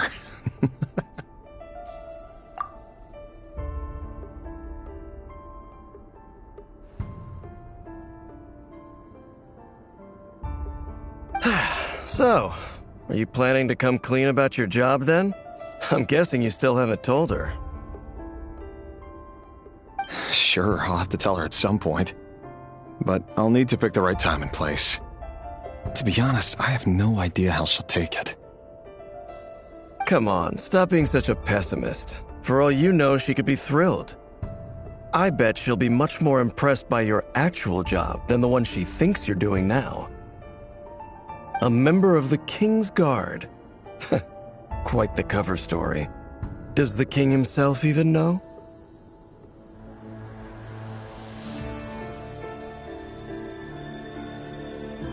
Of course he does. Anyway, enough about me. How have you been?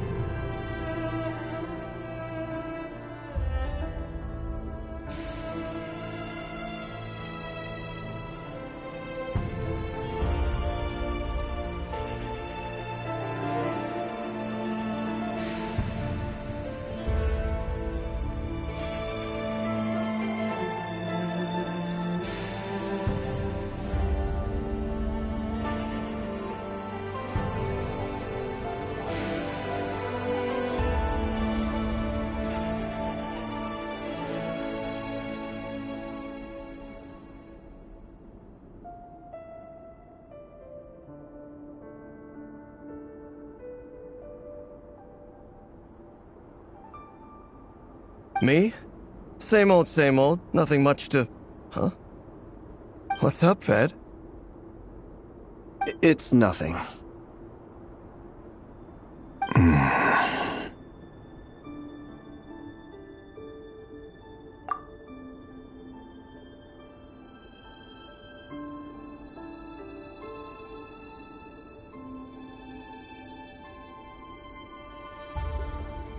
Vedifulnir, Dainslift's elder brother.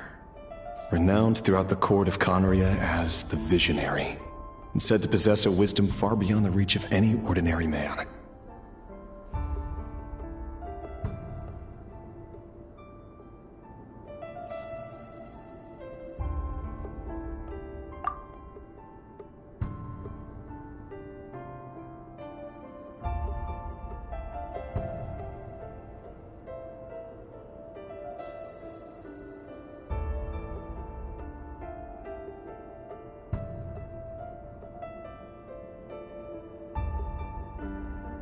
And yet, despite the gulf between us, he seems to have something to say about me.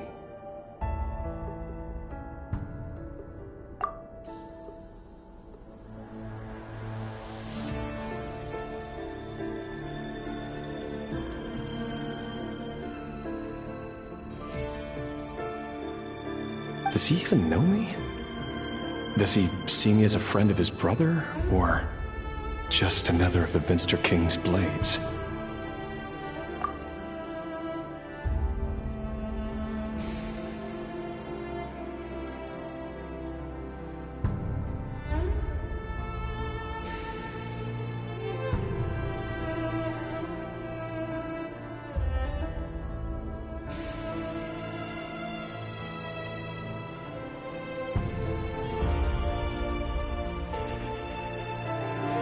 Why did he react so strongly? Was it really to do with what we were talking about? Brown, curly hair and brooding blue eyes. So this is what Rare looked like back in the day. Perfectly normal. No different from anyone else. As frightening as this monster is in the present, there's something even more unsettling about seeing the human he used to be.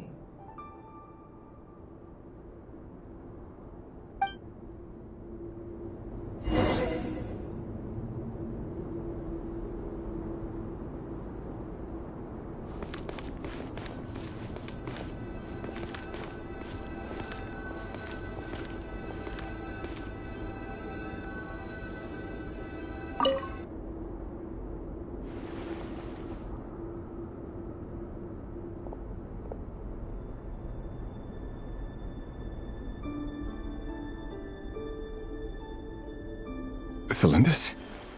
You're back early?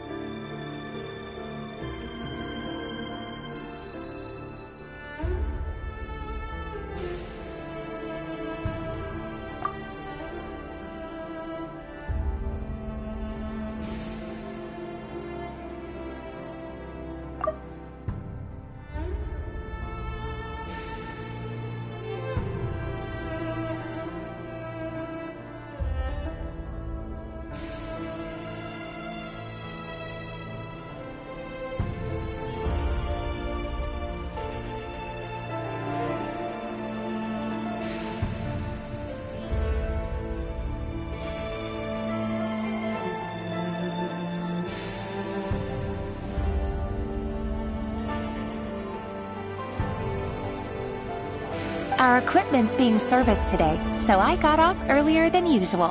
How's your day been?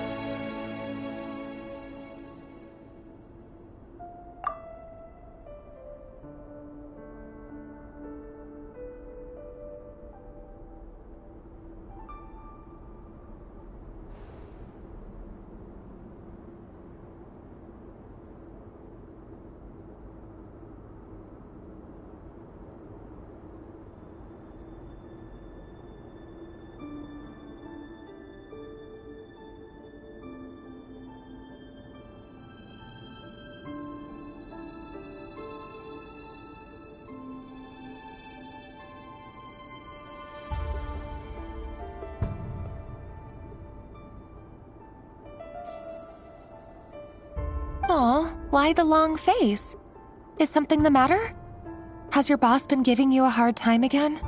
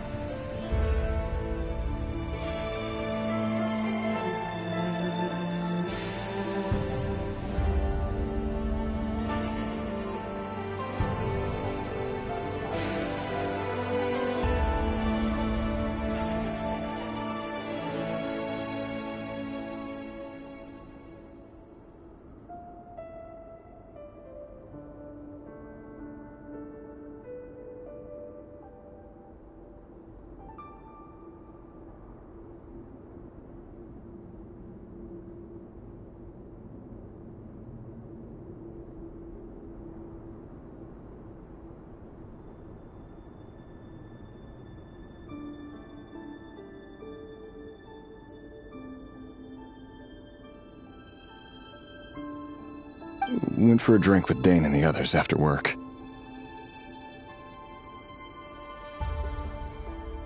Isn't that a good thing?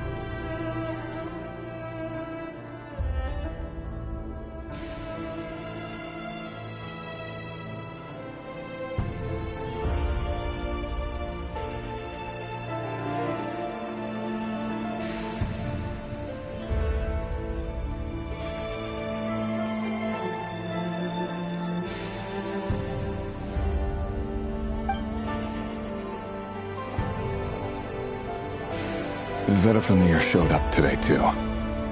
You know, Daneslev's older brother. Ah, Mr. Vedifamir. Yes, I've heard of him. They say that everything he says ends up coming true. He overheard Dainslev mention that I'd recently proposed, and seemed to have an issue with it. But when I asked what it was, he kept it to himself.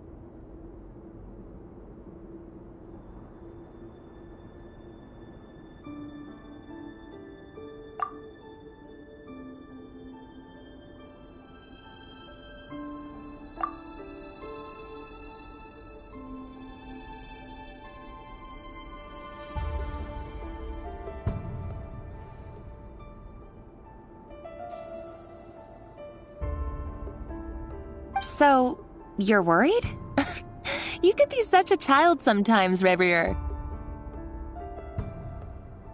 We're nobodies. Why would the Visionary be concerned about us?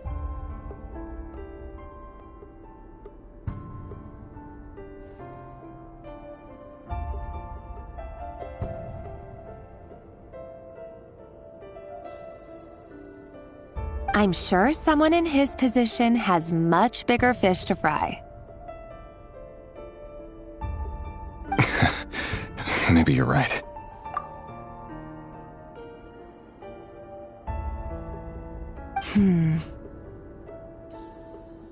You worry too much, Reverie. We've been together for ages now, and everything's been going so well, has it not? You've even proposed to me.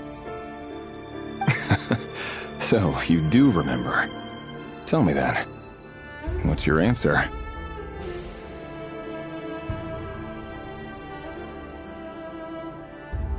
Like I said, I need some time to decide. You can't just rush into things like this. We may be nobodies in the grand scheme of things, but if we want things to work out, we've still got to plan ahead. All right. Take your time. Just don't keep me waiting forever.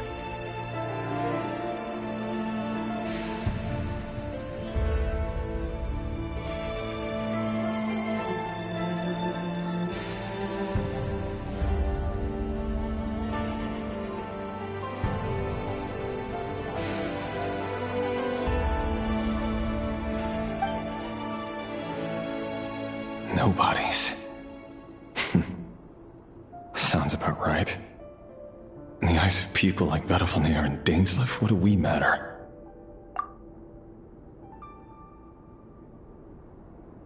Can someone whose gaze is so fixed on a far-flung future even see the present clearly? Besides, the dynasty's fate rests with the king and his inner circle. Whatever I do, it won't make much difference. Can someone whose gaze is so fixed on a far-flung future even see the present clearly? Besides, the dynasty's fate rests with the king and his inner circle. Whatever I do, it won't make much difference.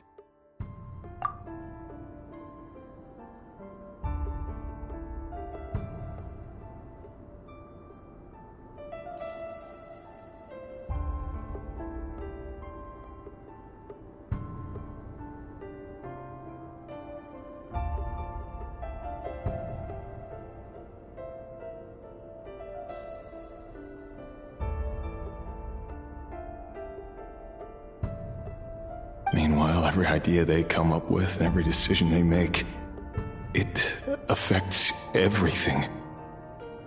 These days, the king is lost in his research, and the purge of the Crimson Moon bloodline grows ever more intense.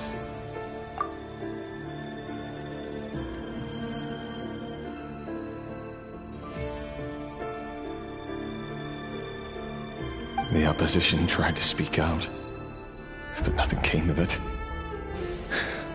And I'm under no illusions as to why. Because we eliminated them and got rid of their bodies.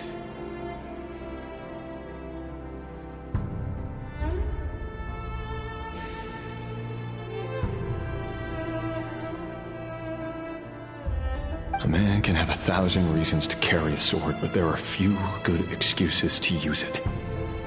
Yet the king has never even considered a gentler approach, and he never will.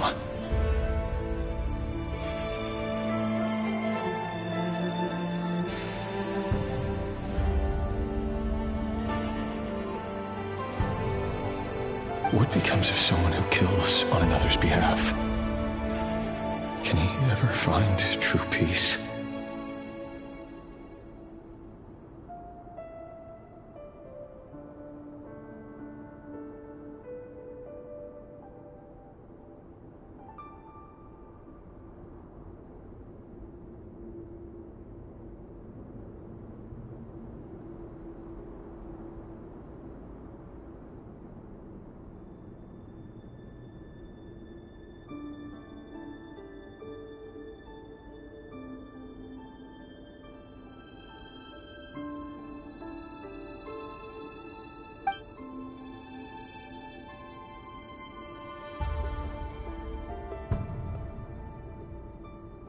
Thalendis,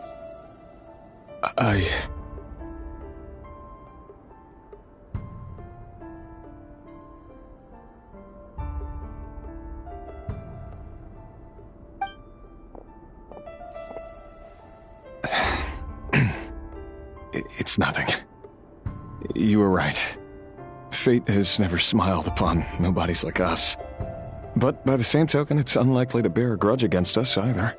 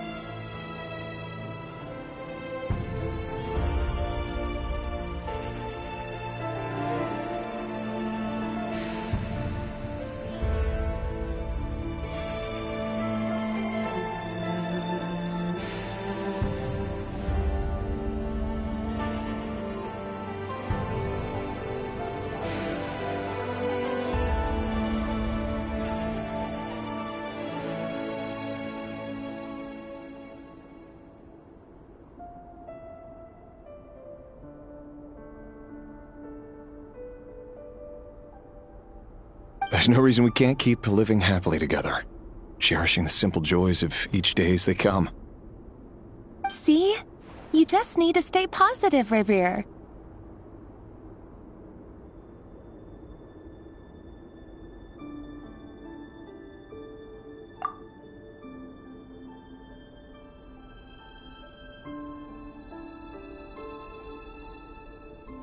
I can feel your warmth, your breath. You're right there, right by my side.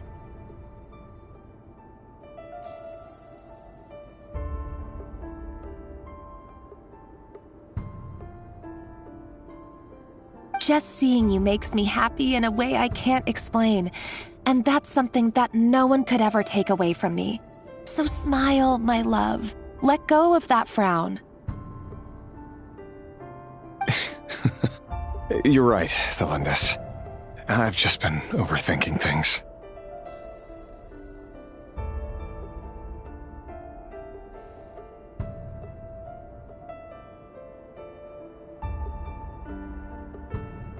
That's better.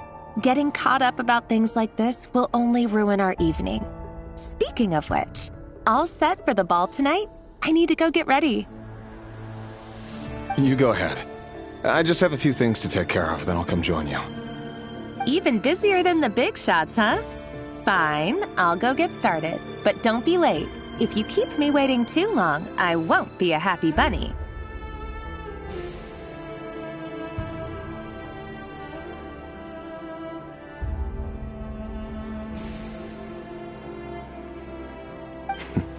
Relax. I'll be there.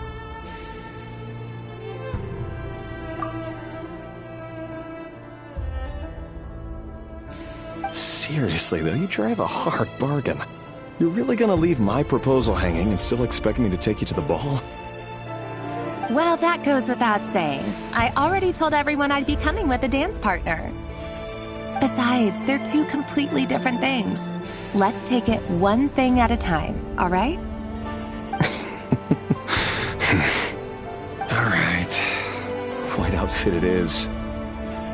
It seems like Rerir was deliberately hiding his ties to the intelligence services by giving the impression that he was just an ordinary member of the Finster King's Guard.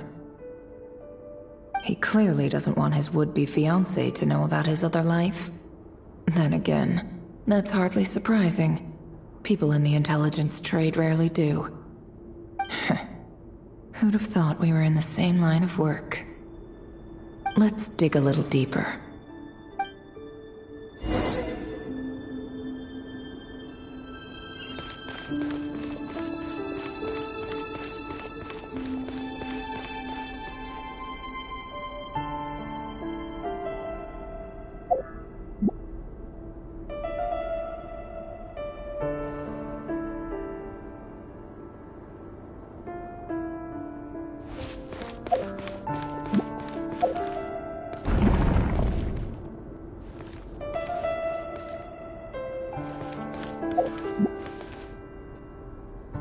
Our last operation was a resounding success, and all thanks to you, Rehir of Solnari.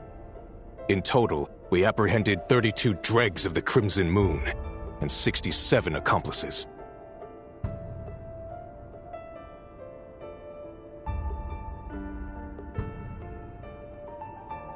After all these years since the dynasty's fall, so many of them still linger on.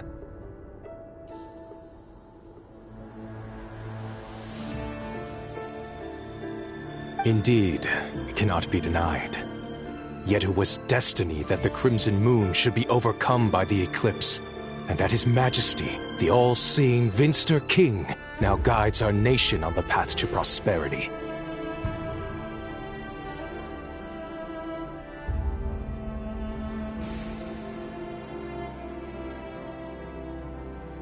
Conria has no further need for a dead moon. But alas, there will always be those who refuse to see the truth, choosing instead to romanticize the past.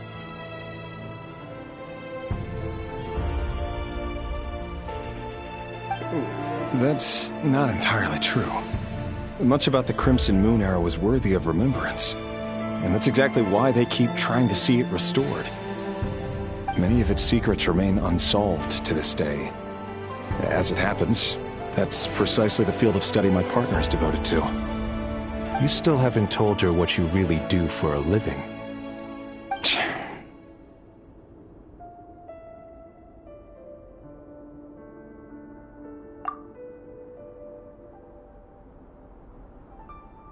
Where would I even start? How do you tell someone that you're one of the king's hand-picked executioners? That your hands are steeped in blood? You didn't choose this life, any more than I did. Orphans like us don't get a say.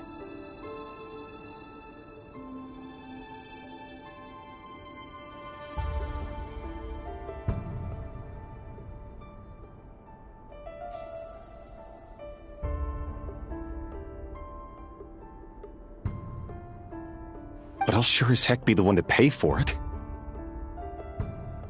Speaking of which, we need to be more rigorous in the way we identify direct descendants of the Crimson Moon.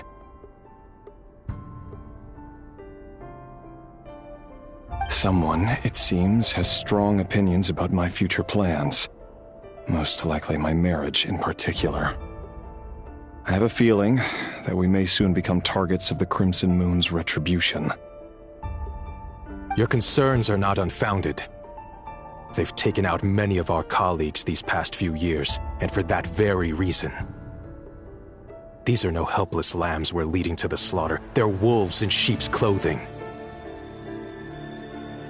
Take care, Rehir of Solnari. I look forward to toasting you at your wedding. Thanks, Thorkel. You look after yourself, too.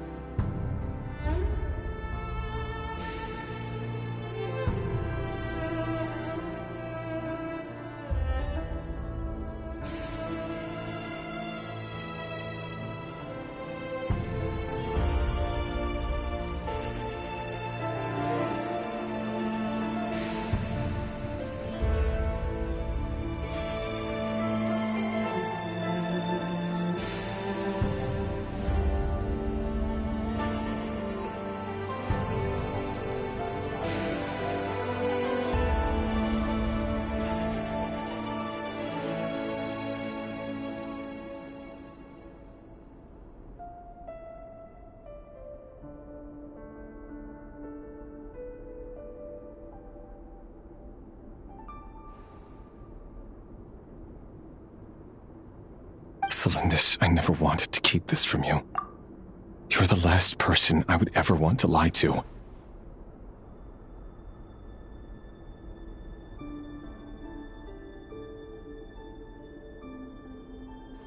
But that's exactly why I can't tell you everything. There are things you shouldn't know. But that's exactly why I can't tell you everything. There are things you shouldn't know. Things you cannot know. The moonlit dynasties are a thing of the past. Yet even now, with the sun shining high in the sky, there are those who would call forth a dead moon's ghost.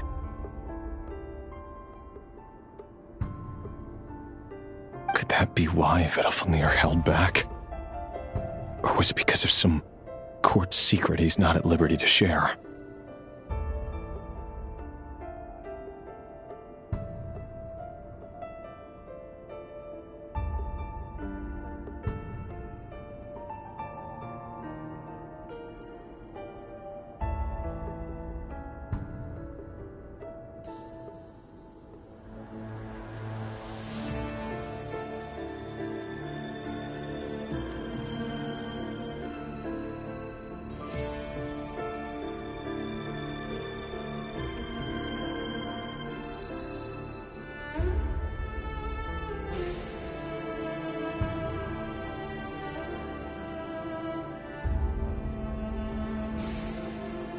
I have to get a clear answer from him. No matter what happens, I will protect Thelindis. Rerir seems to be very concerned by Vedderfanir's reaction.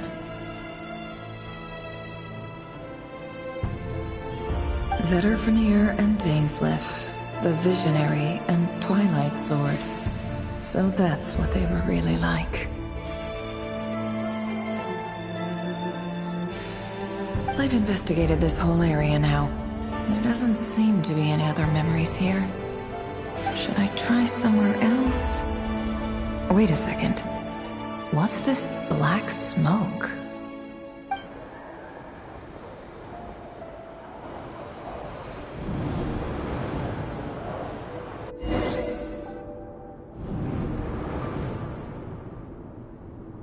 So, he's late after all.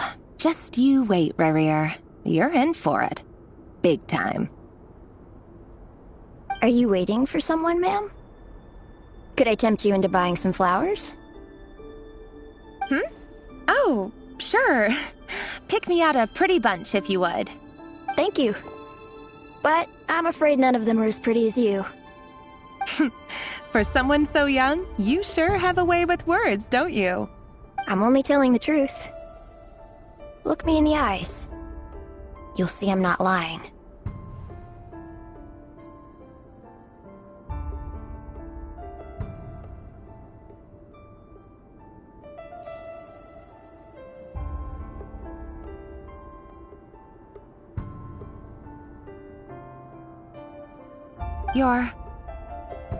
May we have a word in private?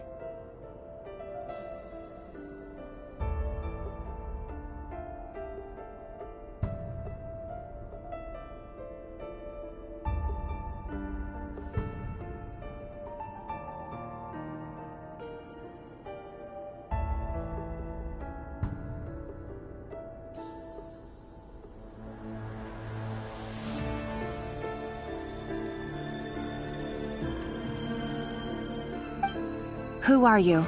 And what do you want? It doesn't matter who I am. Too many of our kind have fallen lately, so I decided to take the risk of reaching out. Not long ago, the Ray here of Solnari led an assault on one of our strongholds. We suffered many casualties, and many who came to our aid lost their lives as well.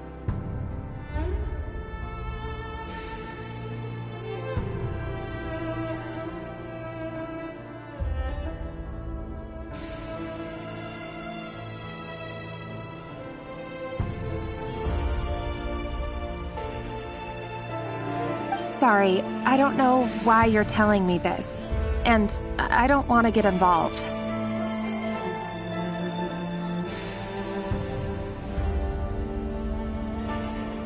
Wait. Hear me out. This time we finally got a clear look at his face and learned his true identity. His name is Rerir, and he claims to be one of the King's guards. What did you say? A cruel irony, isn't it? The man you're set to marry leads a double life as a brutal executioner. But surely, you must have caught a whiff of the blood on his hands. Why are you telling me all of this now? Simple. It's because... How strange. Rerir was nowhere to be seen in that memory. It clearly belonged to the Lindis. Rerir couldn't possibly know what happened if he wasn't even there. Why would her memories appear in his fragment? The ceremony won't last much longer. I think it's time to call it a day.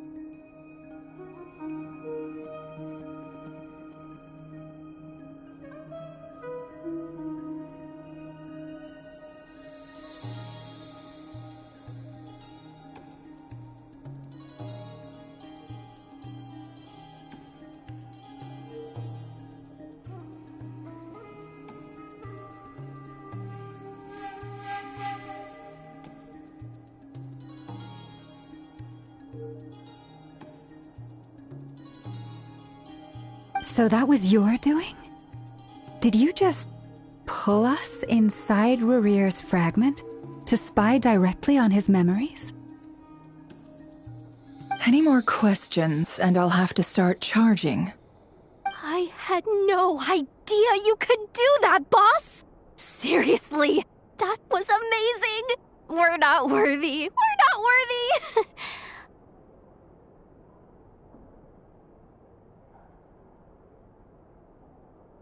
I gotta admit, though, I'm itching to see what happens next. Feels like we barely scratched the surface. I'm just as curious as you are, but the ceremony only allows for limited time inside. That's all we can see for now. Luckily, we managed to learn quite a lot. So far, so good. I just hope the others are doing okay too. Especially the group with the Traveler. Their mission is a risky one. Let's hope it's all going smoothly. If you're worried about them, go see how they're doing.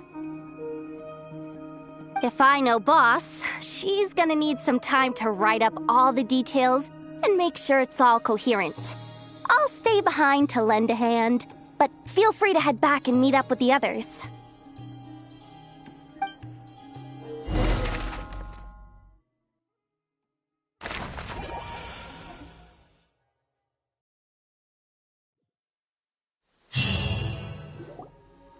Oh, they've been prowling around for nearly 2 days now. These things just won't quit.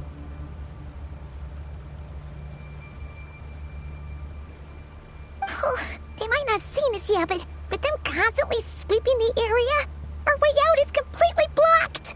Oh, that's never gonna work. One little slip up and it's game over. If they spot us, they'll run straight back to Rarir, and once he knows we're here, it won't be long before he's breathing down our necks again. Oh, guess you're right. All right, time to zip it.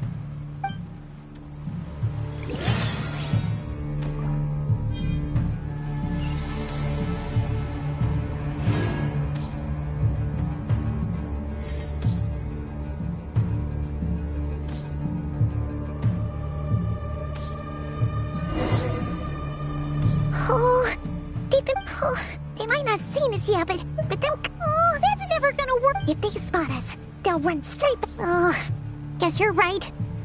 All right, time to zip it.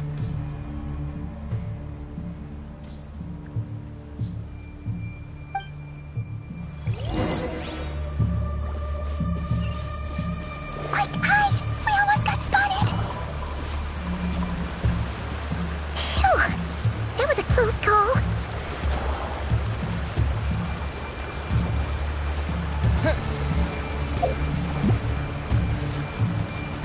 Watch out! They're coming this way!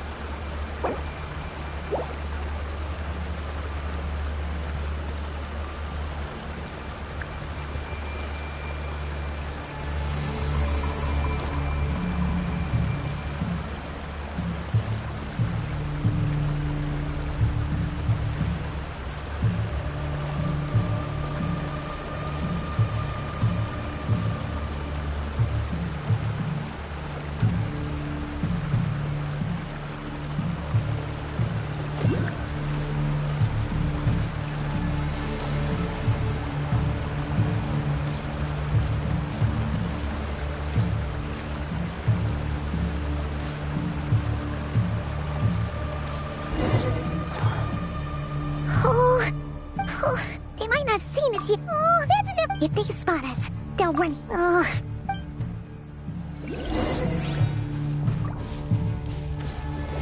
Hide! We almost got spotted!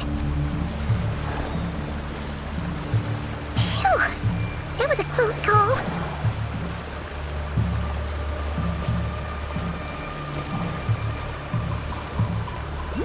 Watch out! They're coming this way!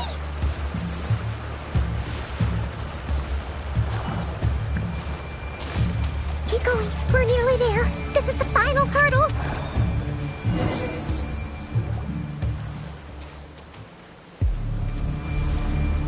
Oh, there's no end to these things.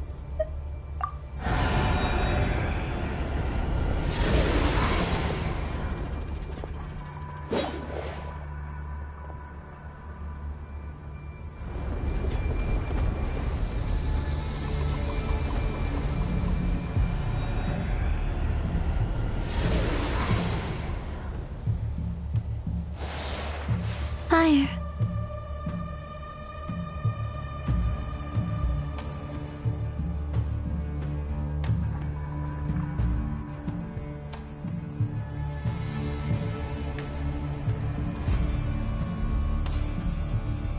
Fire? Wait, what's that smell? Oh no, there's a fire!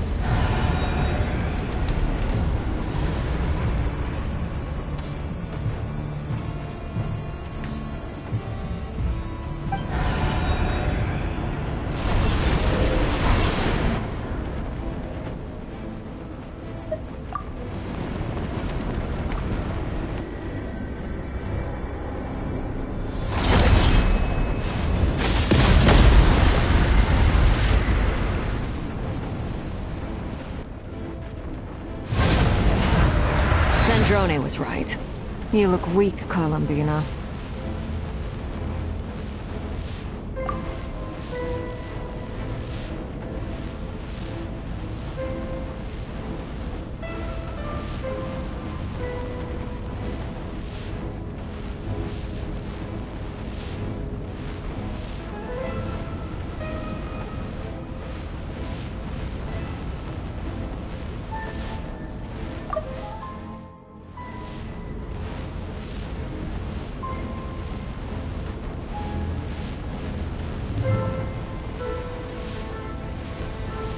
The old you would never have let such lowly creatures bar your way.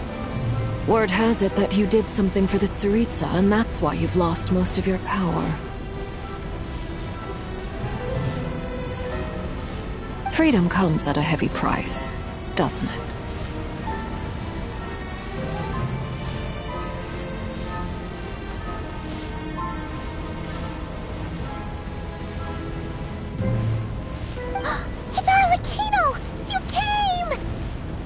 Hello again, Columbina. And greetings, guests of the House of the Hearth.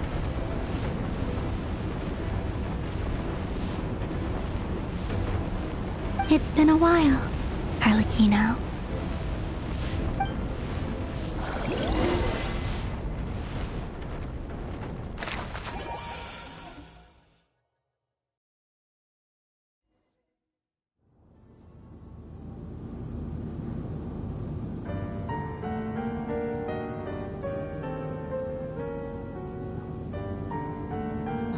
Stupid right here of stupid Solnari. Ugh, whatever. I've got all the data I need. Next time we meet, you're finished.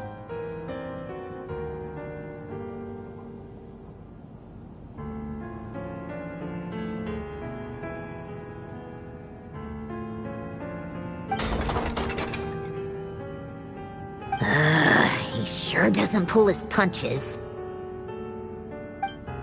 Excuse me, do you need a hand?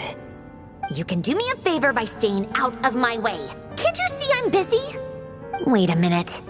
I recognize that voice. Hello, Miss Sandrone. Father sent us over to help.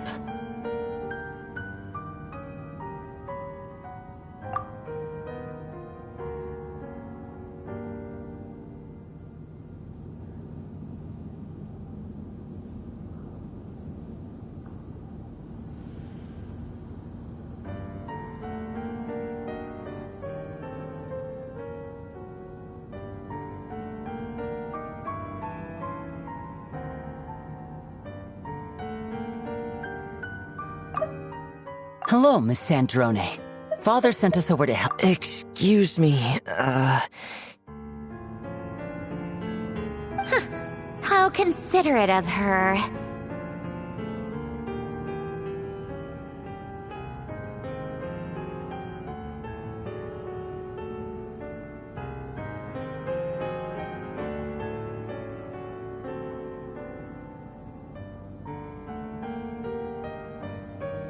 Hey, Fremine, get over here and help me fix this.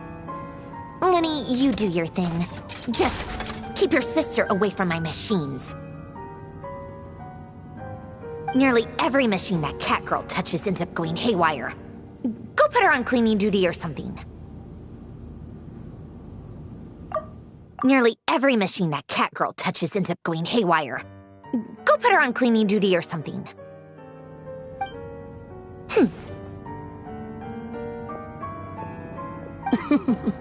Then let's start downstairs. Fremine, we'll leave this place to you.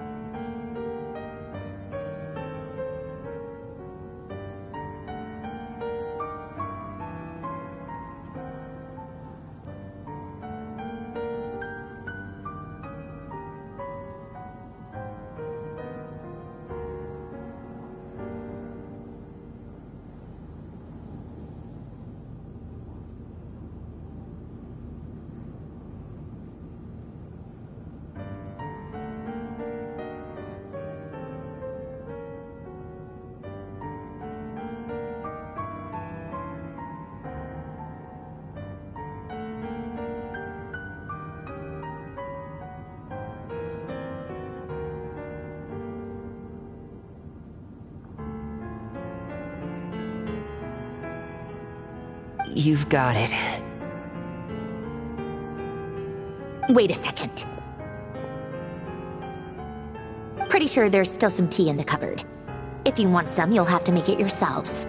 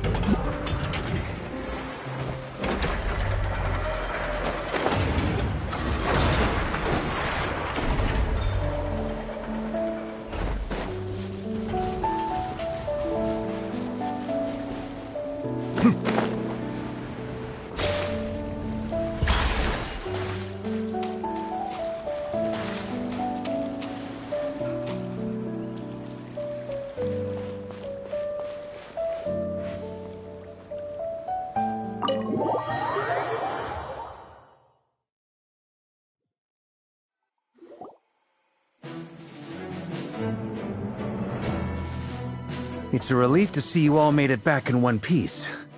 Huh? Feels like there's quite a few people missing. Where's Flint's and the others? And what about Nefer? I returned ahead of them. Flint is helping Aino and Anefa to set up the decoys and buy us some time. As for Miss Nefer... Boss is still wrapping things up on her end. She sent us back to fill you all in on the top secret intel we've been gathering. I see. Then let's get right into it. But first, who do we have here? You brought someone else in to help? Greetings. I was invited here to help as a longtime Tea Party companion of Columbina's. You may call me Arlecchino. Surely it can't be. Those eyes. Oh, where have I seen them before? Wait, of course. In those memories we just saw. The only Arlecchino I know is the fourth of the Fatui Harbingers. So either you share a pretty uncommon name, or you're more than just a Tea Party buddy. You're well informed, Grandmaster. A man from Mondstadt living all the way out here in Nodcry, and yet the people and affairs of Snezhnaya seem to hold a special place in your heart. Oh, the feeling's mutual. Sounds like you know all about who I am, too. A Fatui Harbinger. The atmosphere in here just got really tense. Guess we can't just start trusting Fatui Harbingers, even at a time like this. I must admit, though, I'm a little curious. Seeing as the Moon Goddess no longer belongs to the Fatui, what makes you so willing to put your neck on the line here? Nor does Nodcry belong to Mondstadt, Mr. Varka. Yet still, you're fighting for it all the same. Things don't always have to have a tangible payoff. Sometimes, stopping things from spiraling out of control is a higher priority than chasing the spoils of victory. Of course, I can't say there's nothing in it for me at all. But that's between Columbina and myself.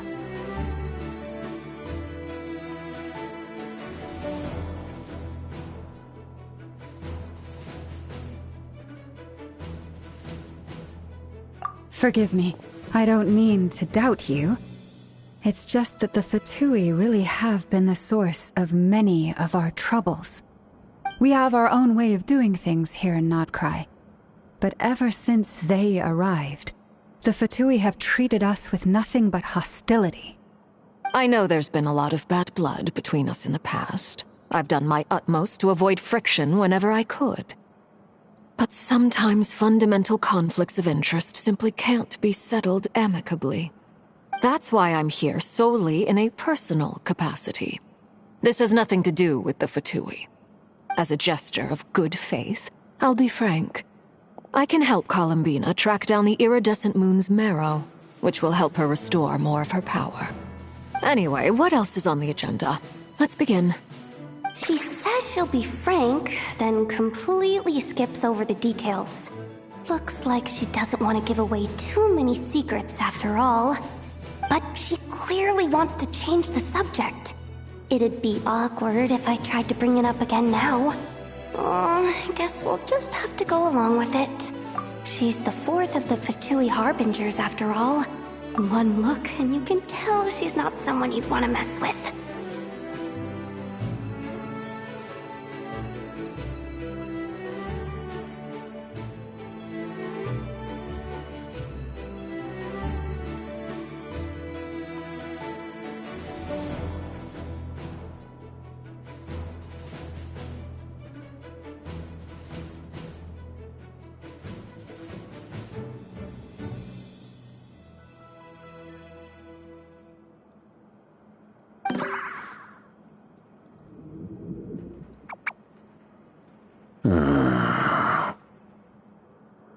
Well, since Miss Arlecchino sounds confident in her ability to handle that, we'll proceed to the next topic. Yehoda, time to share that top-secret intel. Alright, listen up everyone.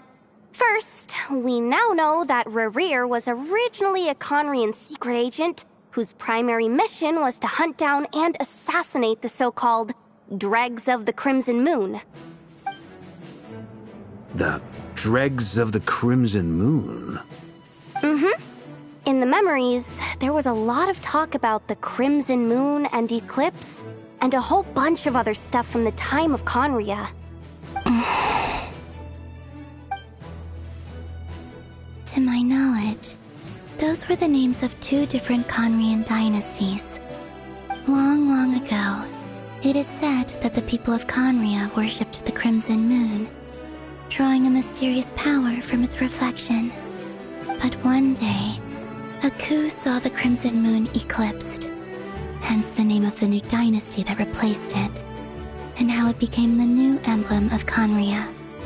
Still, long after the Crimson Moon dynasty had fallen, the last ruler of the Eclipse dynasty, the Vinster King, still coveted the secrets it left behind.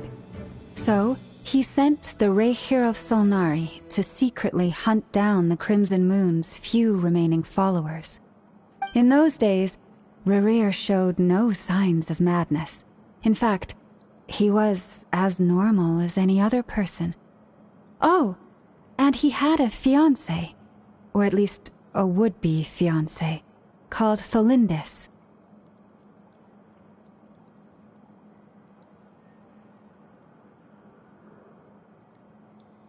What's the matter?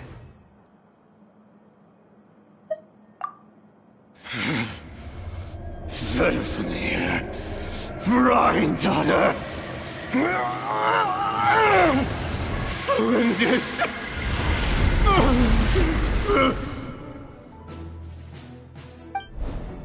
Interesting. Anything else? What about this would-be fiancé of his? Do we know anything about her?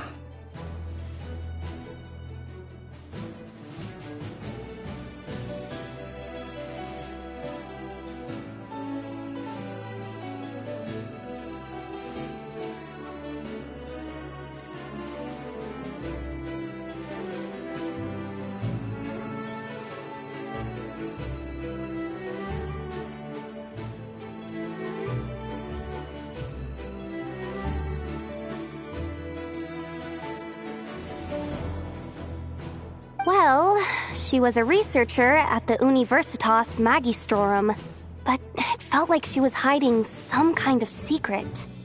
Oh, and one more thing.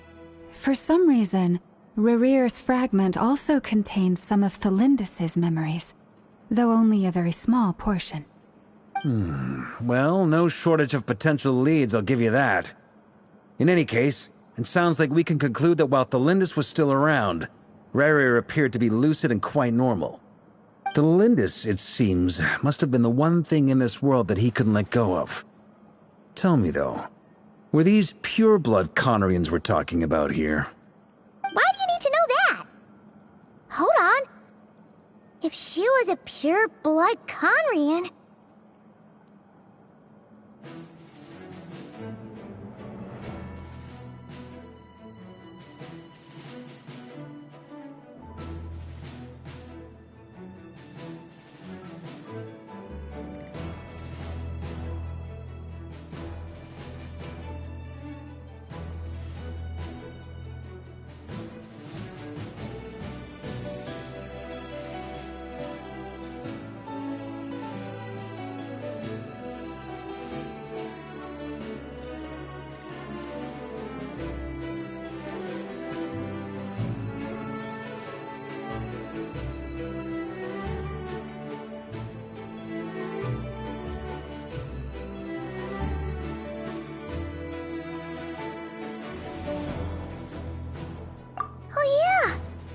Like how it was with the captain. If we could somehow find her, do you think there's any chance Rerir might regain some of his sanity?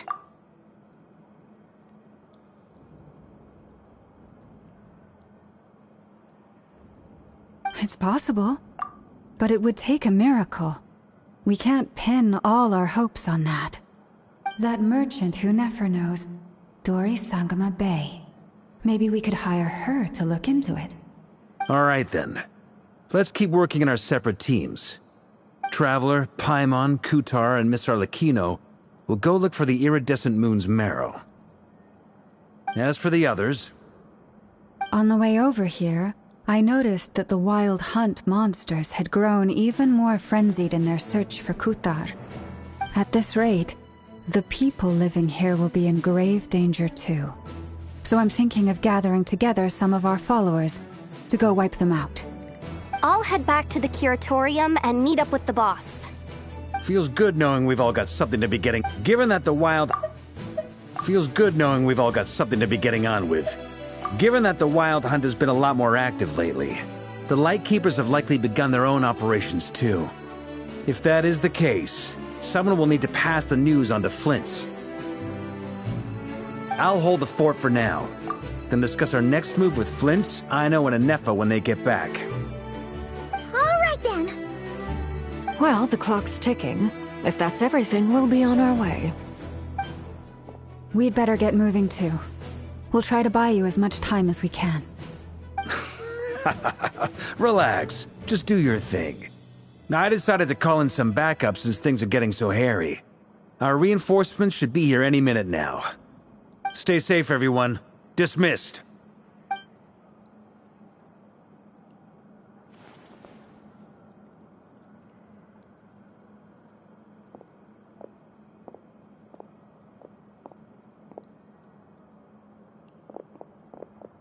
We're back. Did we get here a little early? Or a little late? A tad late. The others have already set off. To summarize, our resident moon goddess has found us a new ally, and Boss Nefer has uncovered some promising info. Everything going smoothly on your end? Not great. I don't know how long we can stall them for. The decoys are getting taken out way faster than we imagined. I'm gonna make some more later, but I need a timeout first. I'm so tired right now. Oh, right! Inefa, could you fill in Uncle Varka on what we just discussed with Flint's? Sure. Uncle Varka, you previously told us about how when you went to investigate a source of the wild hunt in Amsvartnir, you discovered that it was just a diversion. But according to Flint's intel, several outbreaks of the wild hunt had already occurred in Nodcry in the period leading up to that. That was before Rerir had regained his body, when he was far from regaining his full strength. In other words, in theory at least, he still lacked the means to act in two places at once. Flint's, with everything that's been happening, the Lightkeepers across Nodcry are rallying to fight back against the wild hunt. They're gonna need your help. I know, I'm sure you're capable of coming up with something far more effective than decoys. But for now, you should stay here and get some rest. Anefa and I will head back over to Amsvartnir to see if there's anything I missed. I told you Uncle Varka would say that, didn't I? A deal's a deal. Not a word about my snack intake for the next week. Database updated. Reliability of Aino's predictions increased. What does that mean? They were betting on how you'd respond after hearing their intel. It's the obvious choice, isn't it? That's hardly worth betting on. We already decided that Anefa should go investigate the situation over at Amsvartnir on her own. You might as well stay here and keep watch. Someone needs to hang back and oversee our strategy meetings. And besides, you still haven't fully recovered from ambushing Rerir. So I've ended up with the easiest assignment. Well, I appreciate it, everyone. See you when you get back.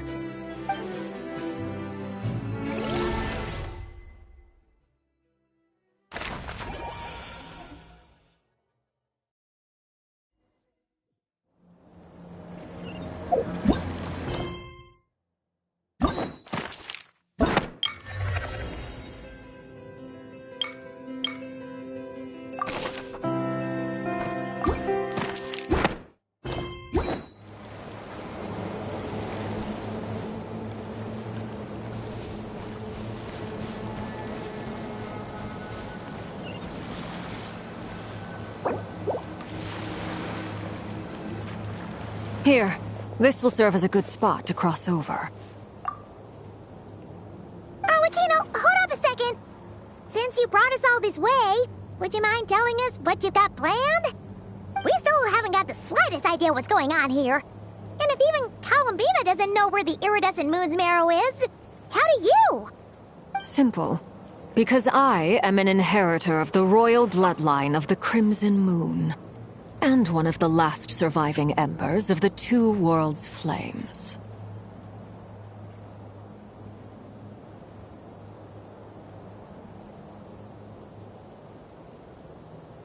Huh? Are you serious? Isn't you're a descendant of that Crimson Moon dynasty we were just talking about? The one from ancient Conria?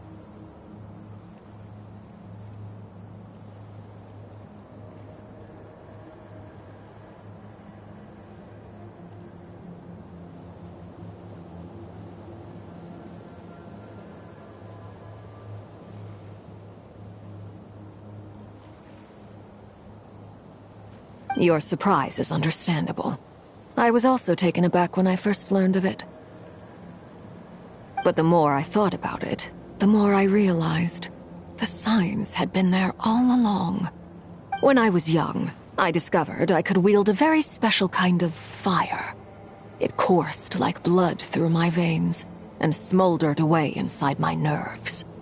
What's more, whenever I experienced strong bursts of emotion or drew too deeply on this power, it was like some kind of presence within the fire would begin to gnaw away at me, consuming me from the inside out. Exactly.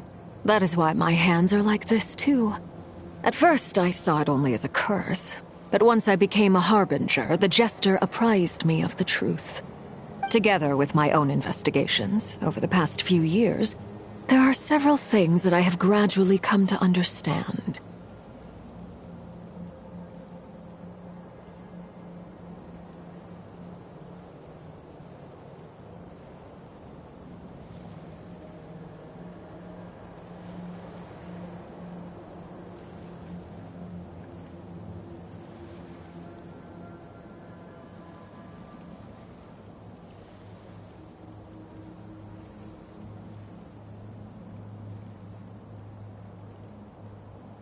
For instance, take the so-called Crimson Moon. In truth, it is nothing more than the shattered remnants of the iridescent moon, fused with the abyss to prolong its lifespan.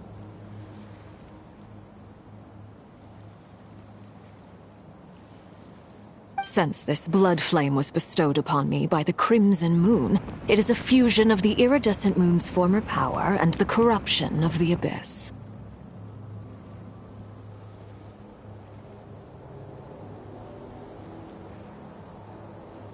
You all understand the nature of the abyss well enough.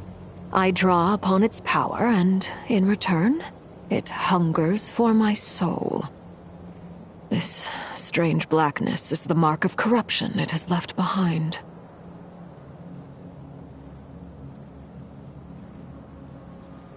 If I recall correctly, you once told me that if the corruption ever made it to your heart, you'd become a completely different person.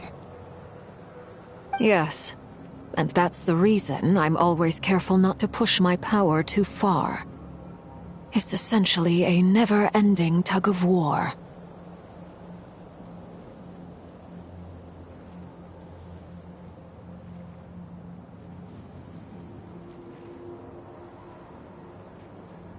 Oh, sounds intense.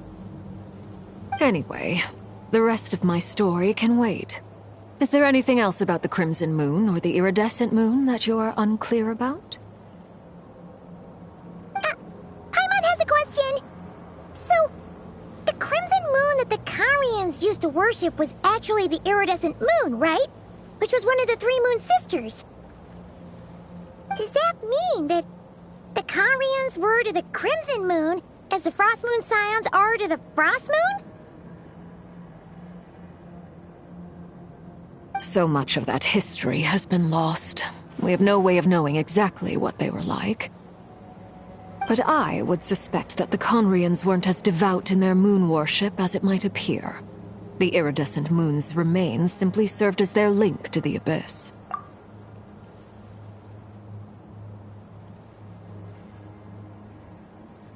Later on, perhaps someone discovered a way to make direct contact with the abyss. Or maybe there was some kind of ideological divide. Either way, a dissenting faction staged a coup and drove out the royal heirs of the Crimson Moon dynasty.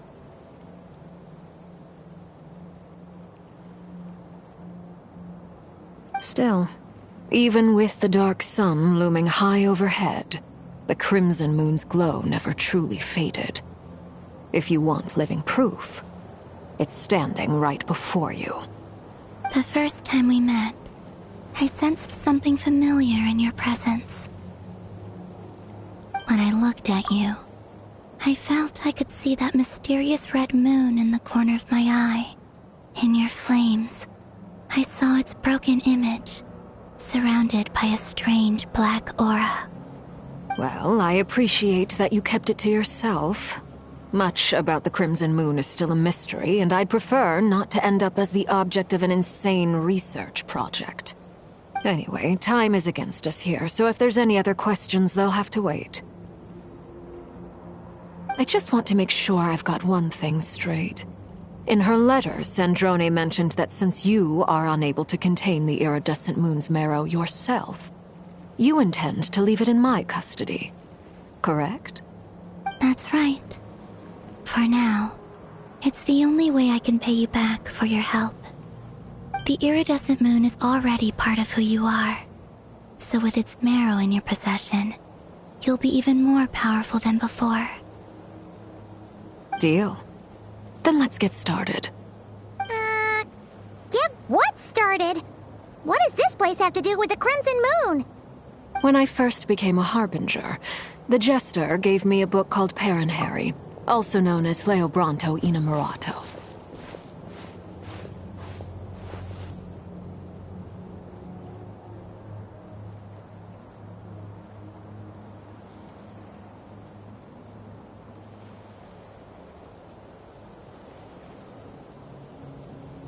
You should be able to buy a copy next time you're in Fontaine. It's a love story set in the Crimson Moon era. But setting aside the tangled romances of its characters, it also records a few interesting details. In the Crimson Moon era, or so the story goes, there was an orphanage that received children from beyond the bounds of this world, and subjected them to a peculiar induction ceremony. Beyond the bounds of this world? For real? And what kind of induction ceremony?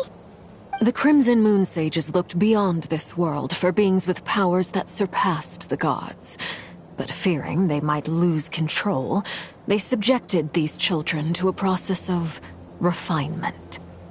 They made these children crawl up a fireplace and kept asking them, "Have you died? Did you see it?" Until they finally admitted to having died and seen a crimson moon. The adults embraced the children who passed the ritual, telling them, "Within the fireplace, you have traversed the flames between two worlds. Here and now, you are born anew."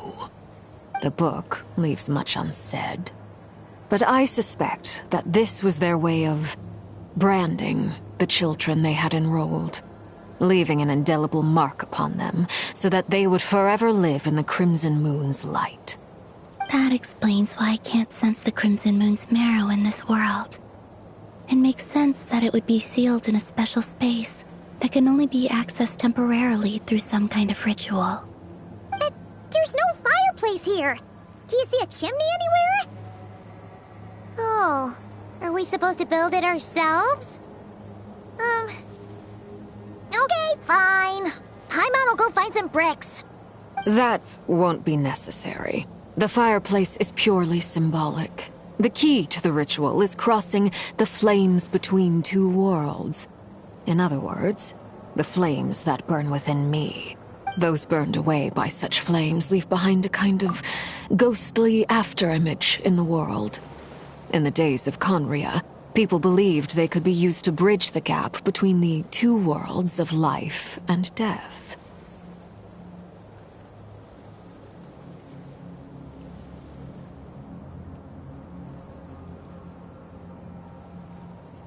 In short, I can open a passage to that space for you.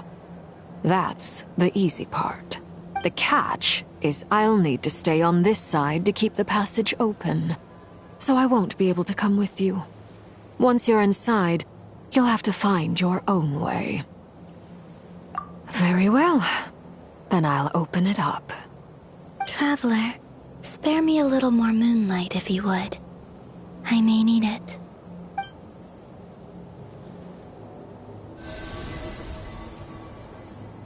Thank you. I feel like I've recovered some of my strength now. It should be enough to move us across short distances and confront whatever dangers might await.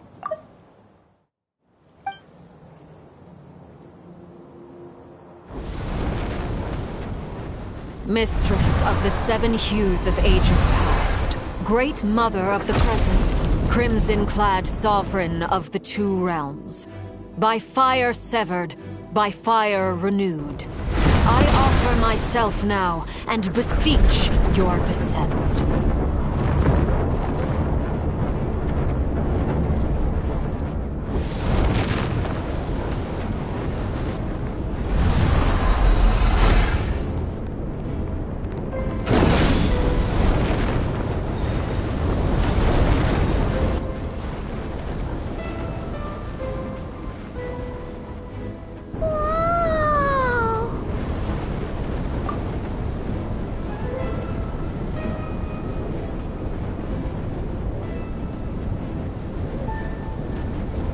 One word of advice.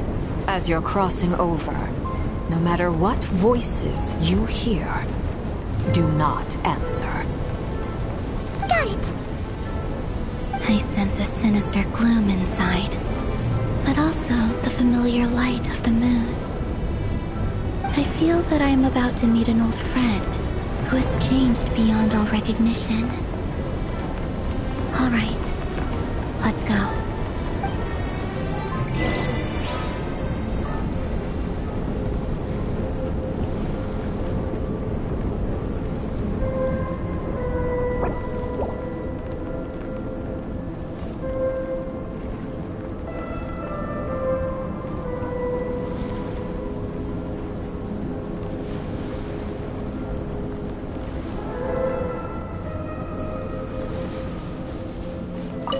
Seismic changes often begin with small windows of opportunity. This could be your window.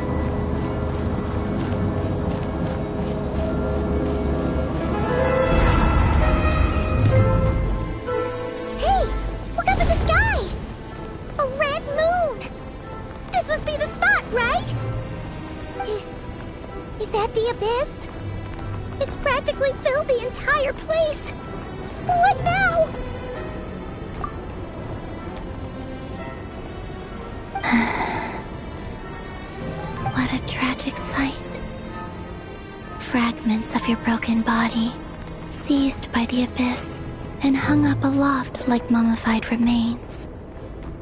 Iridescent moon. Was this truly what you wished for?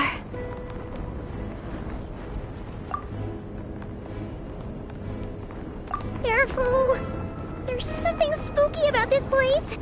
Feels like something is lurking in the fog. Paimon's right behind you. Whatever you do, don't run off without her.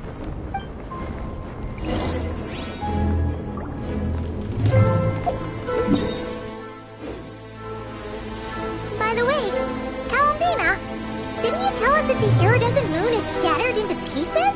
The moon up there looks pretty whole to Paimon. How is that possible?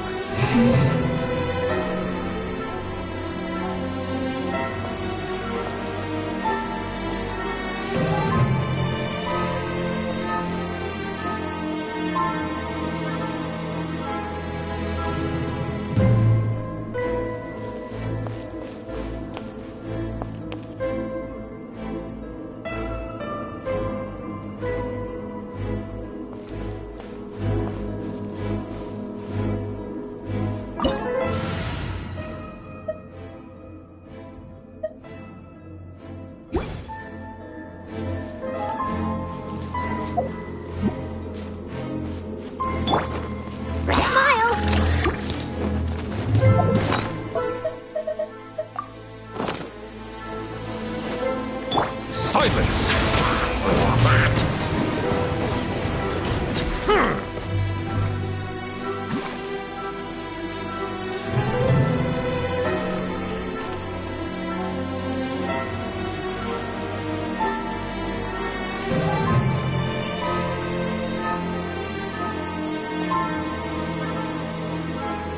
Just like I thought. It was only a facade.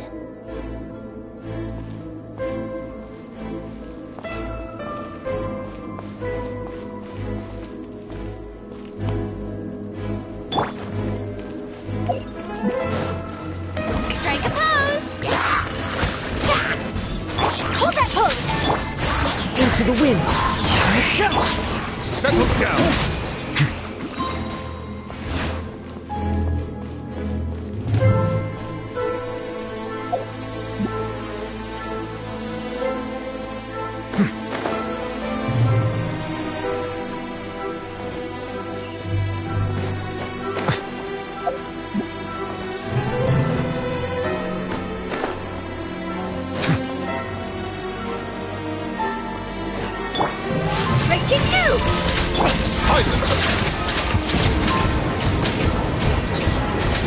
The tides beckon.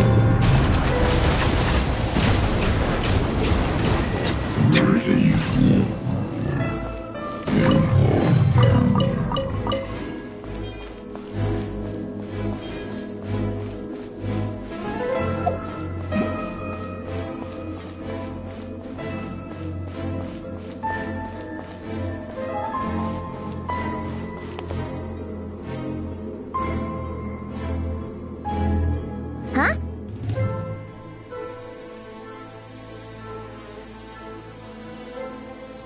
Huh? For real? That's way too high! There's no way we'll be able to reach it! No. I'm not sensing anything up there. It's coming from under the mountain. Let's see... Ah! There's some kind of weird shadow over the water! Wait, see that? Looks like a mechanism of some sort! Let's check it out!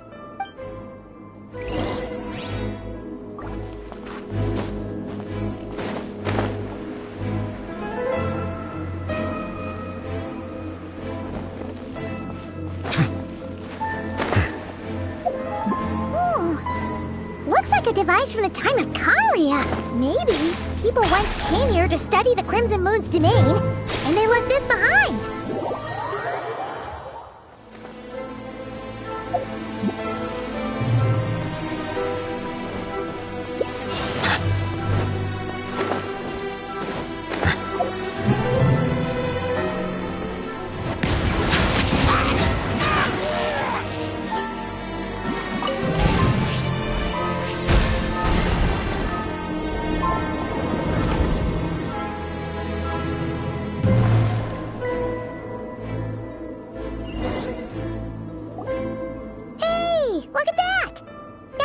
mechanism's running, the shadow in the water looks different.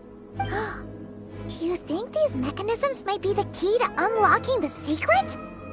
Thalindis, we'll leave the rest of the research in your hands. We'll be heading back now.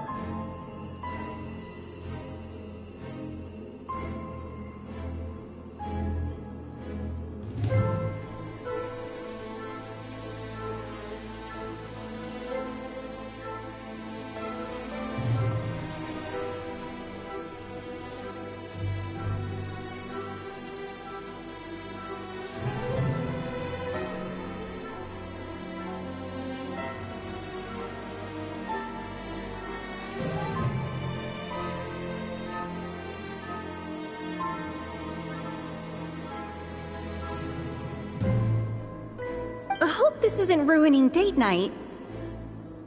Ugh. Mind your own business. Just leave me some snacks on the table. Thalindis? Is that Rere's girlfriend? How come we're hearing her voice here? Oh yeah. So, do you think she was studying this strange space all along?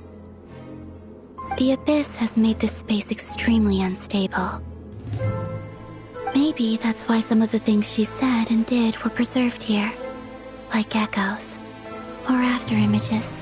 Whenever I see this view, it takes me back to a poem from my childhood.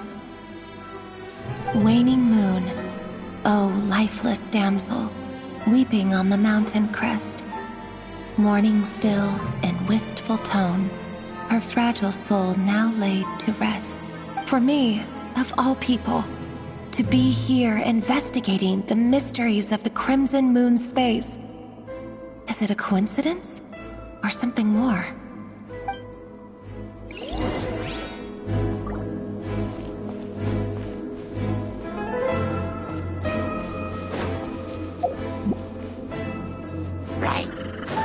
Settle down!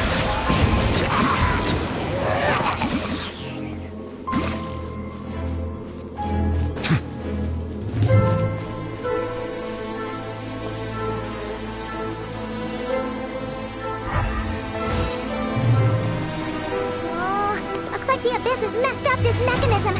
We need to find a way to get it working again. Let's see if there are any other devices nearby.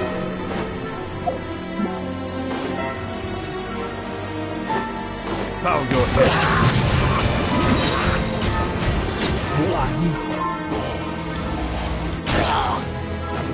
Be sanctified.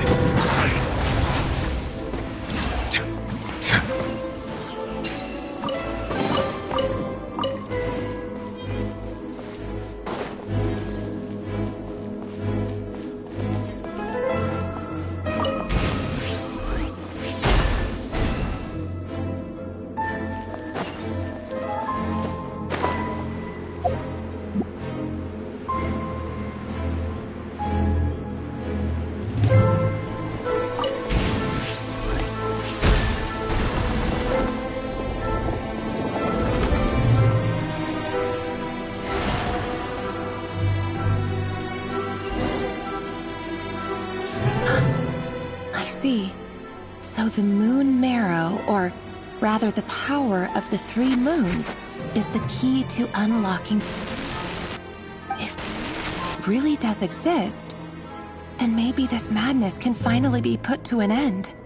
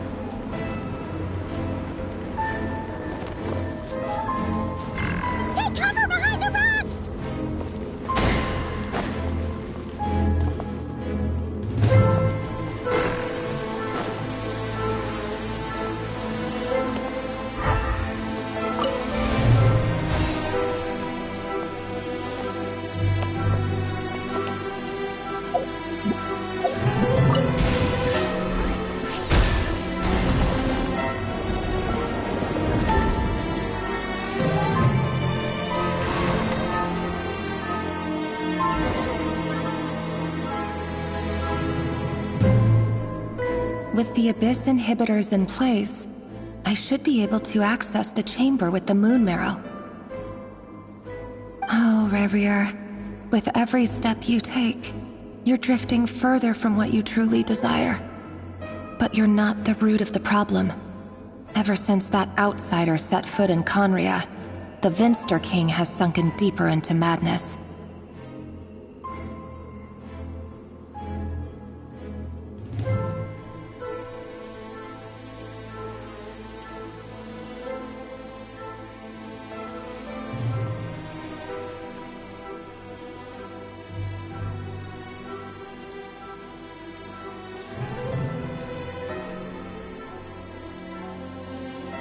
If only I could get my hands on that outsider.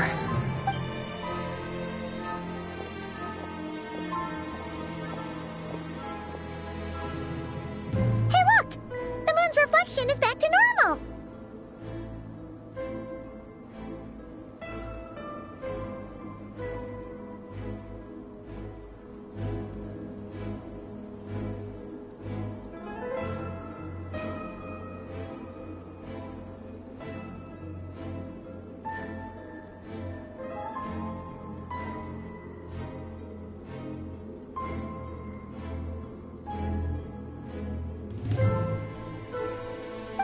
His voice mentioned a chamber with the moon marrow.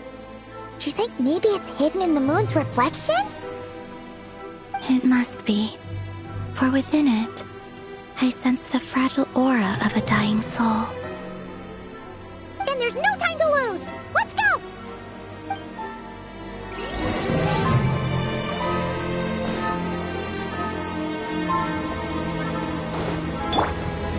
Shower me with praise!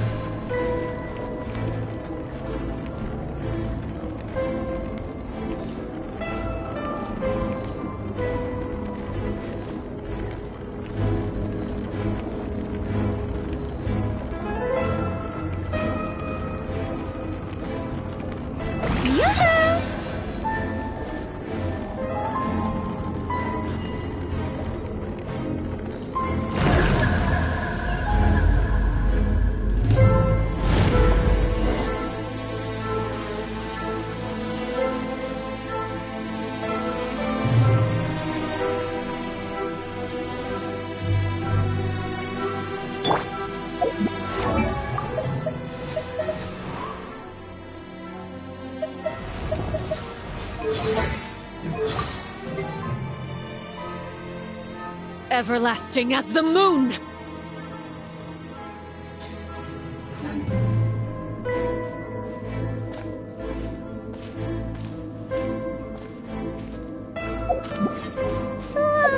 These things are so creepy! Looks like we'll have to destroy them if we want to get to the iridescent moon's marrow!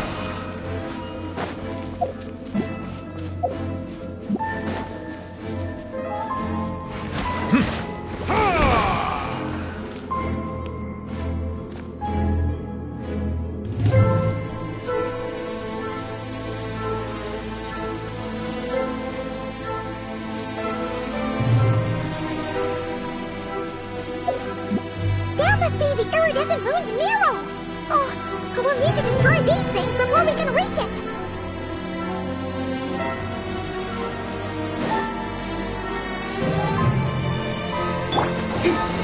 Hold that pose! One with nature! Strike a pose!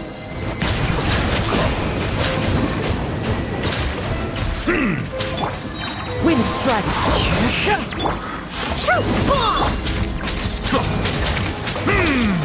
Silence!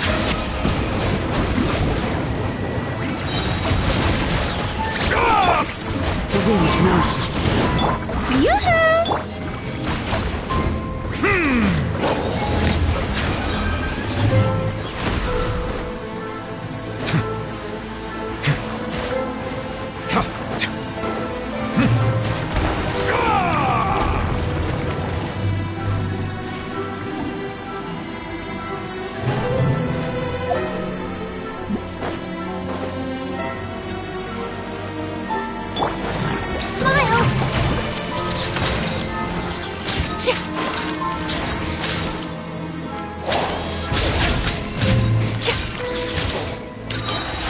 Hit it!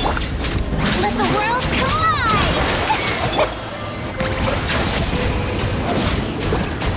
Let the mighty be humbled!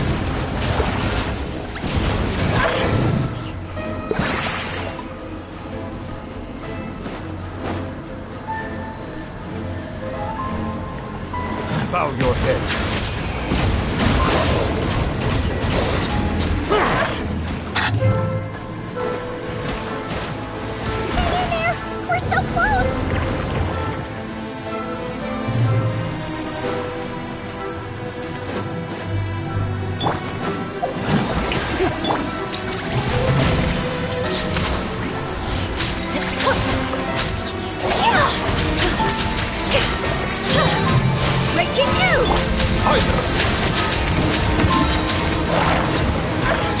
As one with wind and cloud! The tides beckon.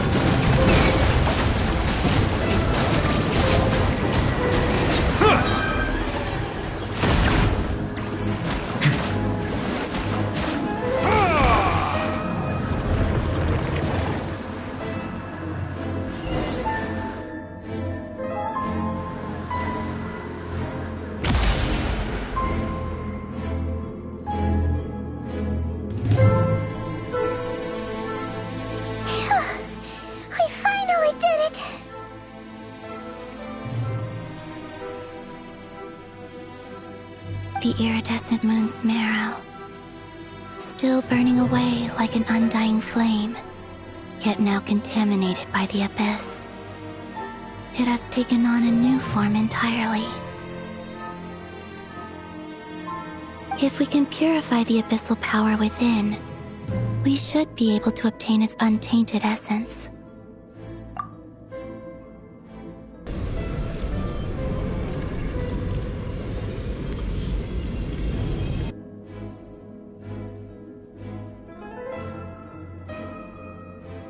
It's so cold.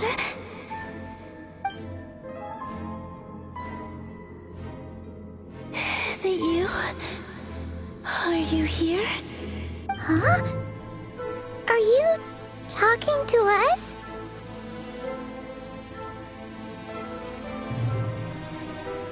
At long last, I can see you once more. Our fates have crossed, and I am finally free. I'm sorry, I lied to you. Even knowing what was to come, I still couldn't let go of the fear in my heart as death drew near.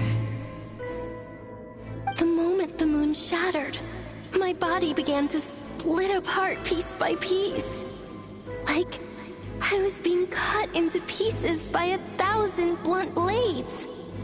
My thoughts scattered as the cold crept in, but I could not bear to fade away like that. Tell me, what was it that brought you to us all that time ago? If only I had possessed your courage, then I might have been spared this torment more painful than death. You look so puzzled. That's how I felt too when I first saw you. But trust me when I say that everything happens for a reason.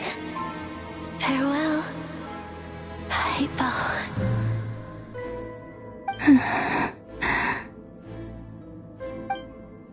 What was that all about? Was that the goddess of the iridescent moon? Oh, it sounded like she was speaking to a long-lost friend. But none of us have ever met her before, right? Perhaps. She took me for the goddess of the frost moon she once knew. For a fading soul like hers, our auras must be too similar to tell apart. But anyway, we've got the iridescent moon's marrow now. That should help you regain your strength, right? Alright, time to leave this place and meet back up with Arlecchino. Let's go!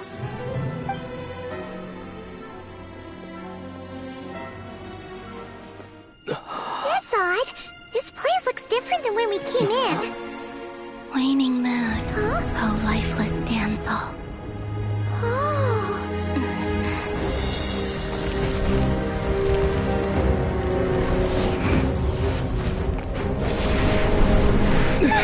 Hurry! The place is collapsing!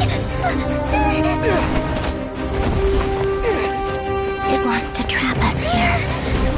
Who's it? The Abyss? Now we've taken the moon marrow. All that's left here is a dark will.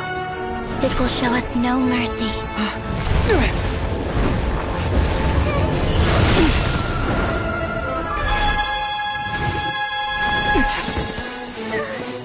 Give it back!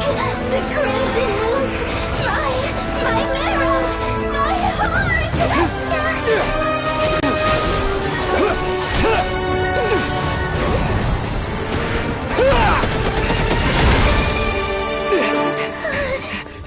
Finally! Huh? Oh no! The exit's blocked! They're back! Now what do we do? This is where you fall. Witness my rise. What are you waiting for?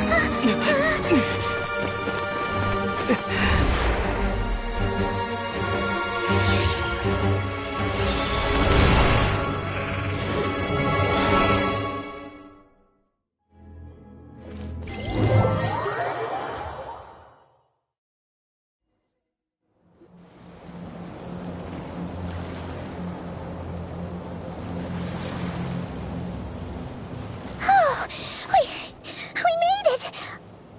Was that you, Arlecchino? Did you save us? Wait, your hands! They're... Oh, this? Don't worry. It's a small price to pay.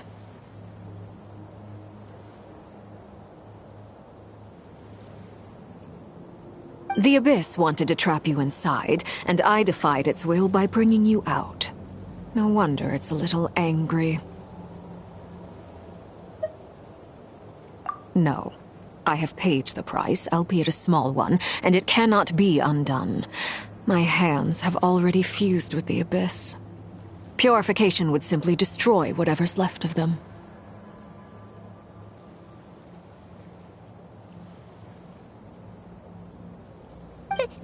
But surely...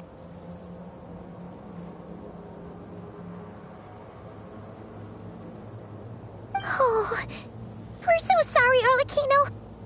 Paimon can't believe you'd make a sacrifice like this for us. As much as I'd like to call it a favor, the truth is I was simply holding up my end of the deal. Well, Columbina. Yes, you did your part. And as promised, I will leave the iridescent moon's marrow in your care.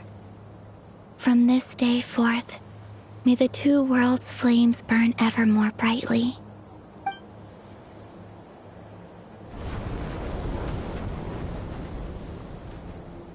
I'll take that as a blessing. Now, Columbina, give me your hand. Accept this moonlight I offer in return.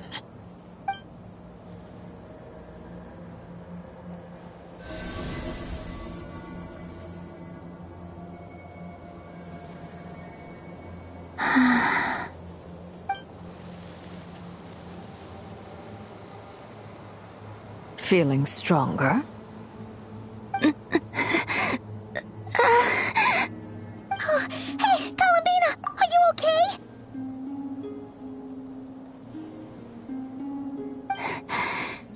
I'm fine. Our powers are a little at odds, that's all.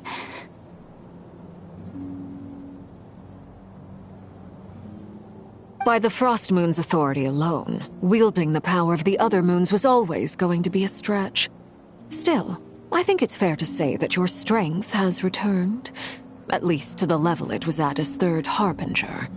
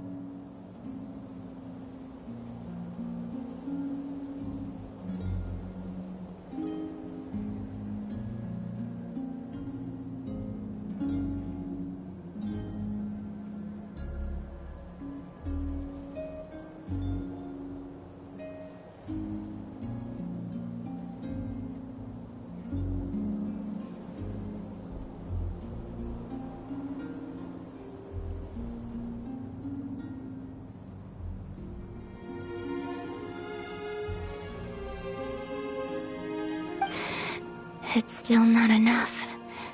There's no way I can hope to challenge Rayrir like this. Just one more ray of moonlight, if you would. It's okay. I can take it.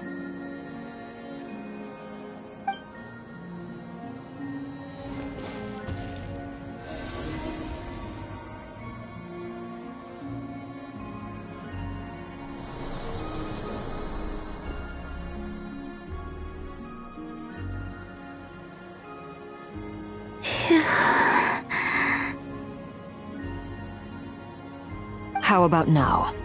Fighting fit? At the very least, I won't have to stay hidden like before. I want to see him gone from Not Cry. The Ray here of Solnari and his wild hunt must be sent back where they belong.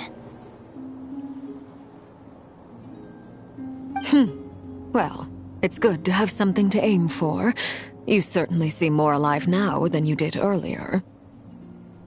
When I first met you, you didn't strike me as a ray of moonlight. More like a wisp of fog drifting in from who knows where, ready to scatter at the first sign of a breeze.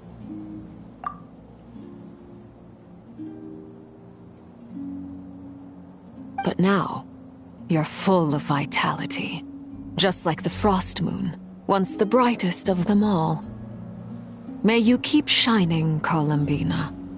This is who you are.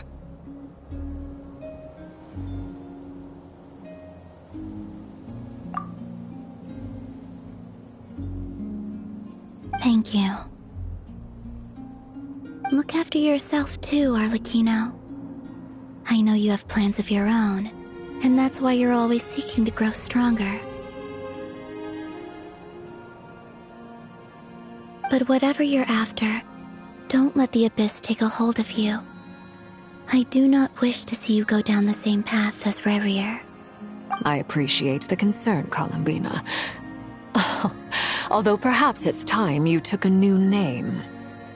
A new name? Kutar, the Moon Maiden, Columbina. They're nothing more than code names. They describe who she is and the roles she's played, but they're not her real name. We often use code names in the House of the Hearth, too. But it's knowing your real name that keeps you grounded. Up till now, you've been living a wandering life, so you've probably never really cared. All I'll say is this. Once you've defeated Rayrir, give it some thought. All right, that's it from me. I'll get you back safely first, then go meet up with Sandrone. You're the best! I appreciate the gesture. It speaks to your good character. Anyway, let's get going. There are more urgent things to do right now than trade compliments.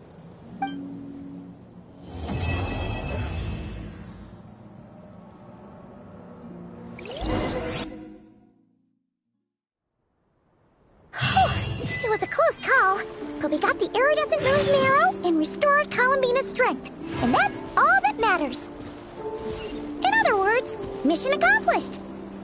Paimon wonders how everyone else is doing.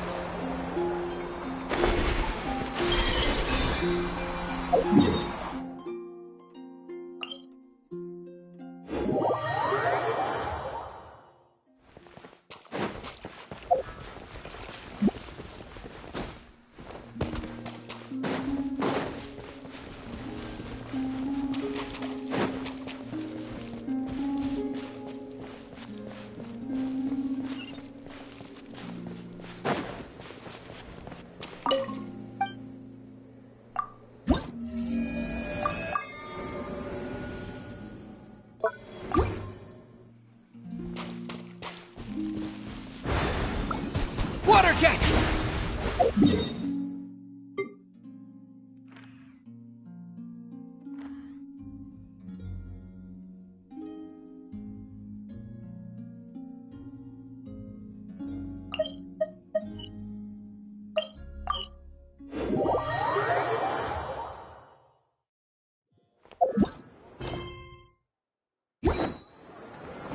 Ad Astra.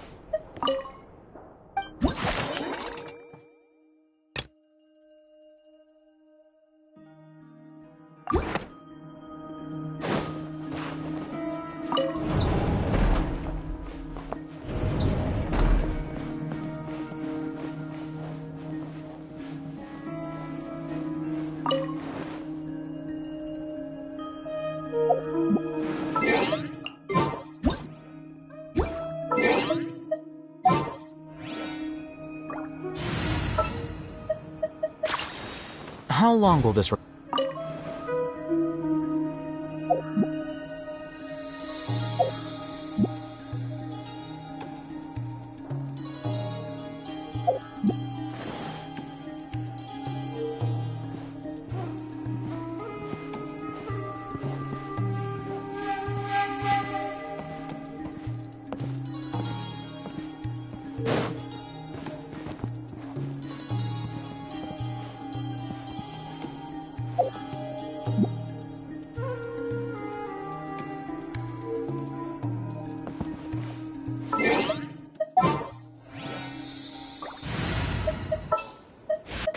Perhaps we could take a walk.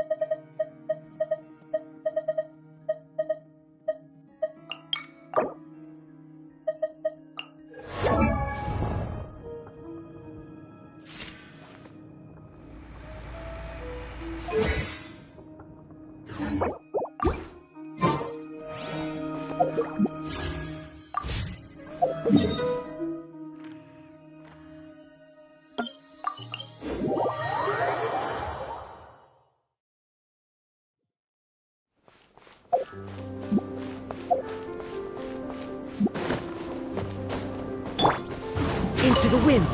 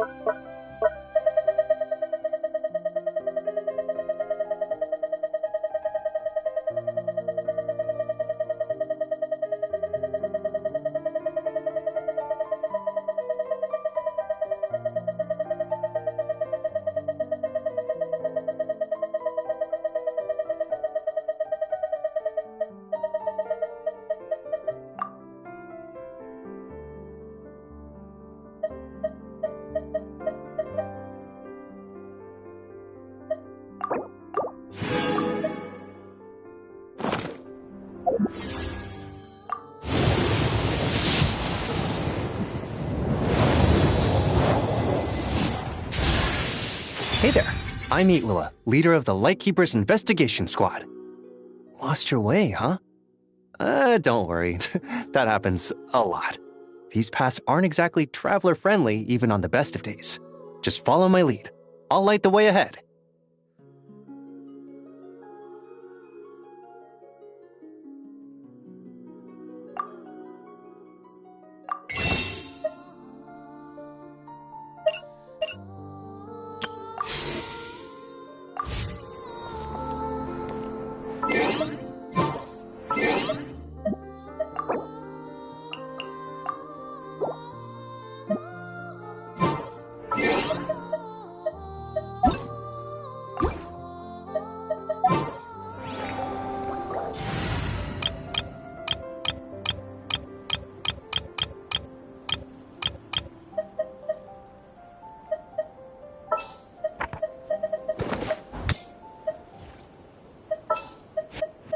Who's our target this time?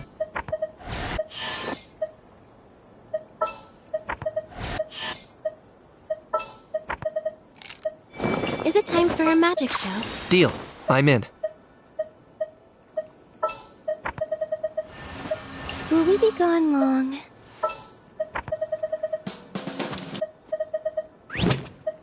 I'll light the path ahead.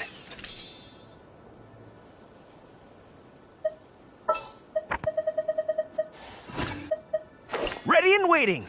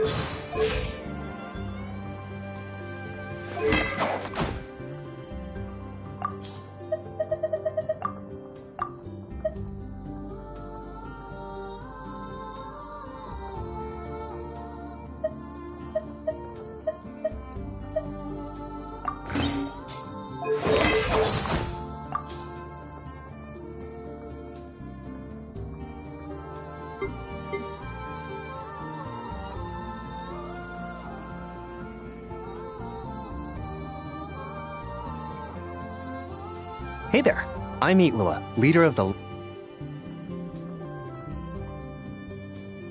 Hey there, I'm Lua, leader of the Lightkeeper's Investigation Squad.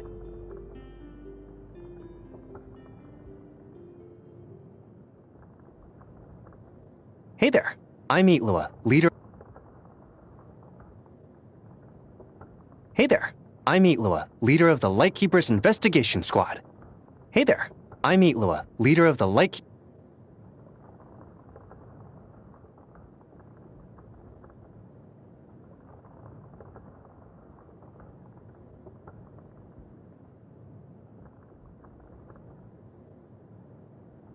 Hey there, I'm Lua, leader of the Lightkeeper's Investigation Squad.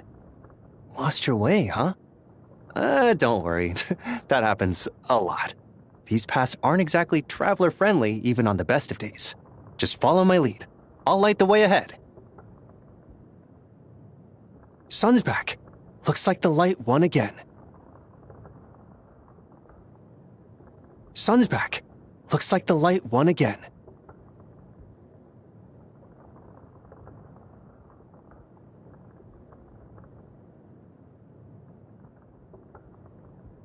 As my old pops always says, the gods are at it again.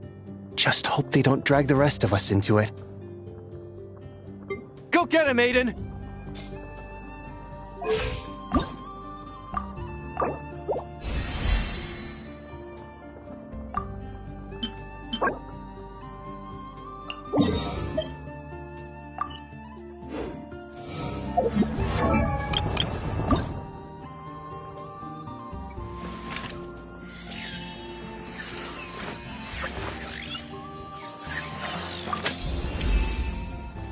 Huh. If only I'd known about this sooner. Now that's what I call a game changer.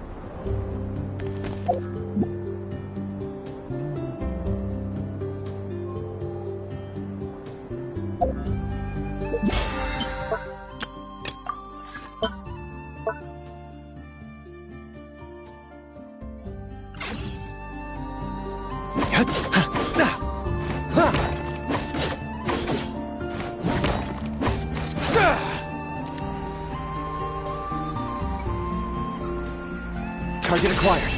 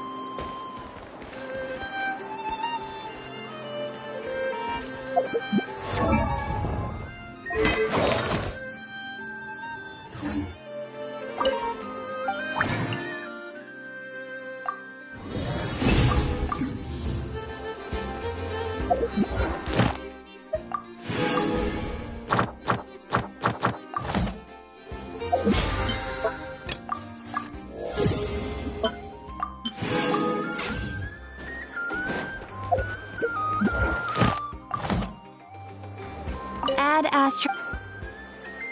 Thank you for completing.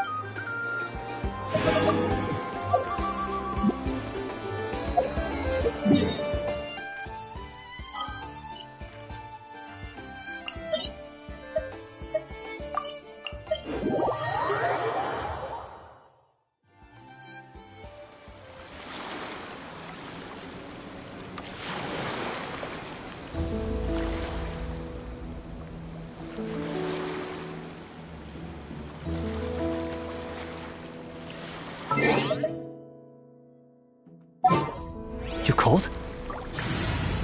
Be careful you don't catch a chill. Come on, I'll fix you a bowl of hot soup.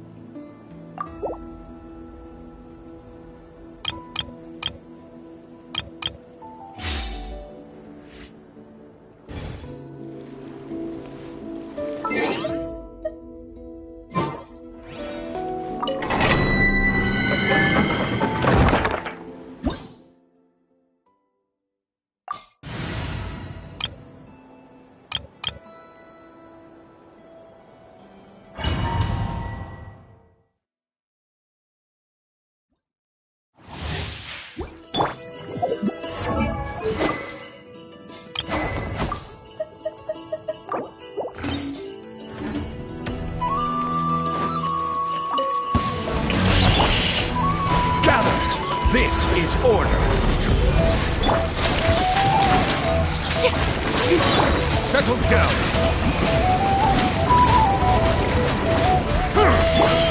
Hard hitting it. Let my name echo in song. Silence. Be sanctified.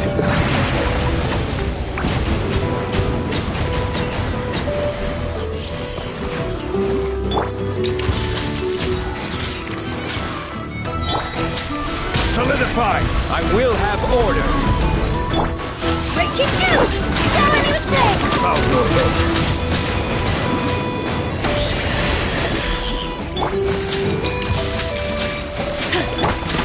Let the world collide! Gather! Settle down! The tides beckon. Order guide you!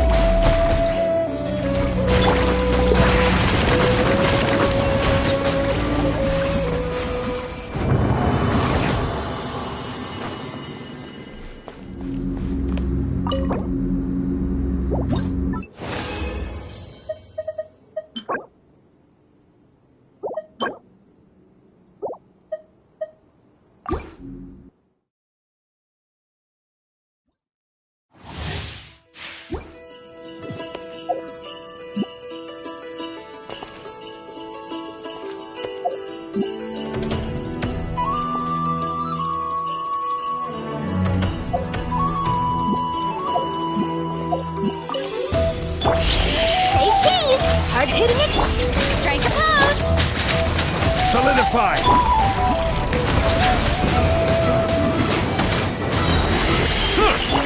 Let my name echo in song! Hold that pose!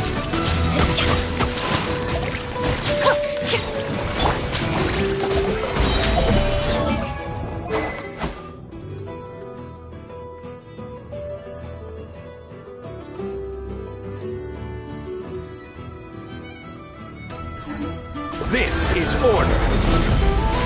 Be sanctified.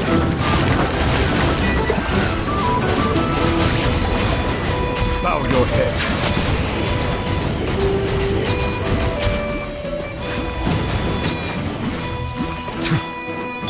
Say cheese! Breaking through! Shower me with praise! Time to shine! Silence!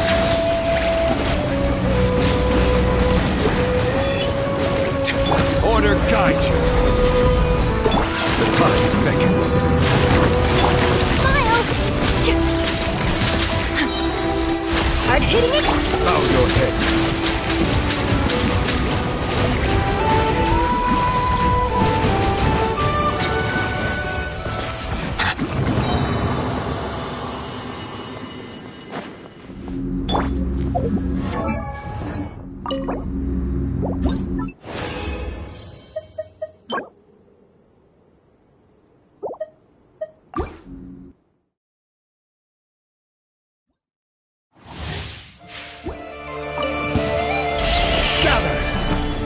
Hold that pose! Yoo-hoo! Let my name echo in song! This is order. Let the mighty be humble. Settle down.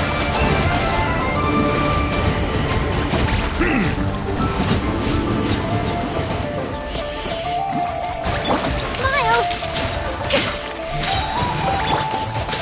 Stabilize. Strike a pose! I will have order. Breaking through! Time to shine!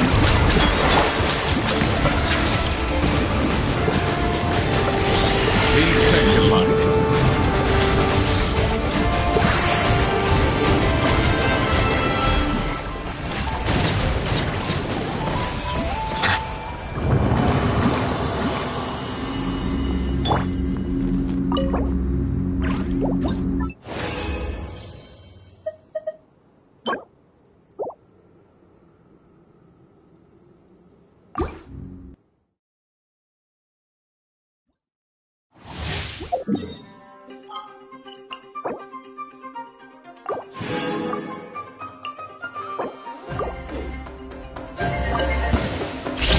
Solidify! Shower me with praise! Say cheese! Order guide you! Hard-hitting it! Bow your head. Let my name echo in song! Let the mighty be humbled!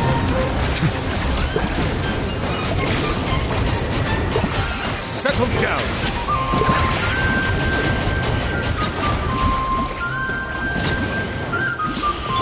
Smile! Yoo-hoo! I will have order! Stabilize! Breaking news! Be sanctified!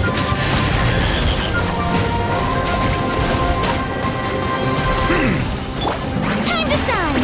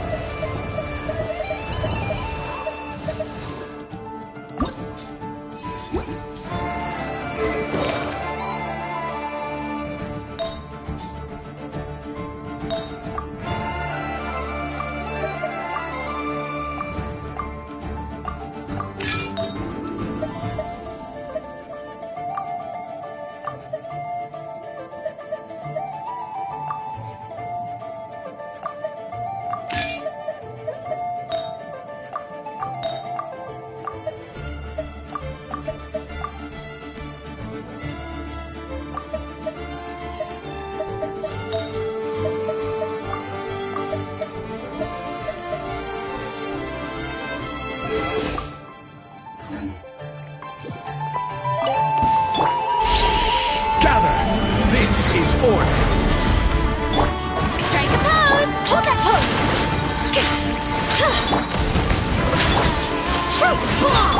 Let the mighty be humbled.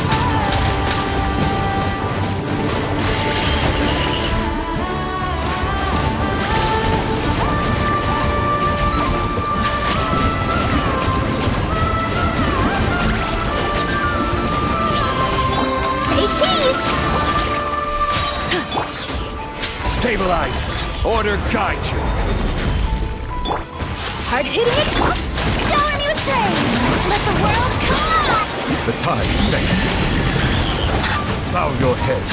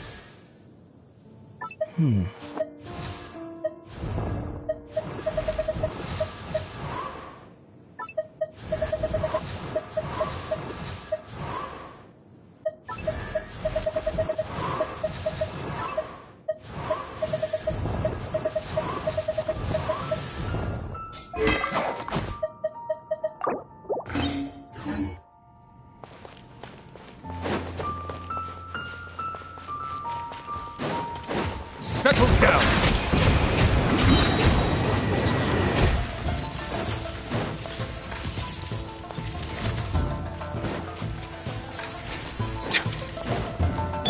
Smile!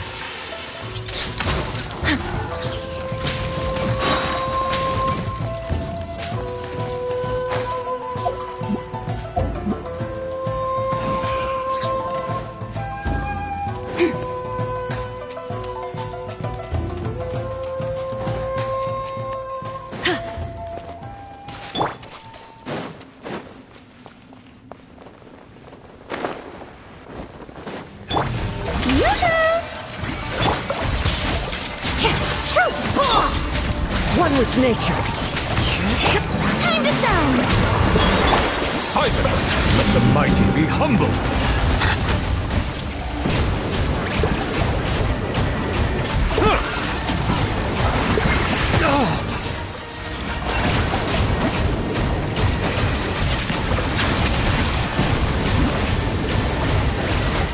Hold that pose!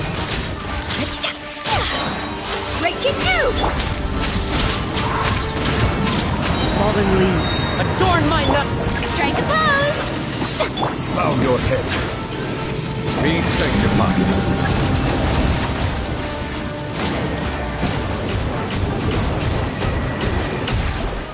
Say cheese! Let the world collide! Settle down!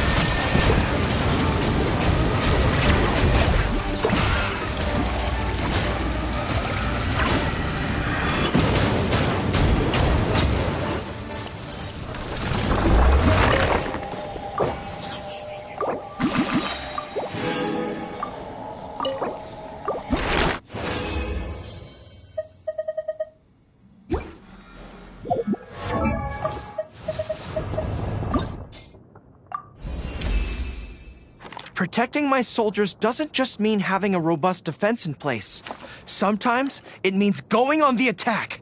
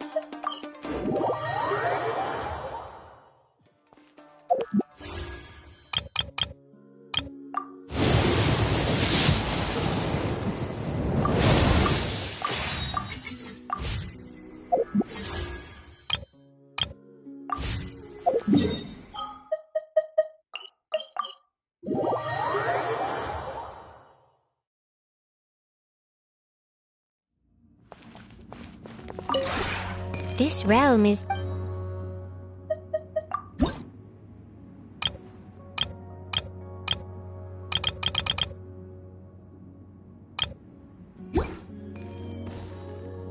If you ever have any questions...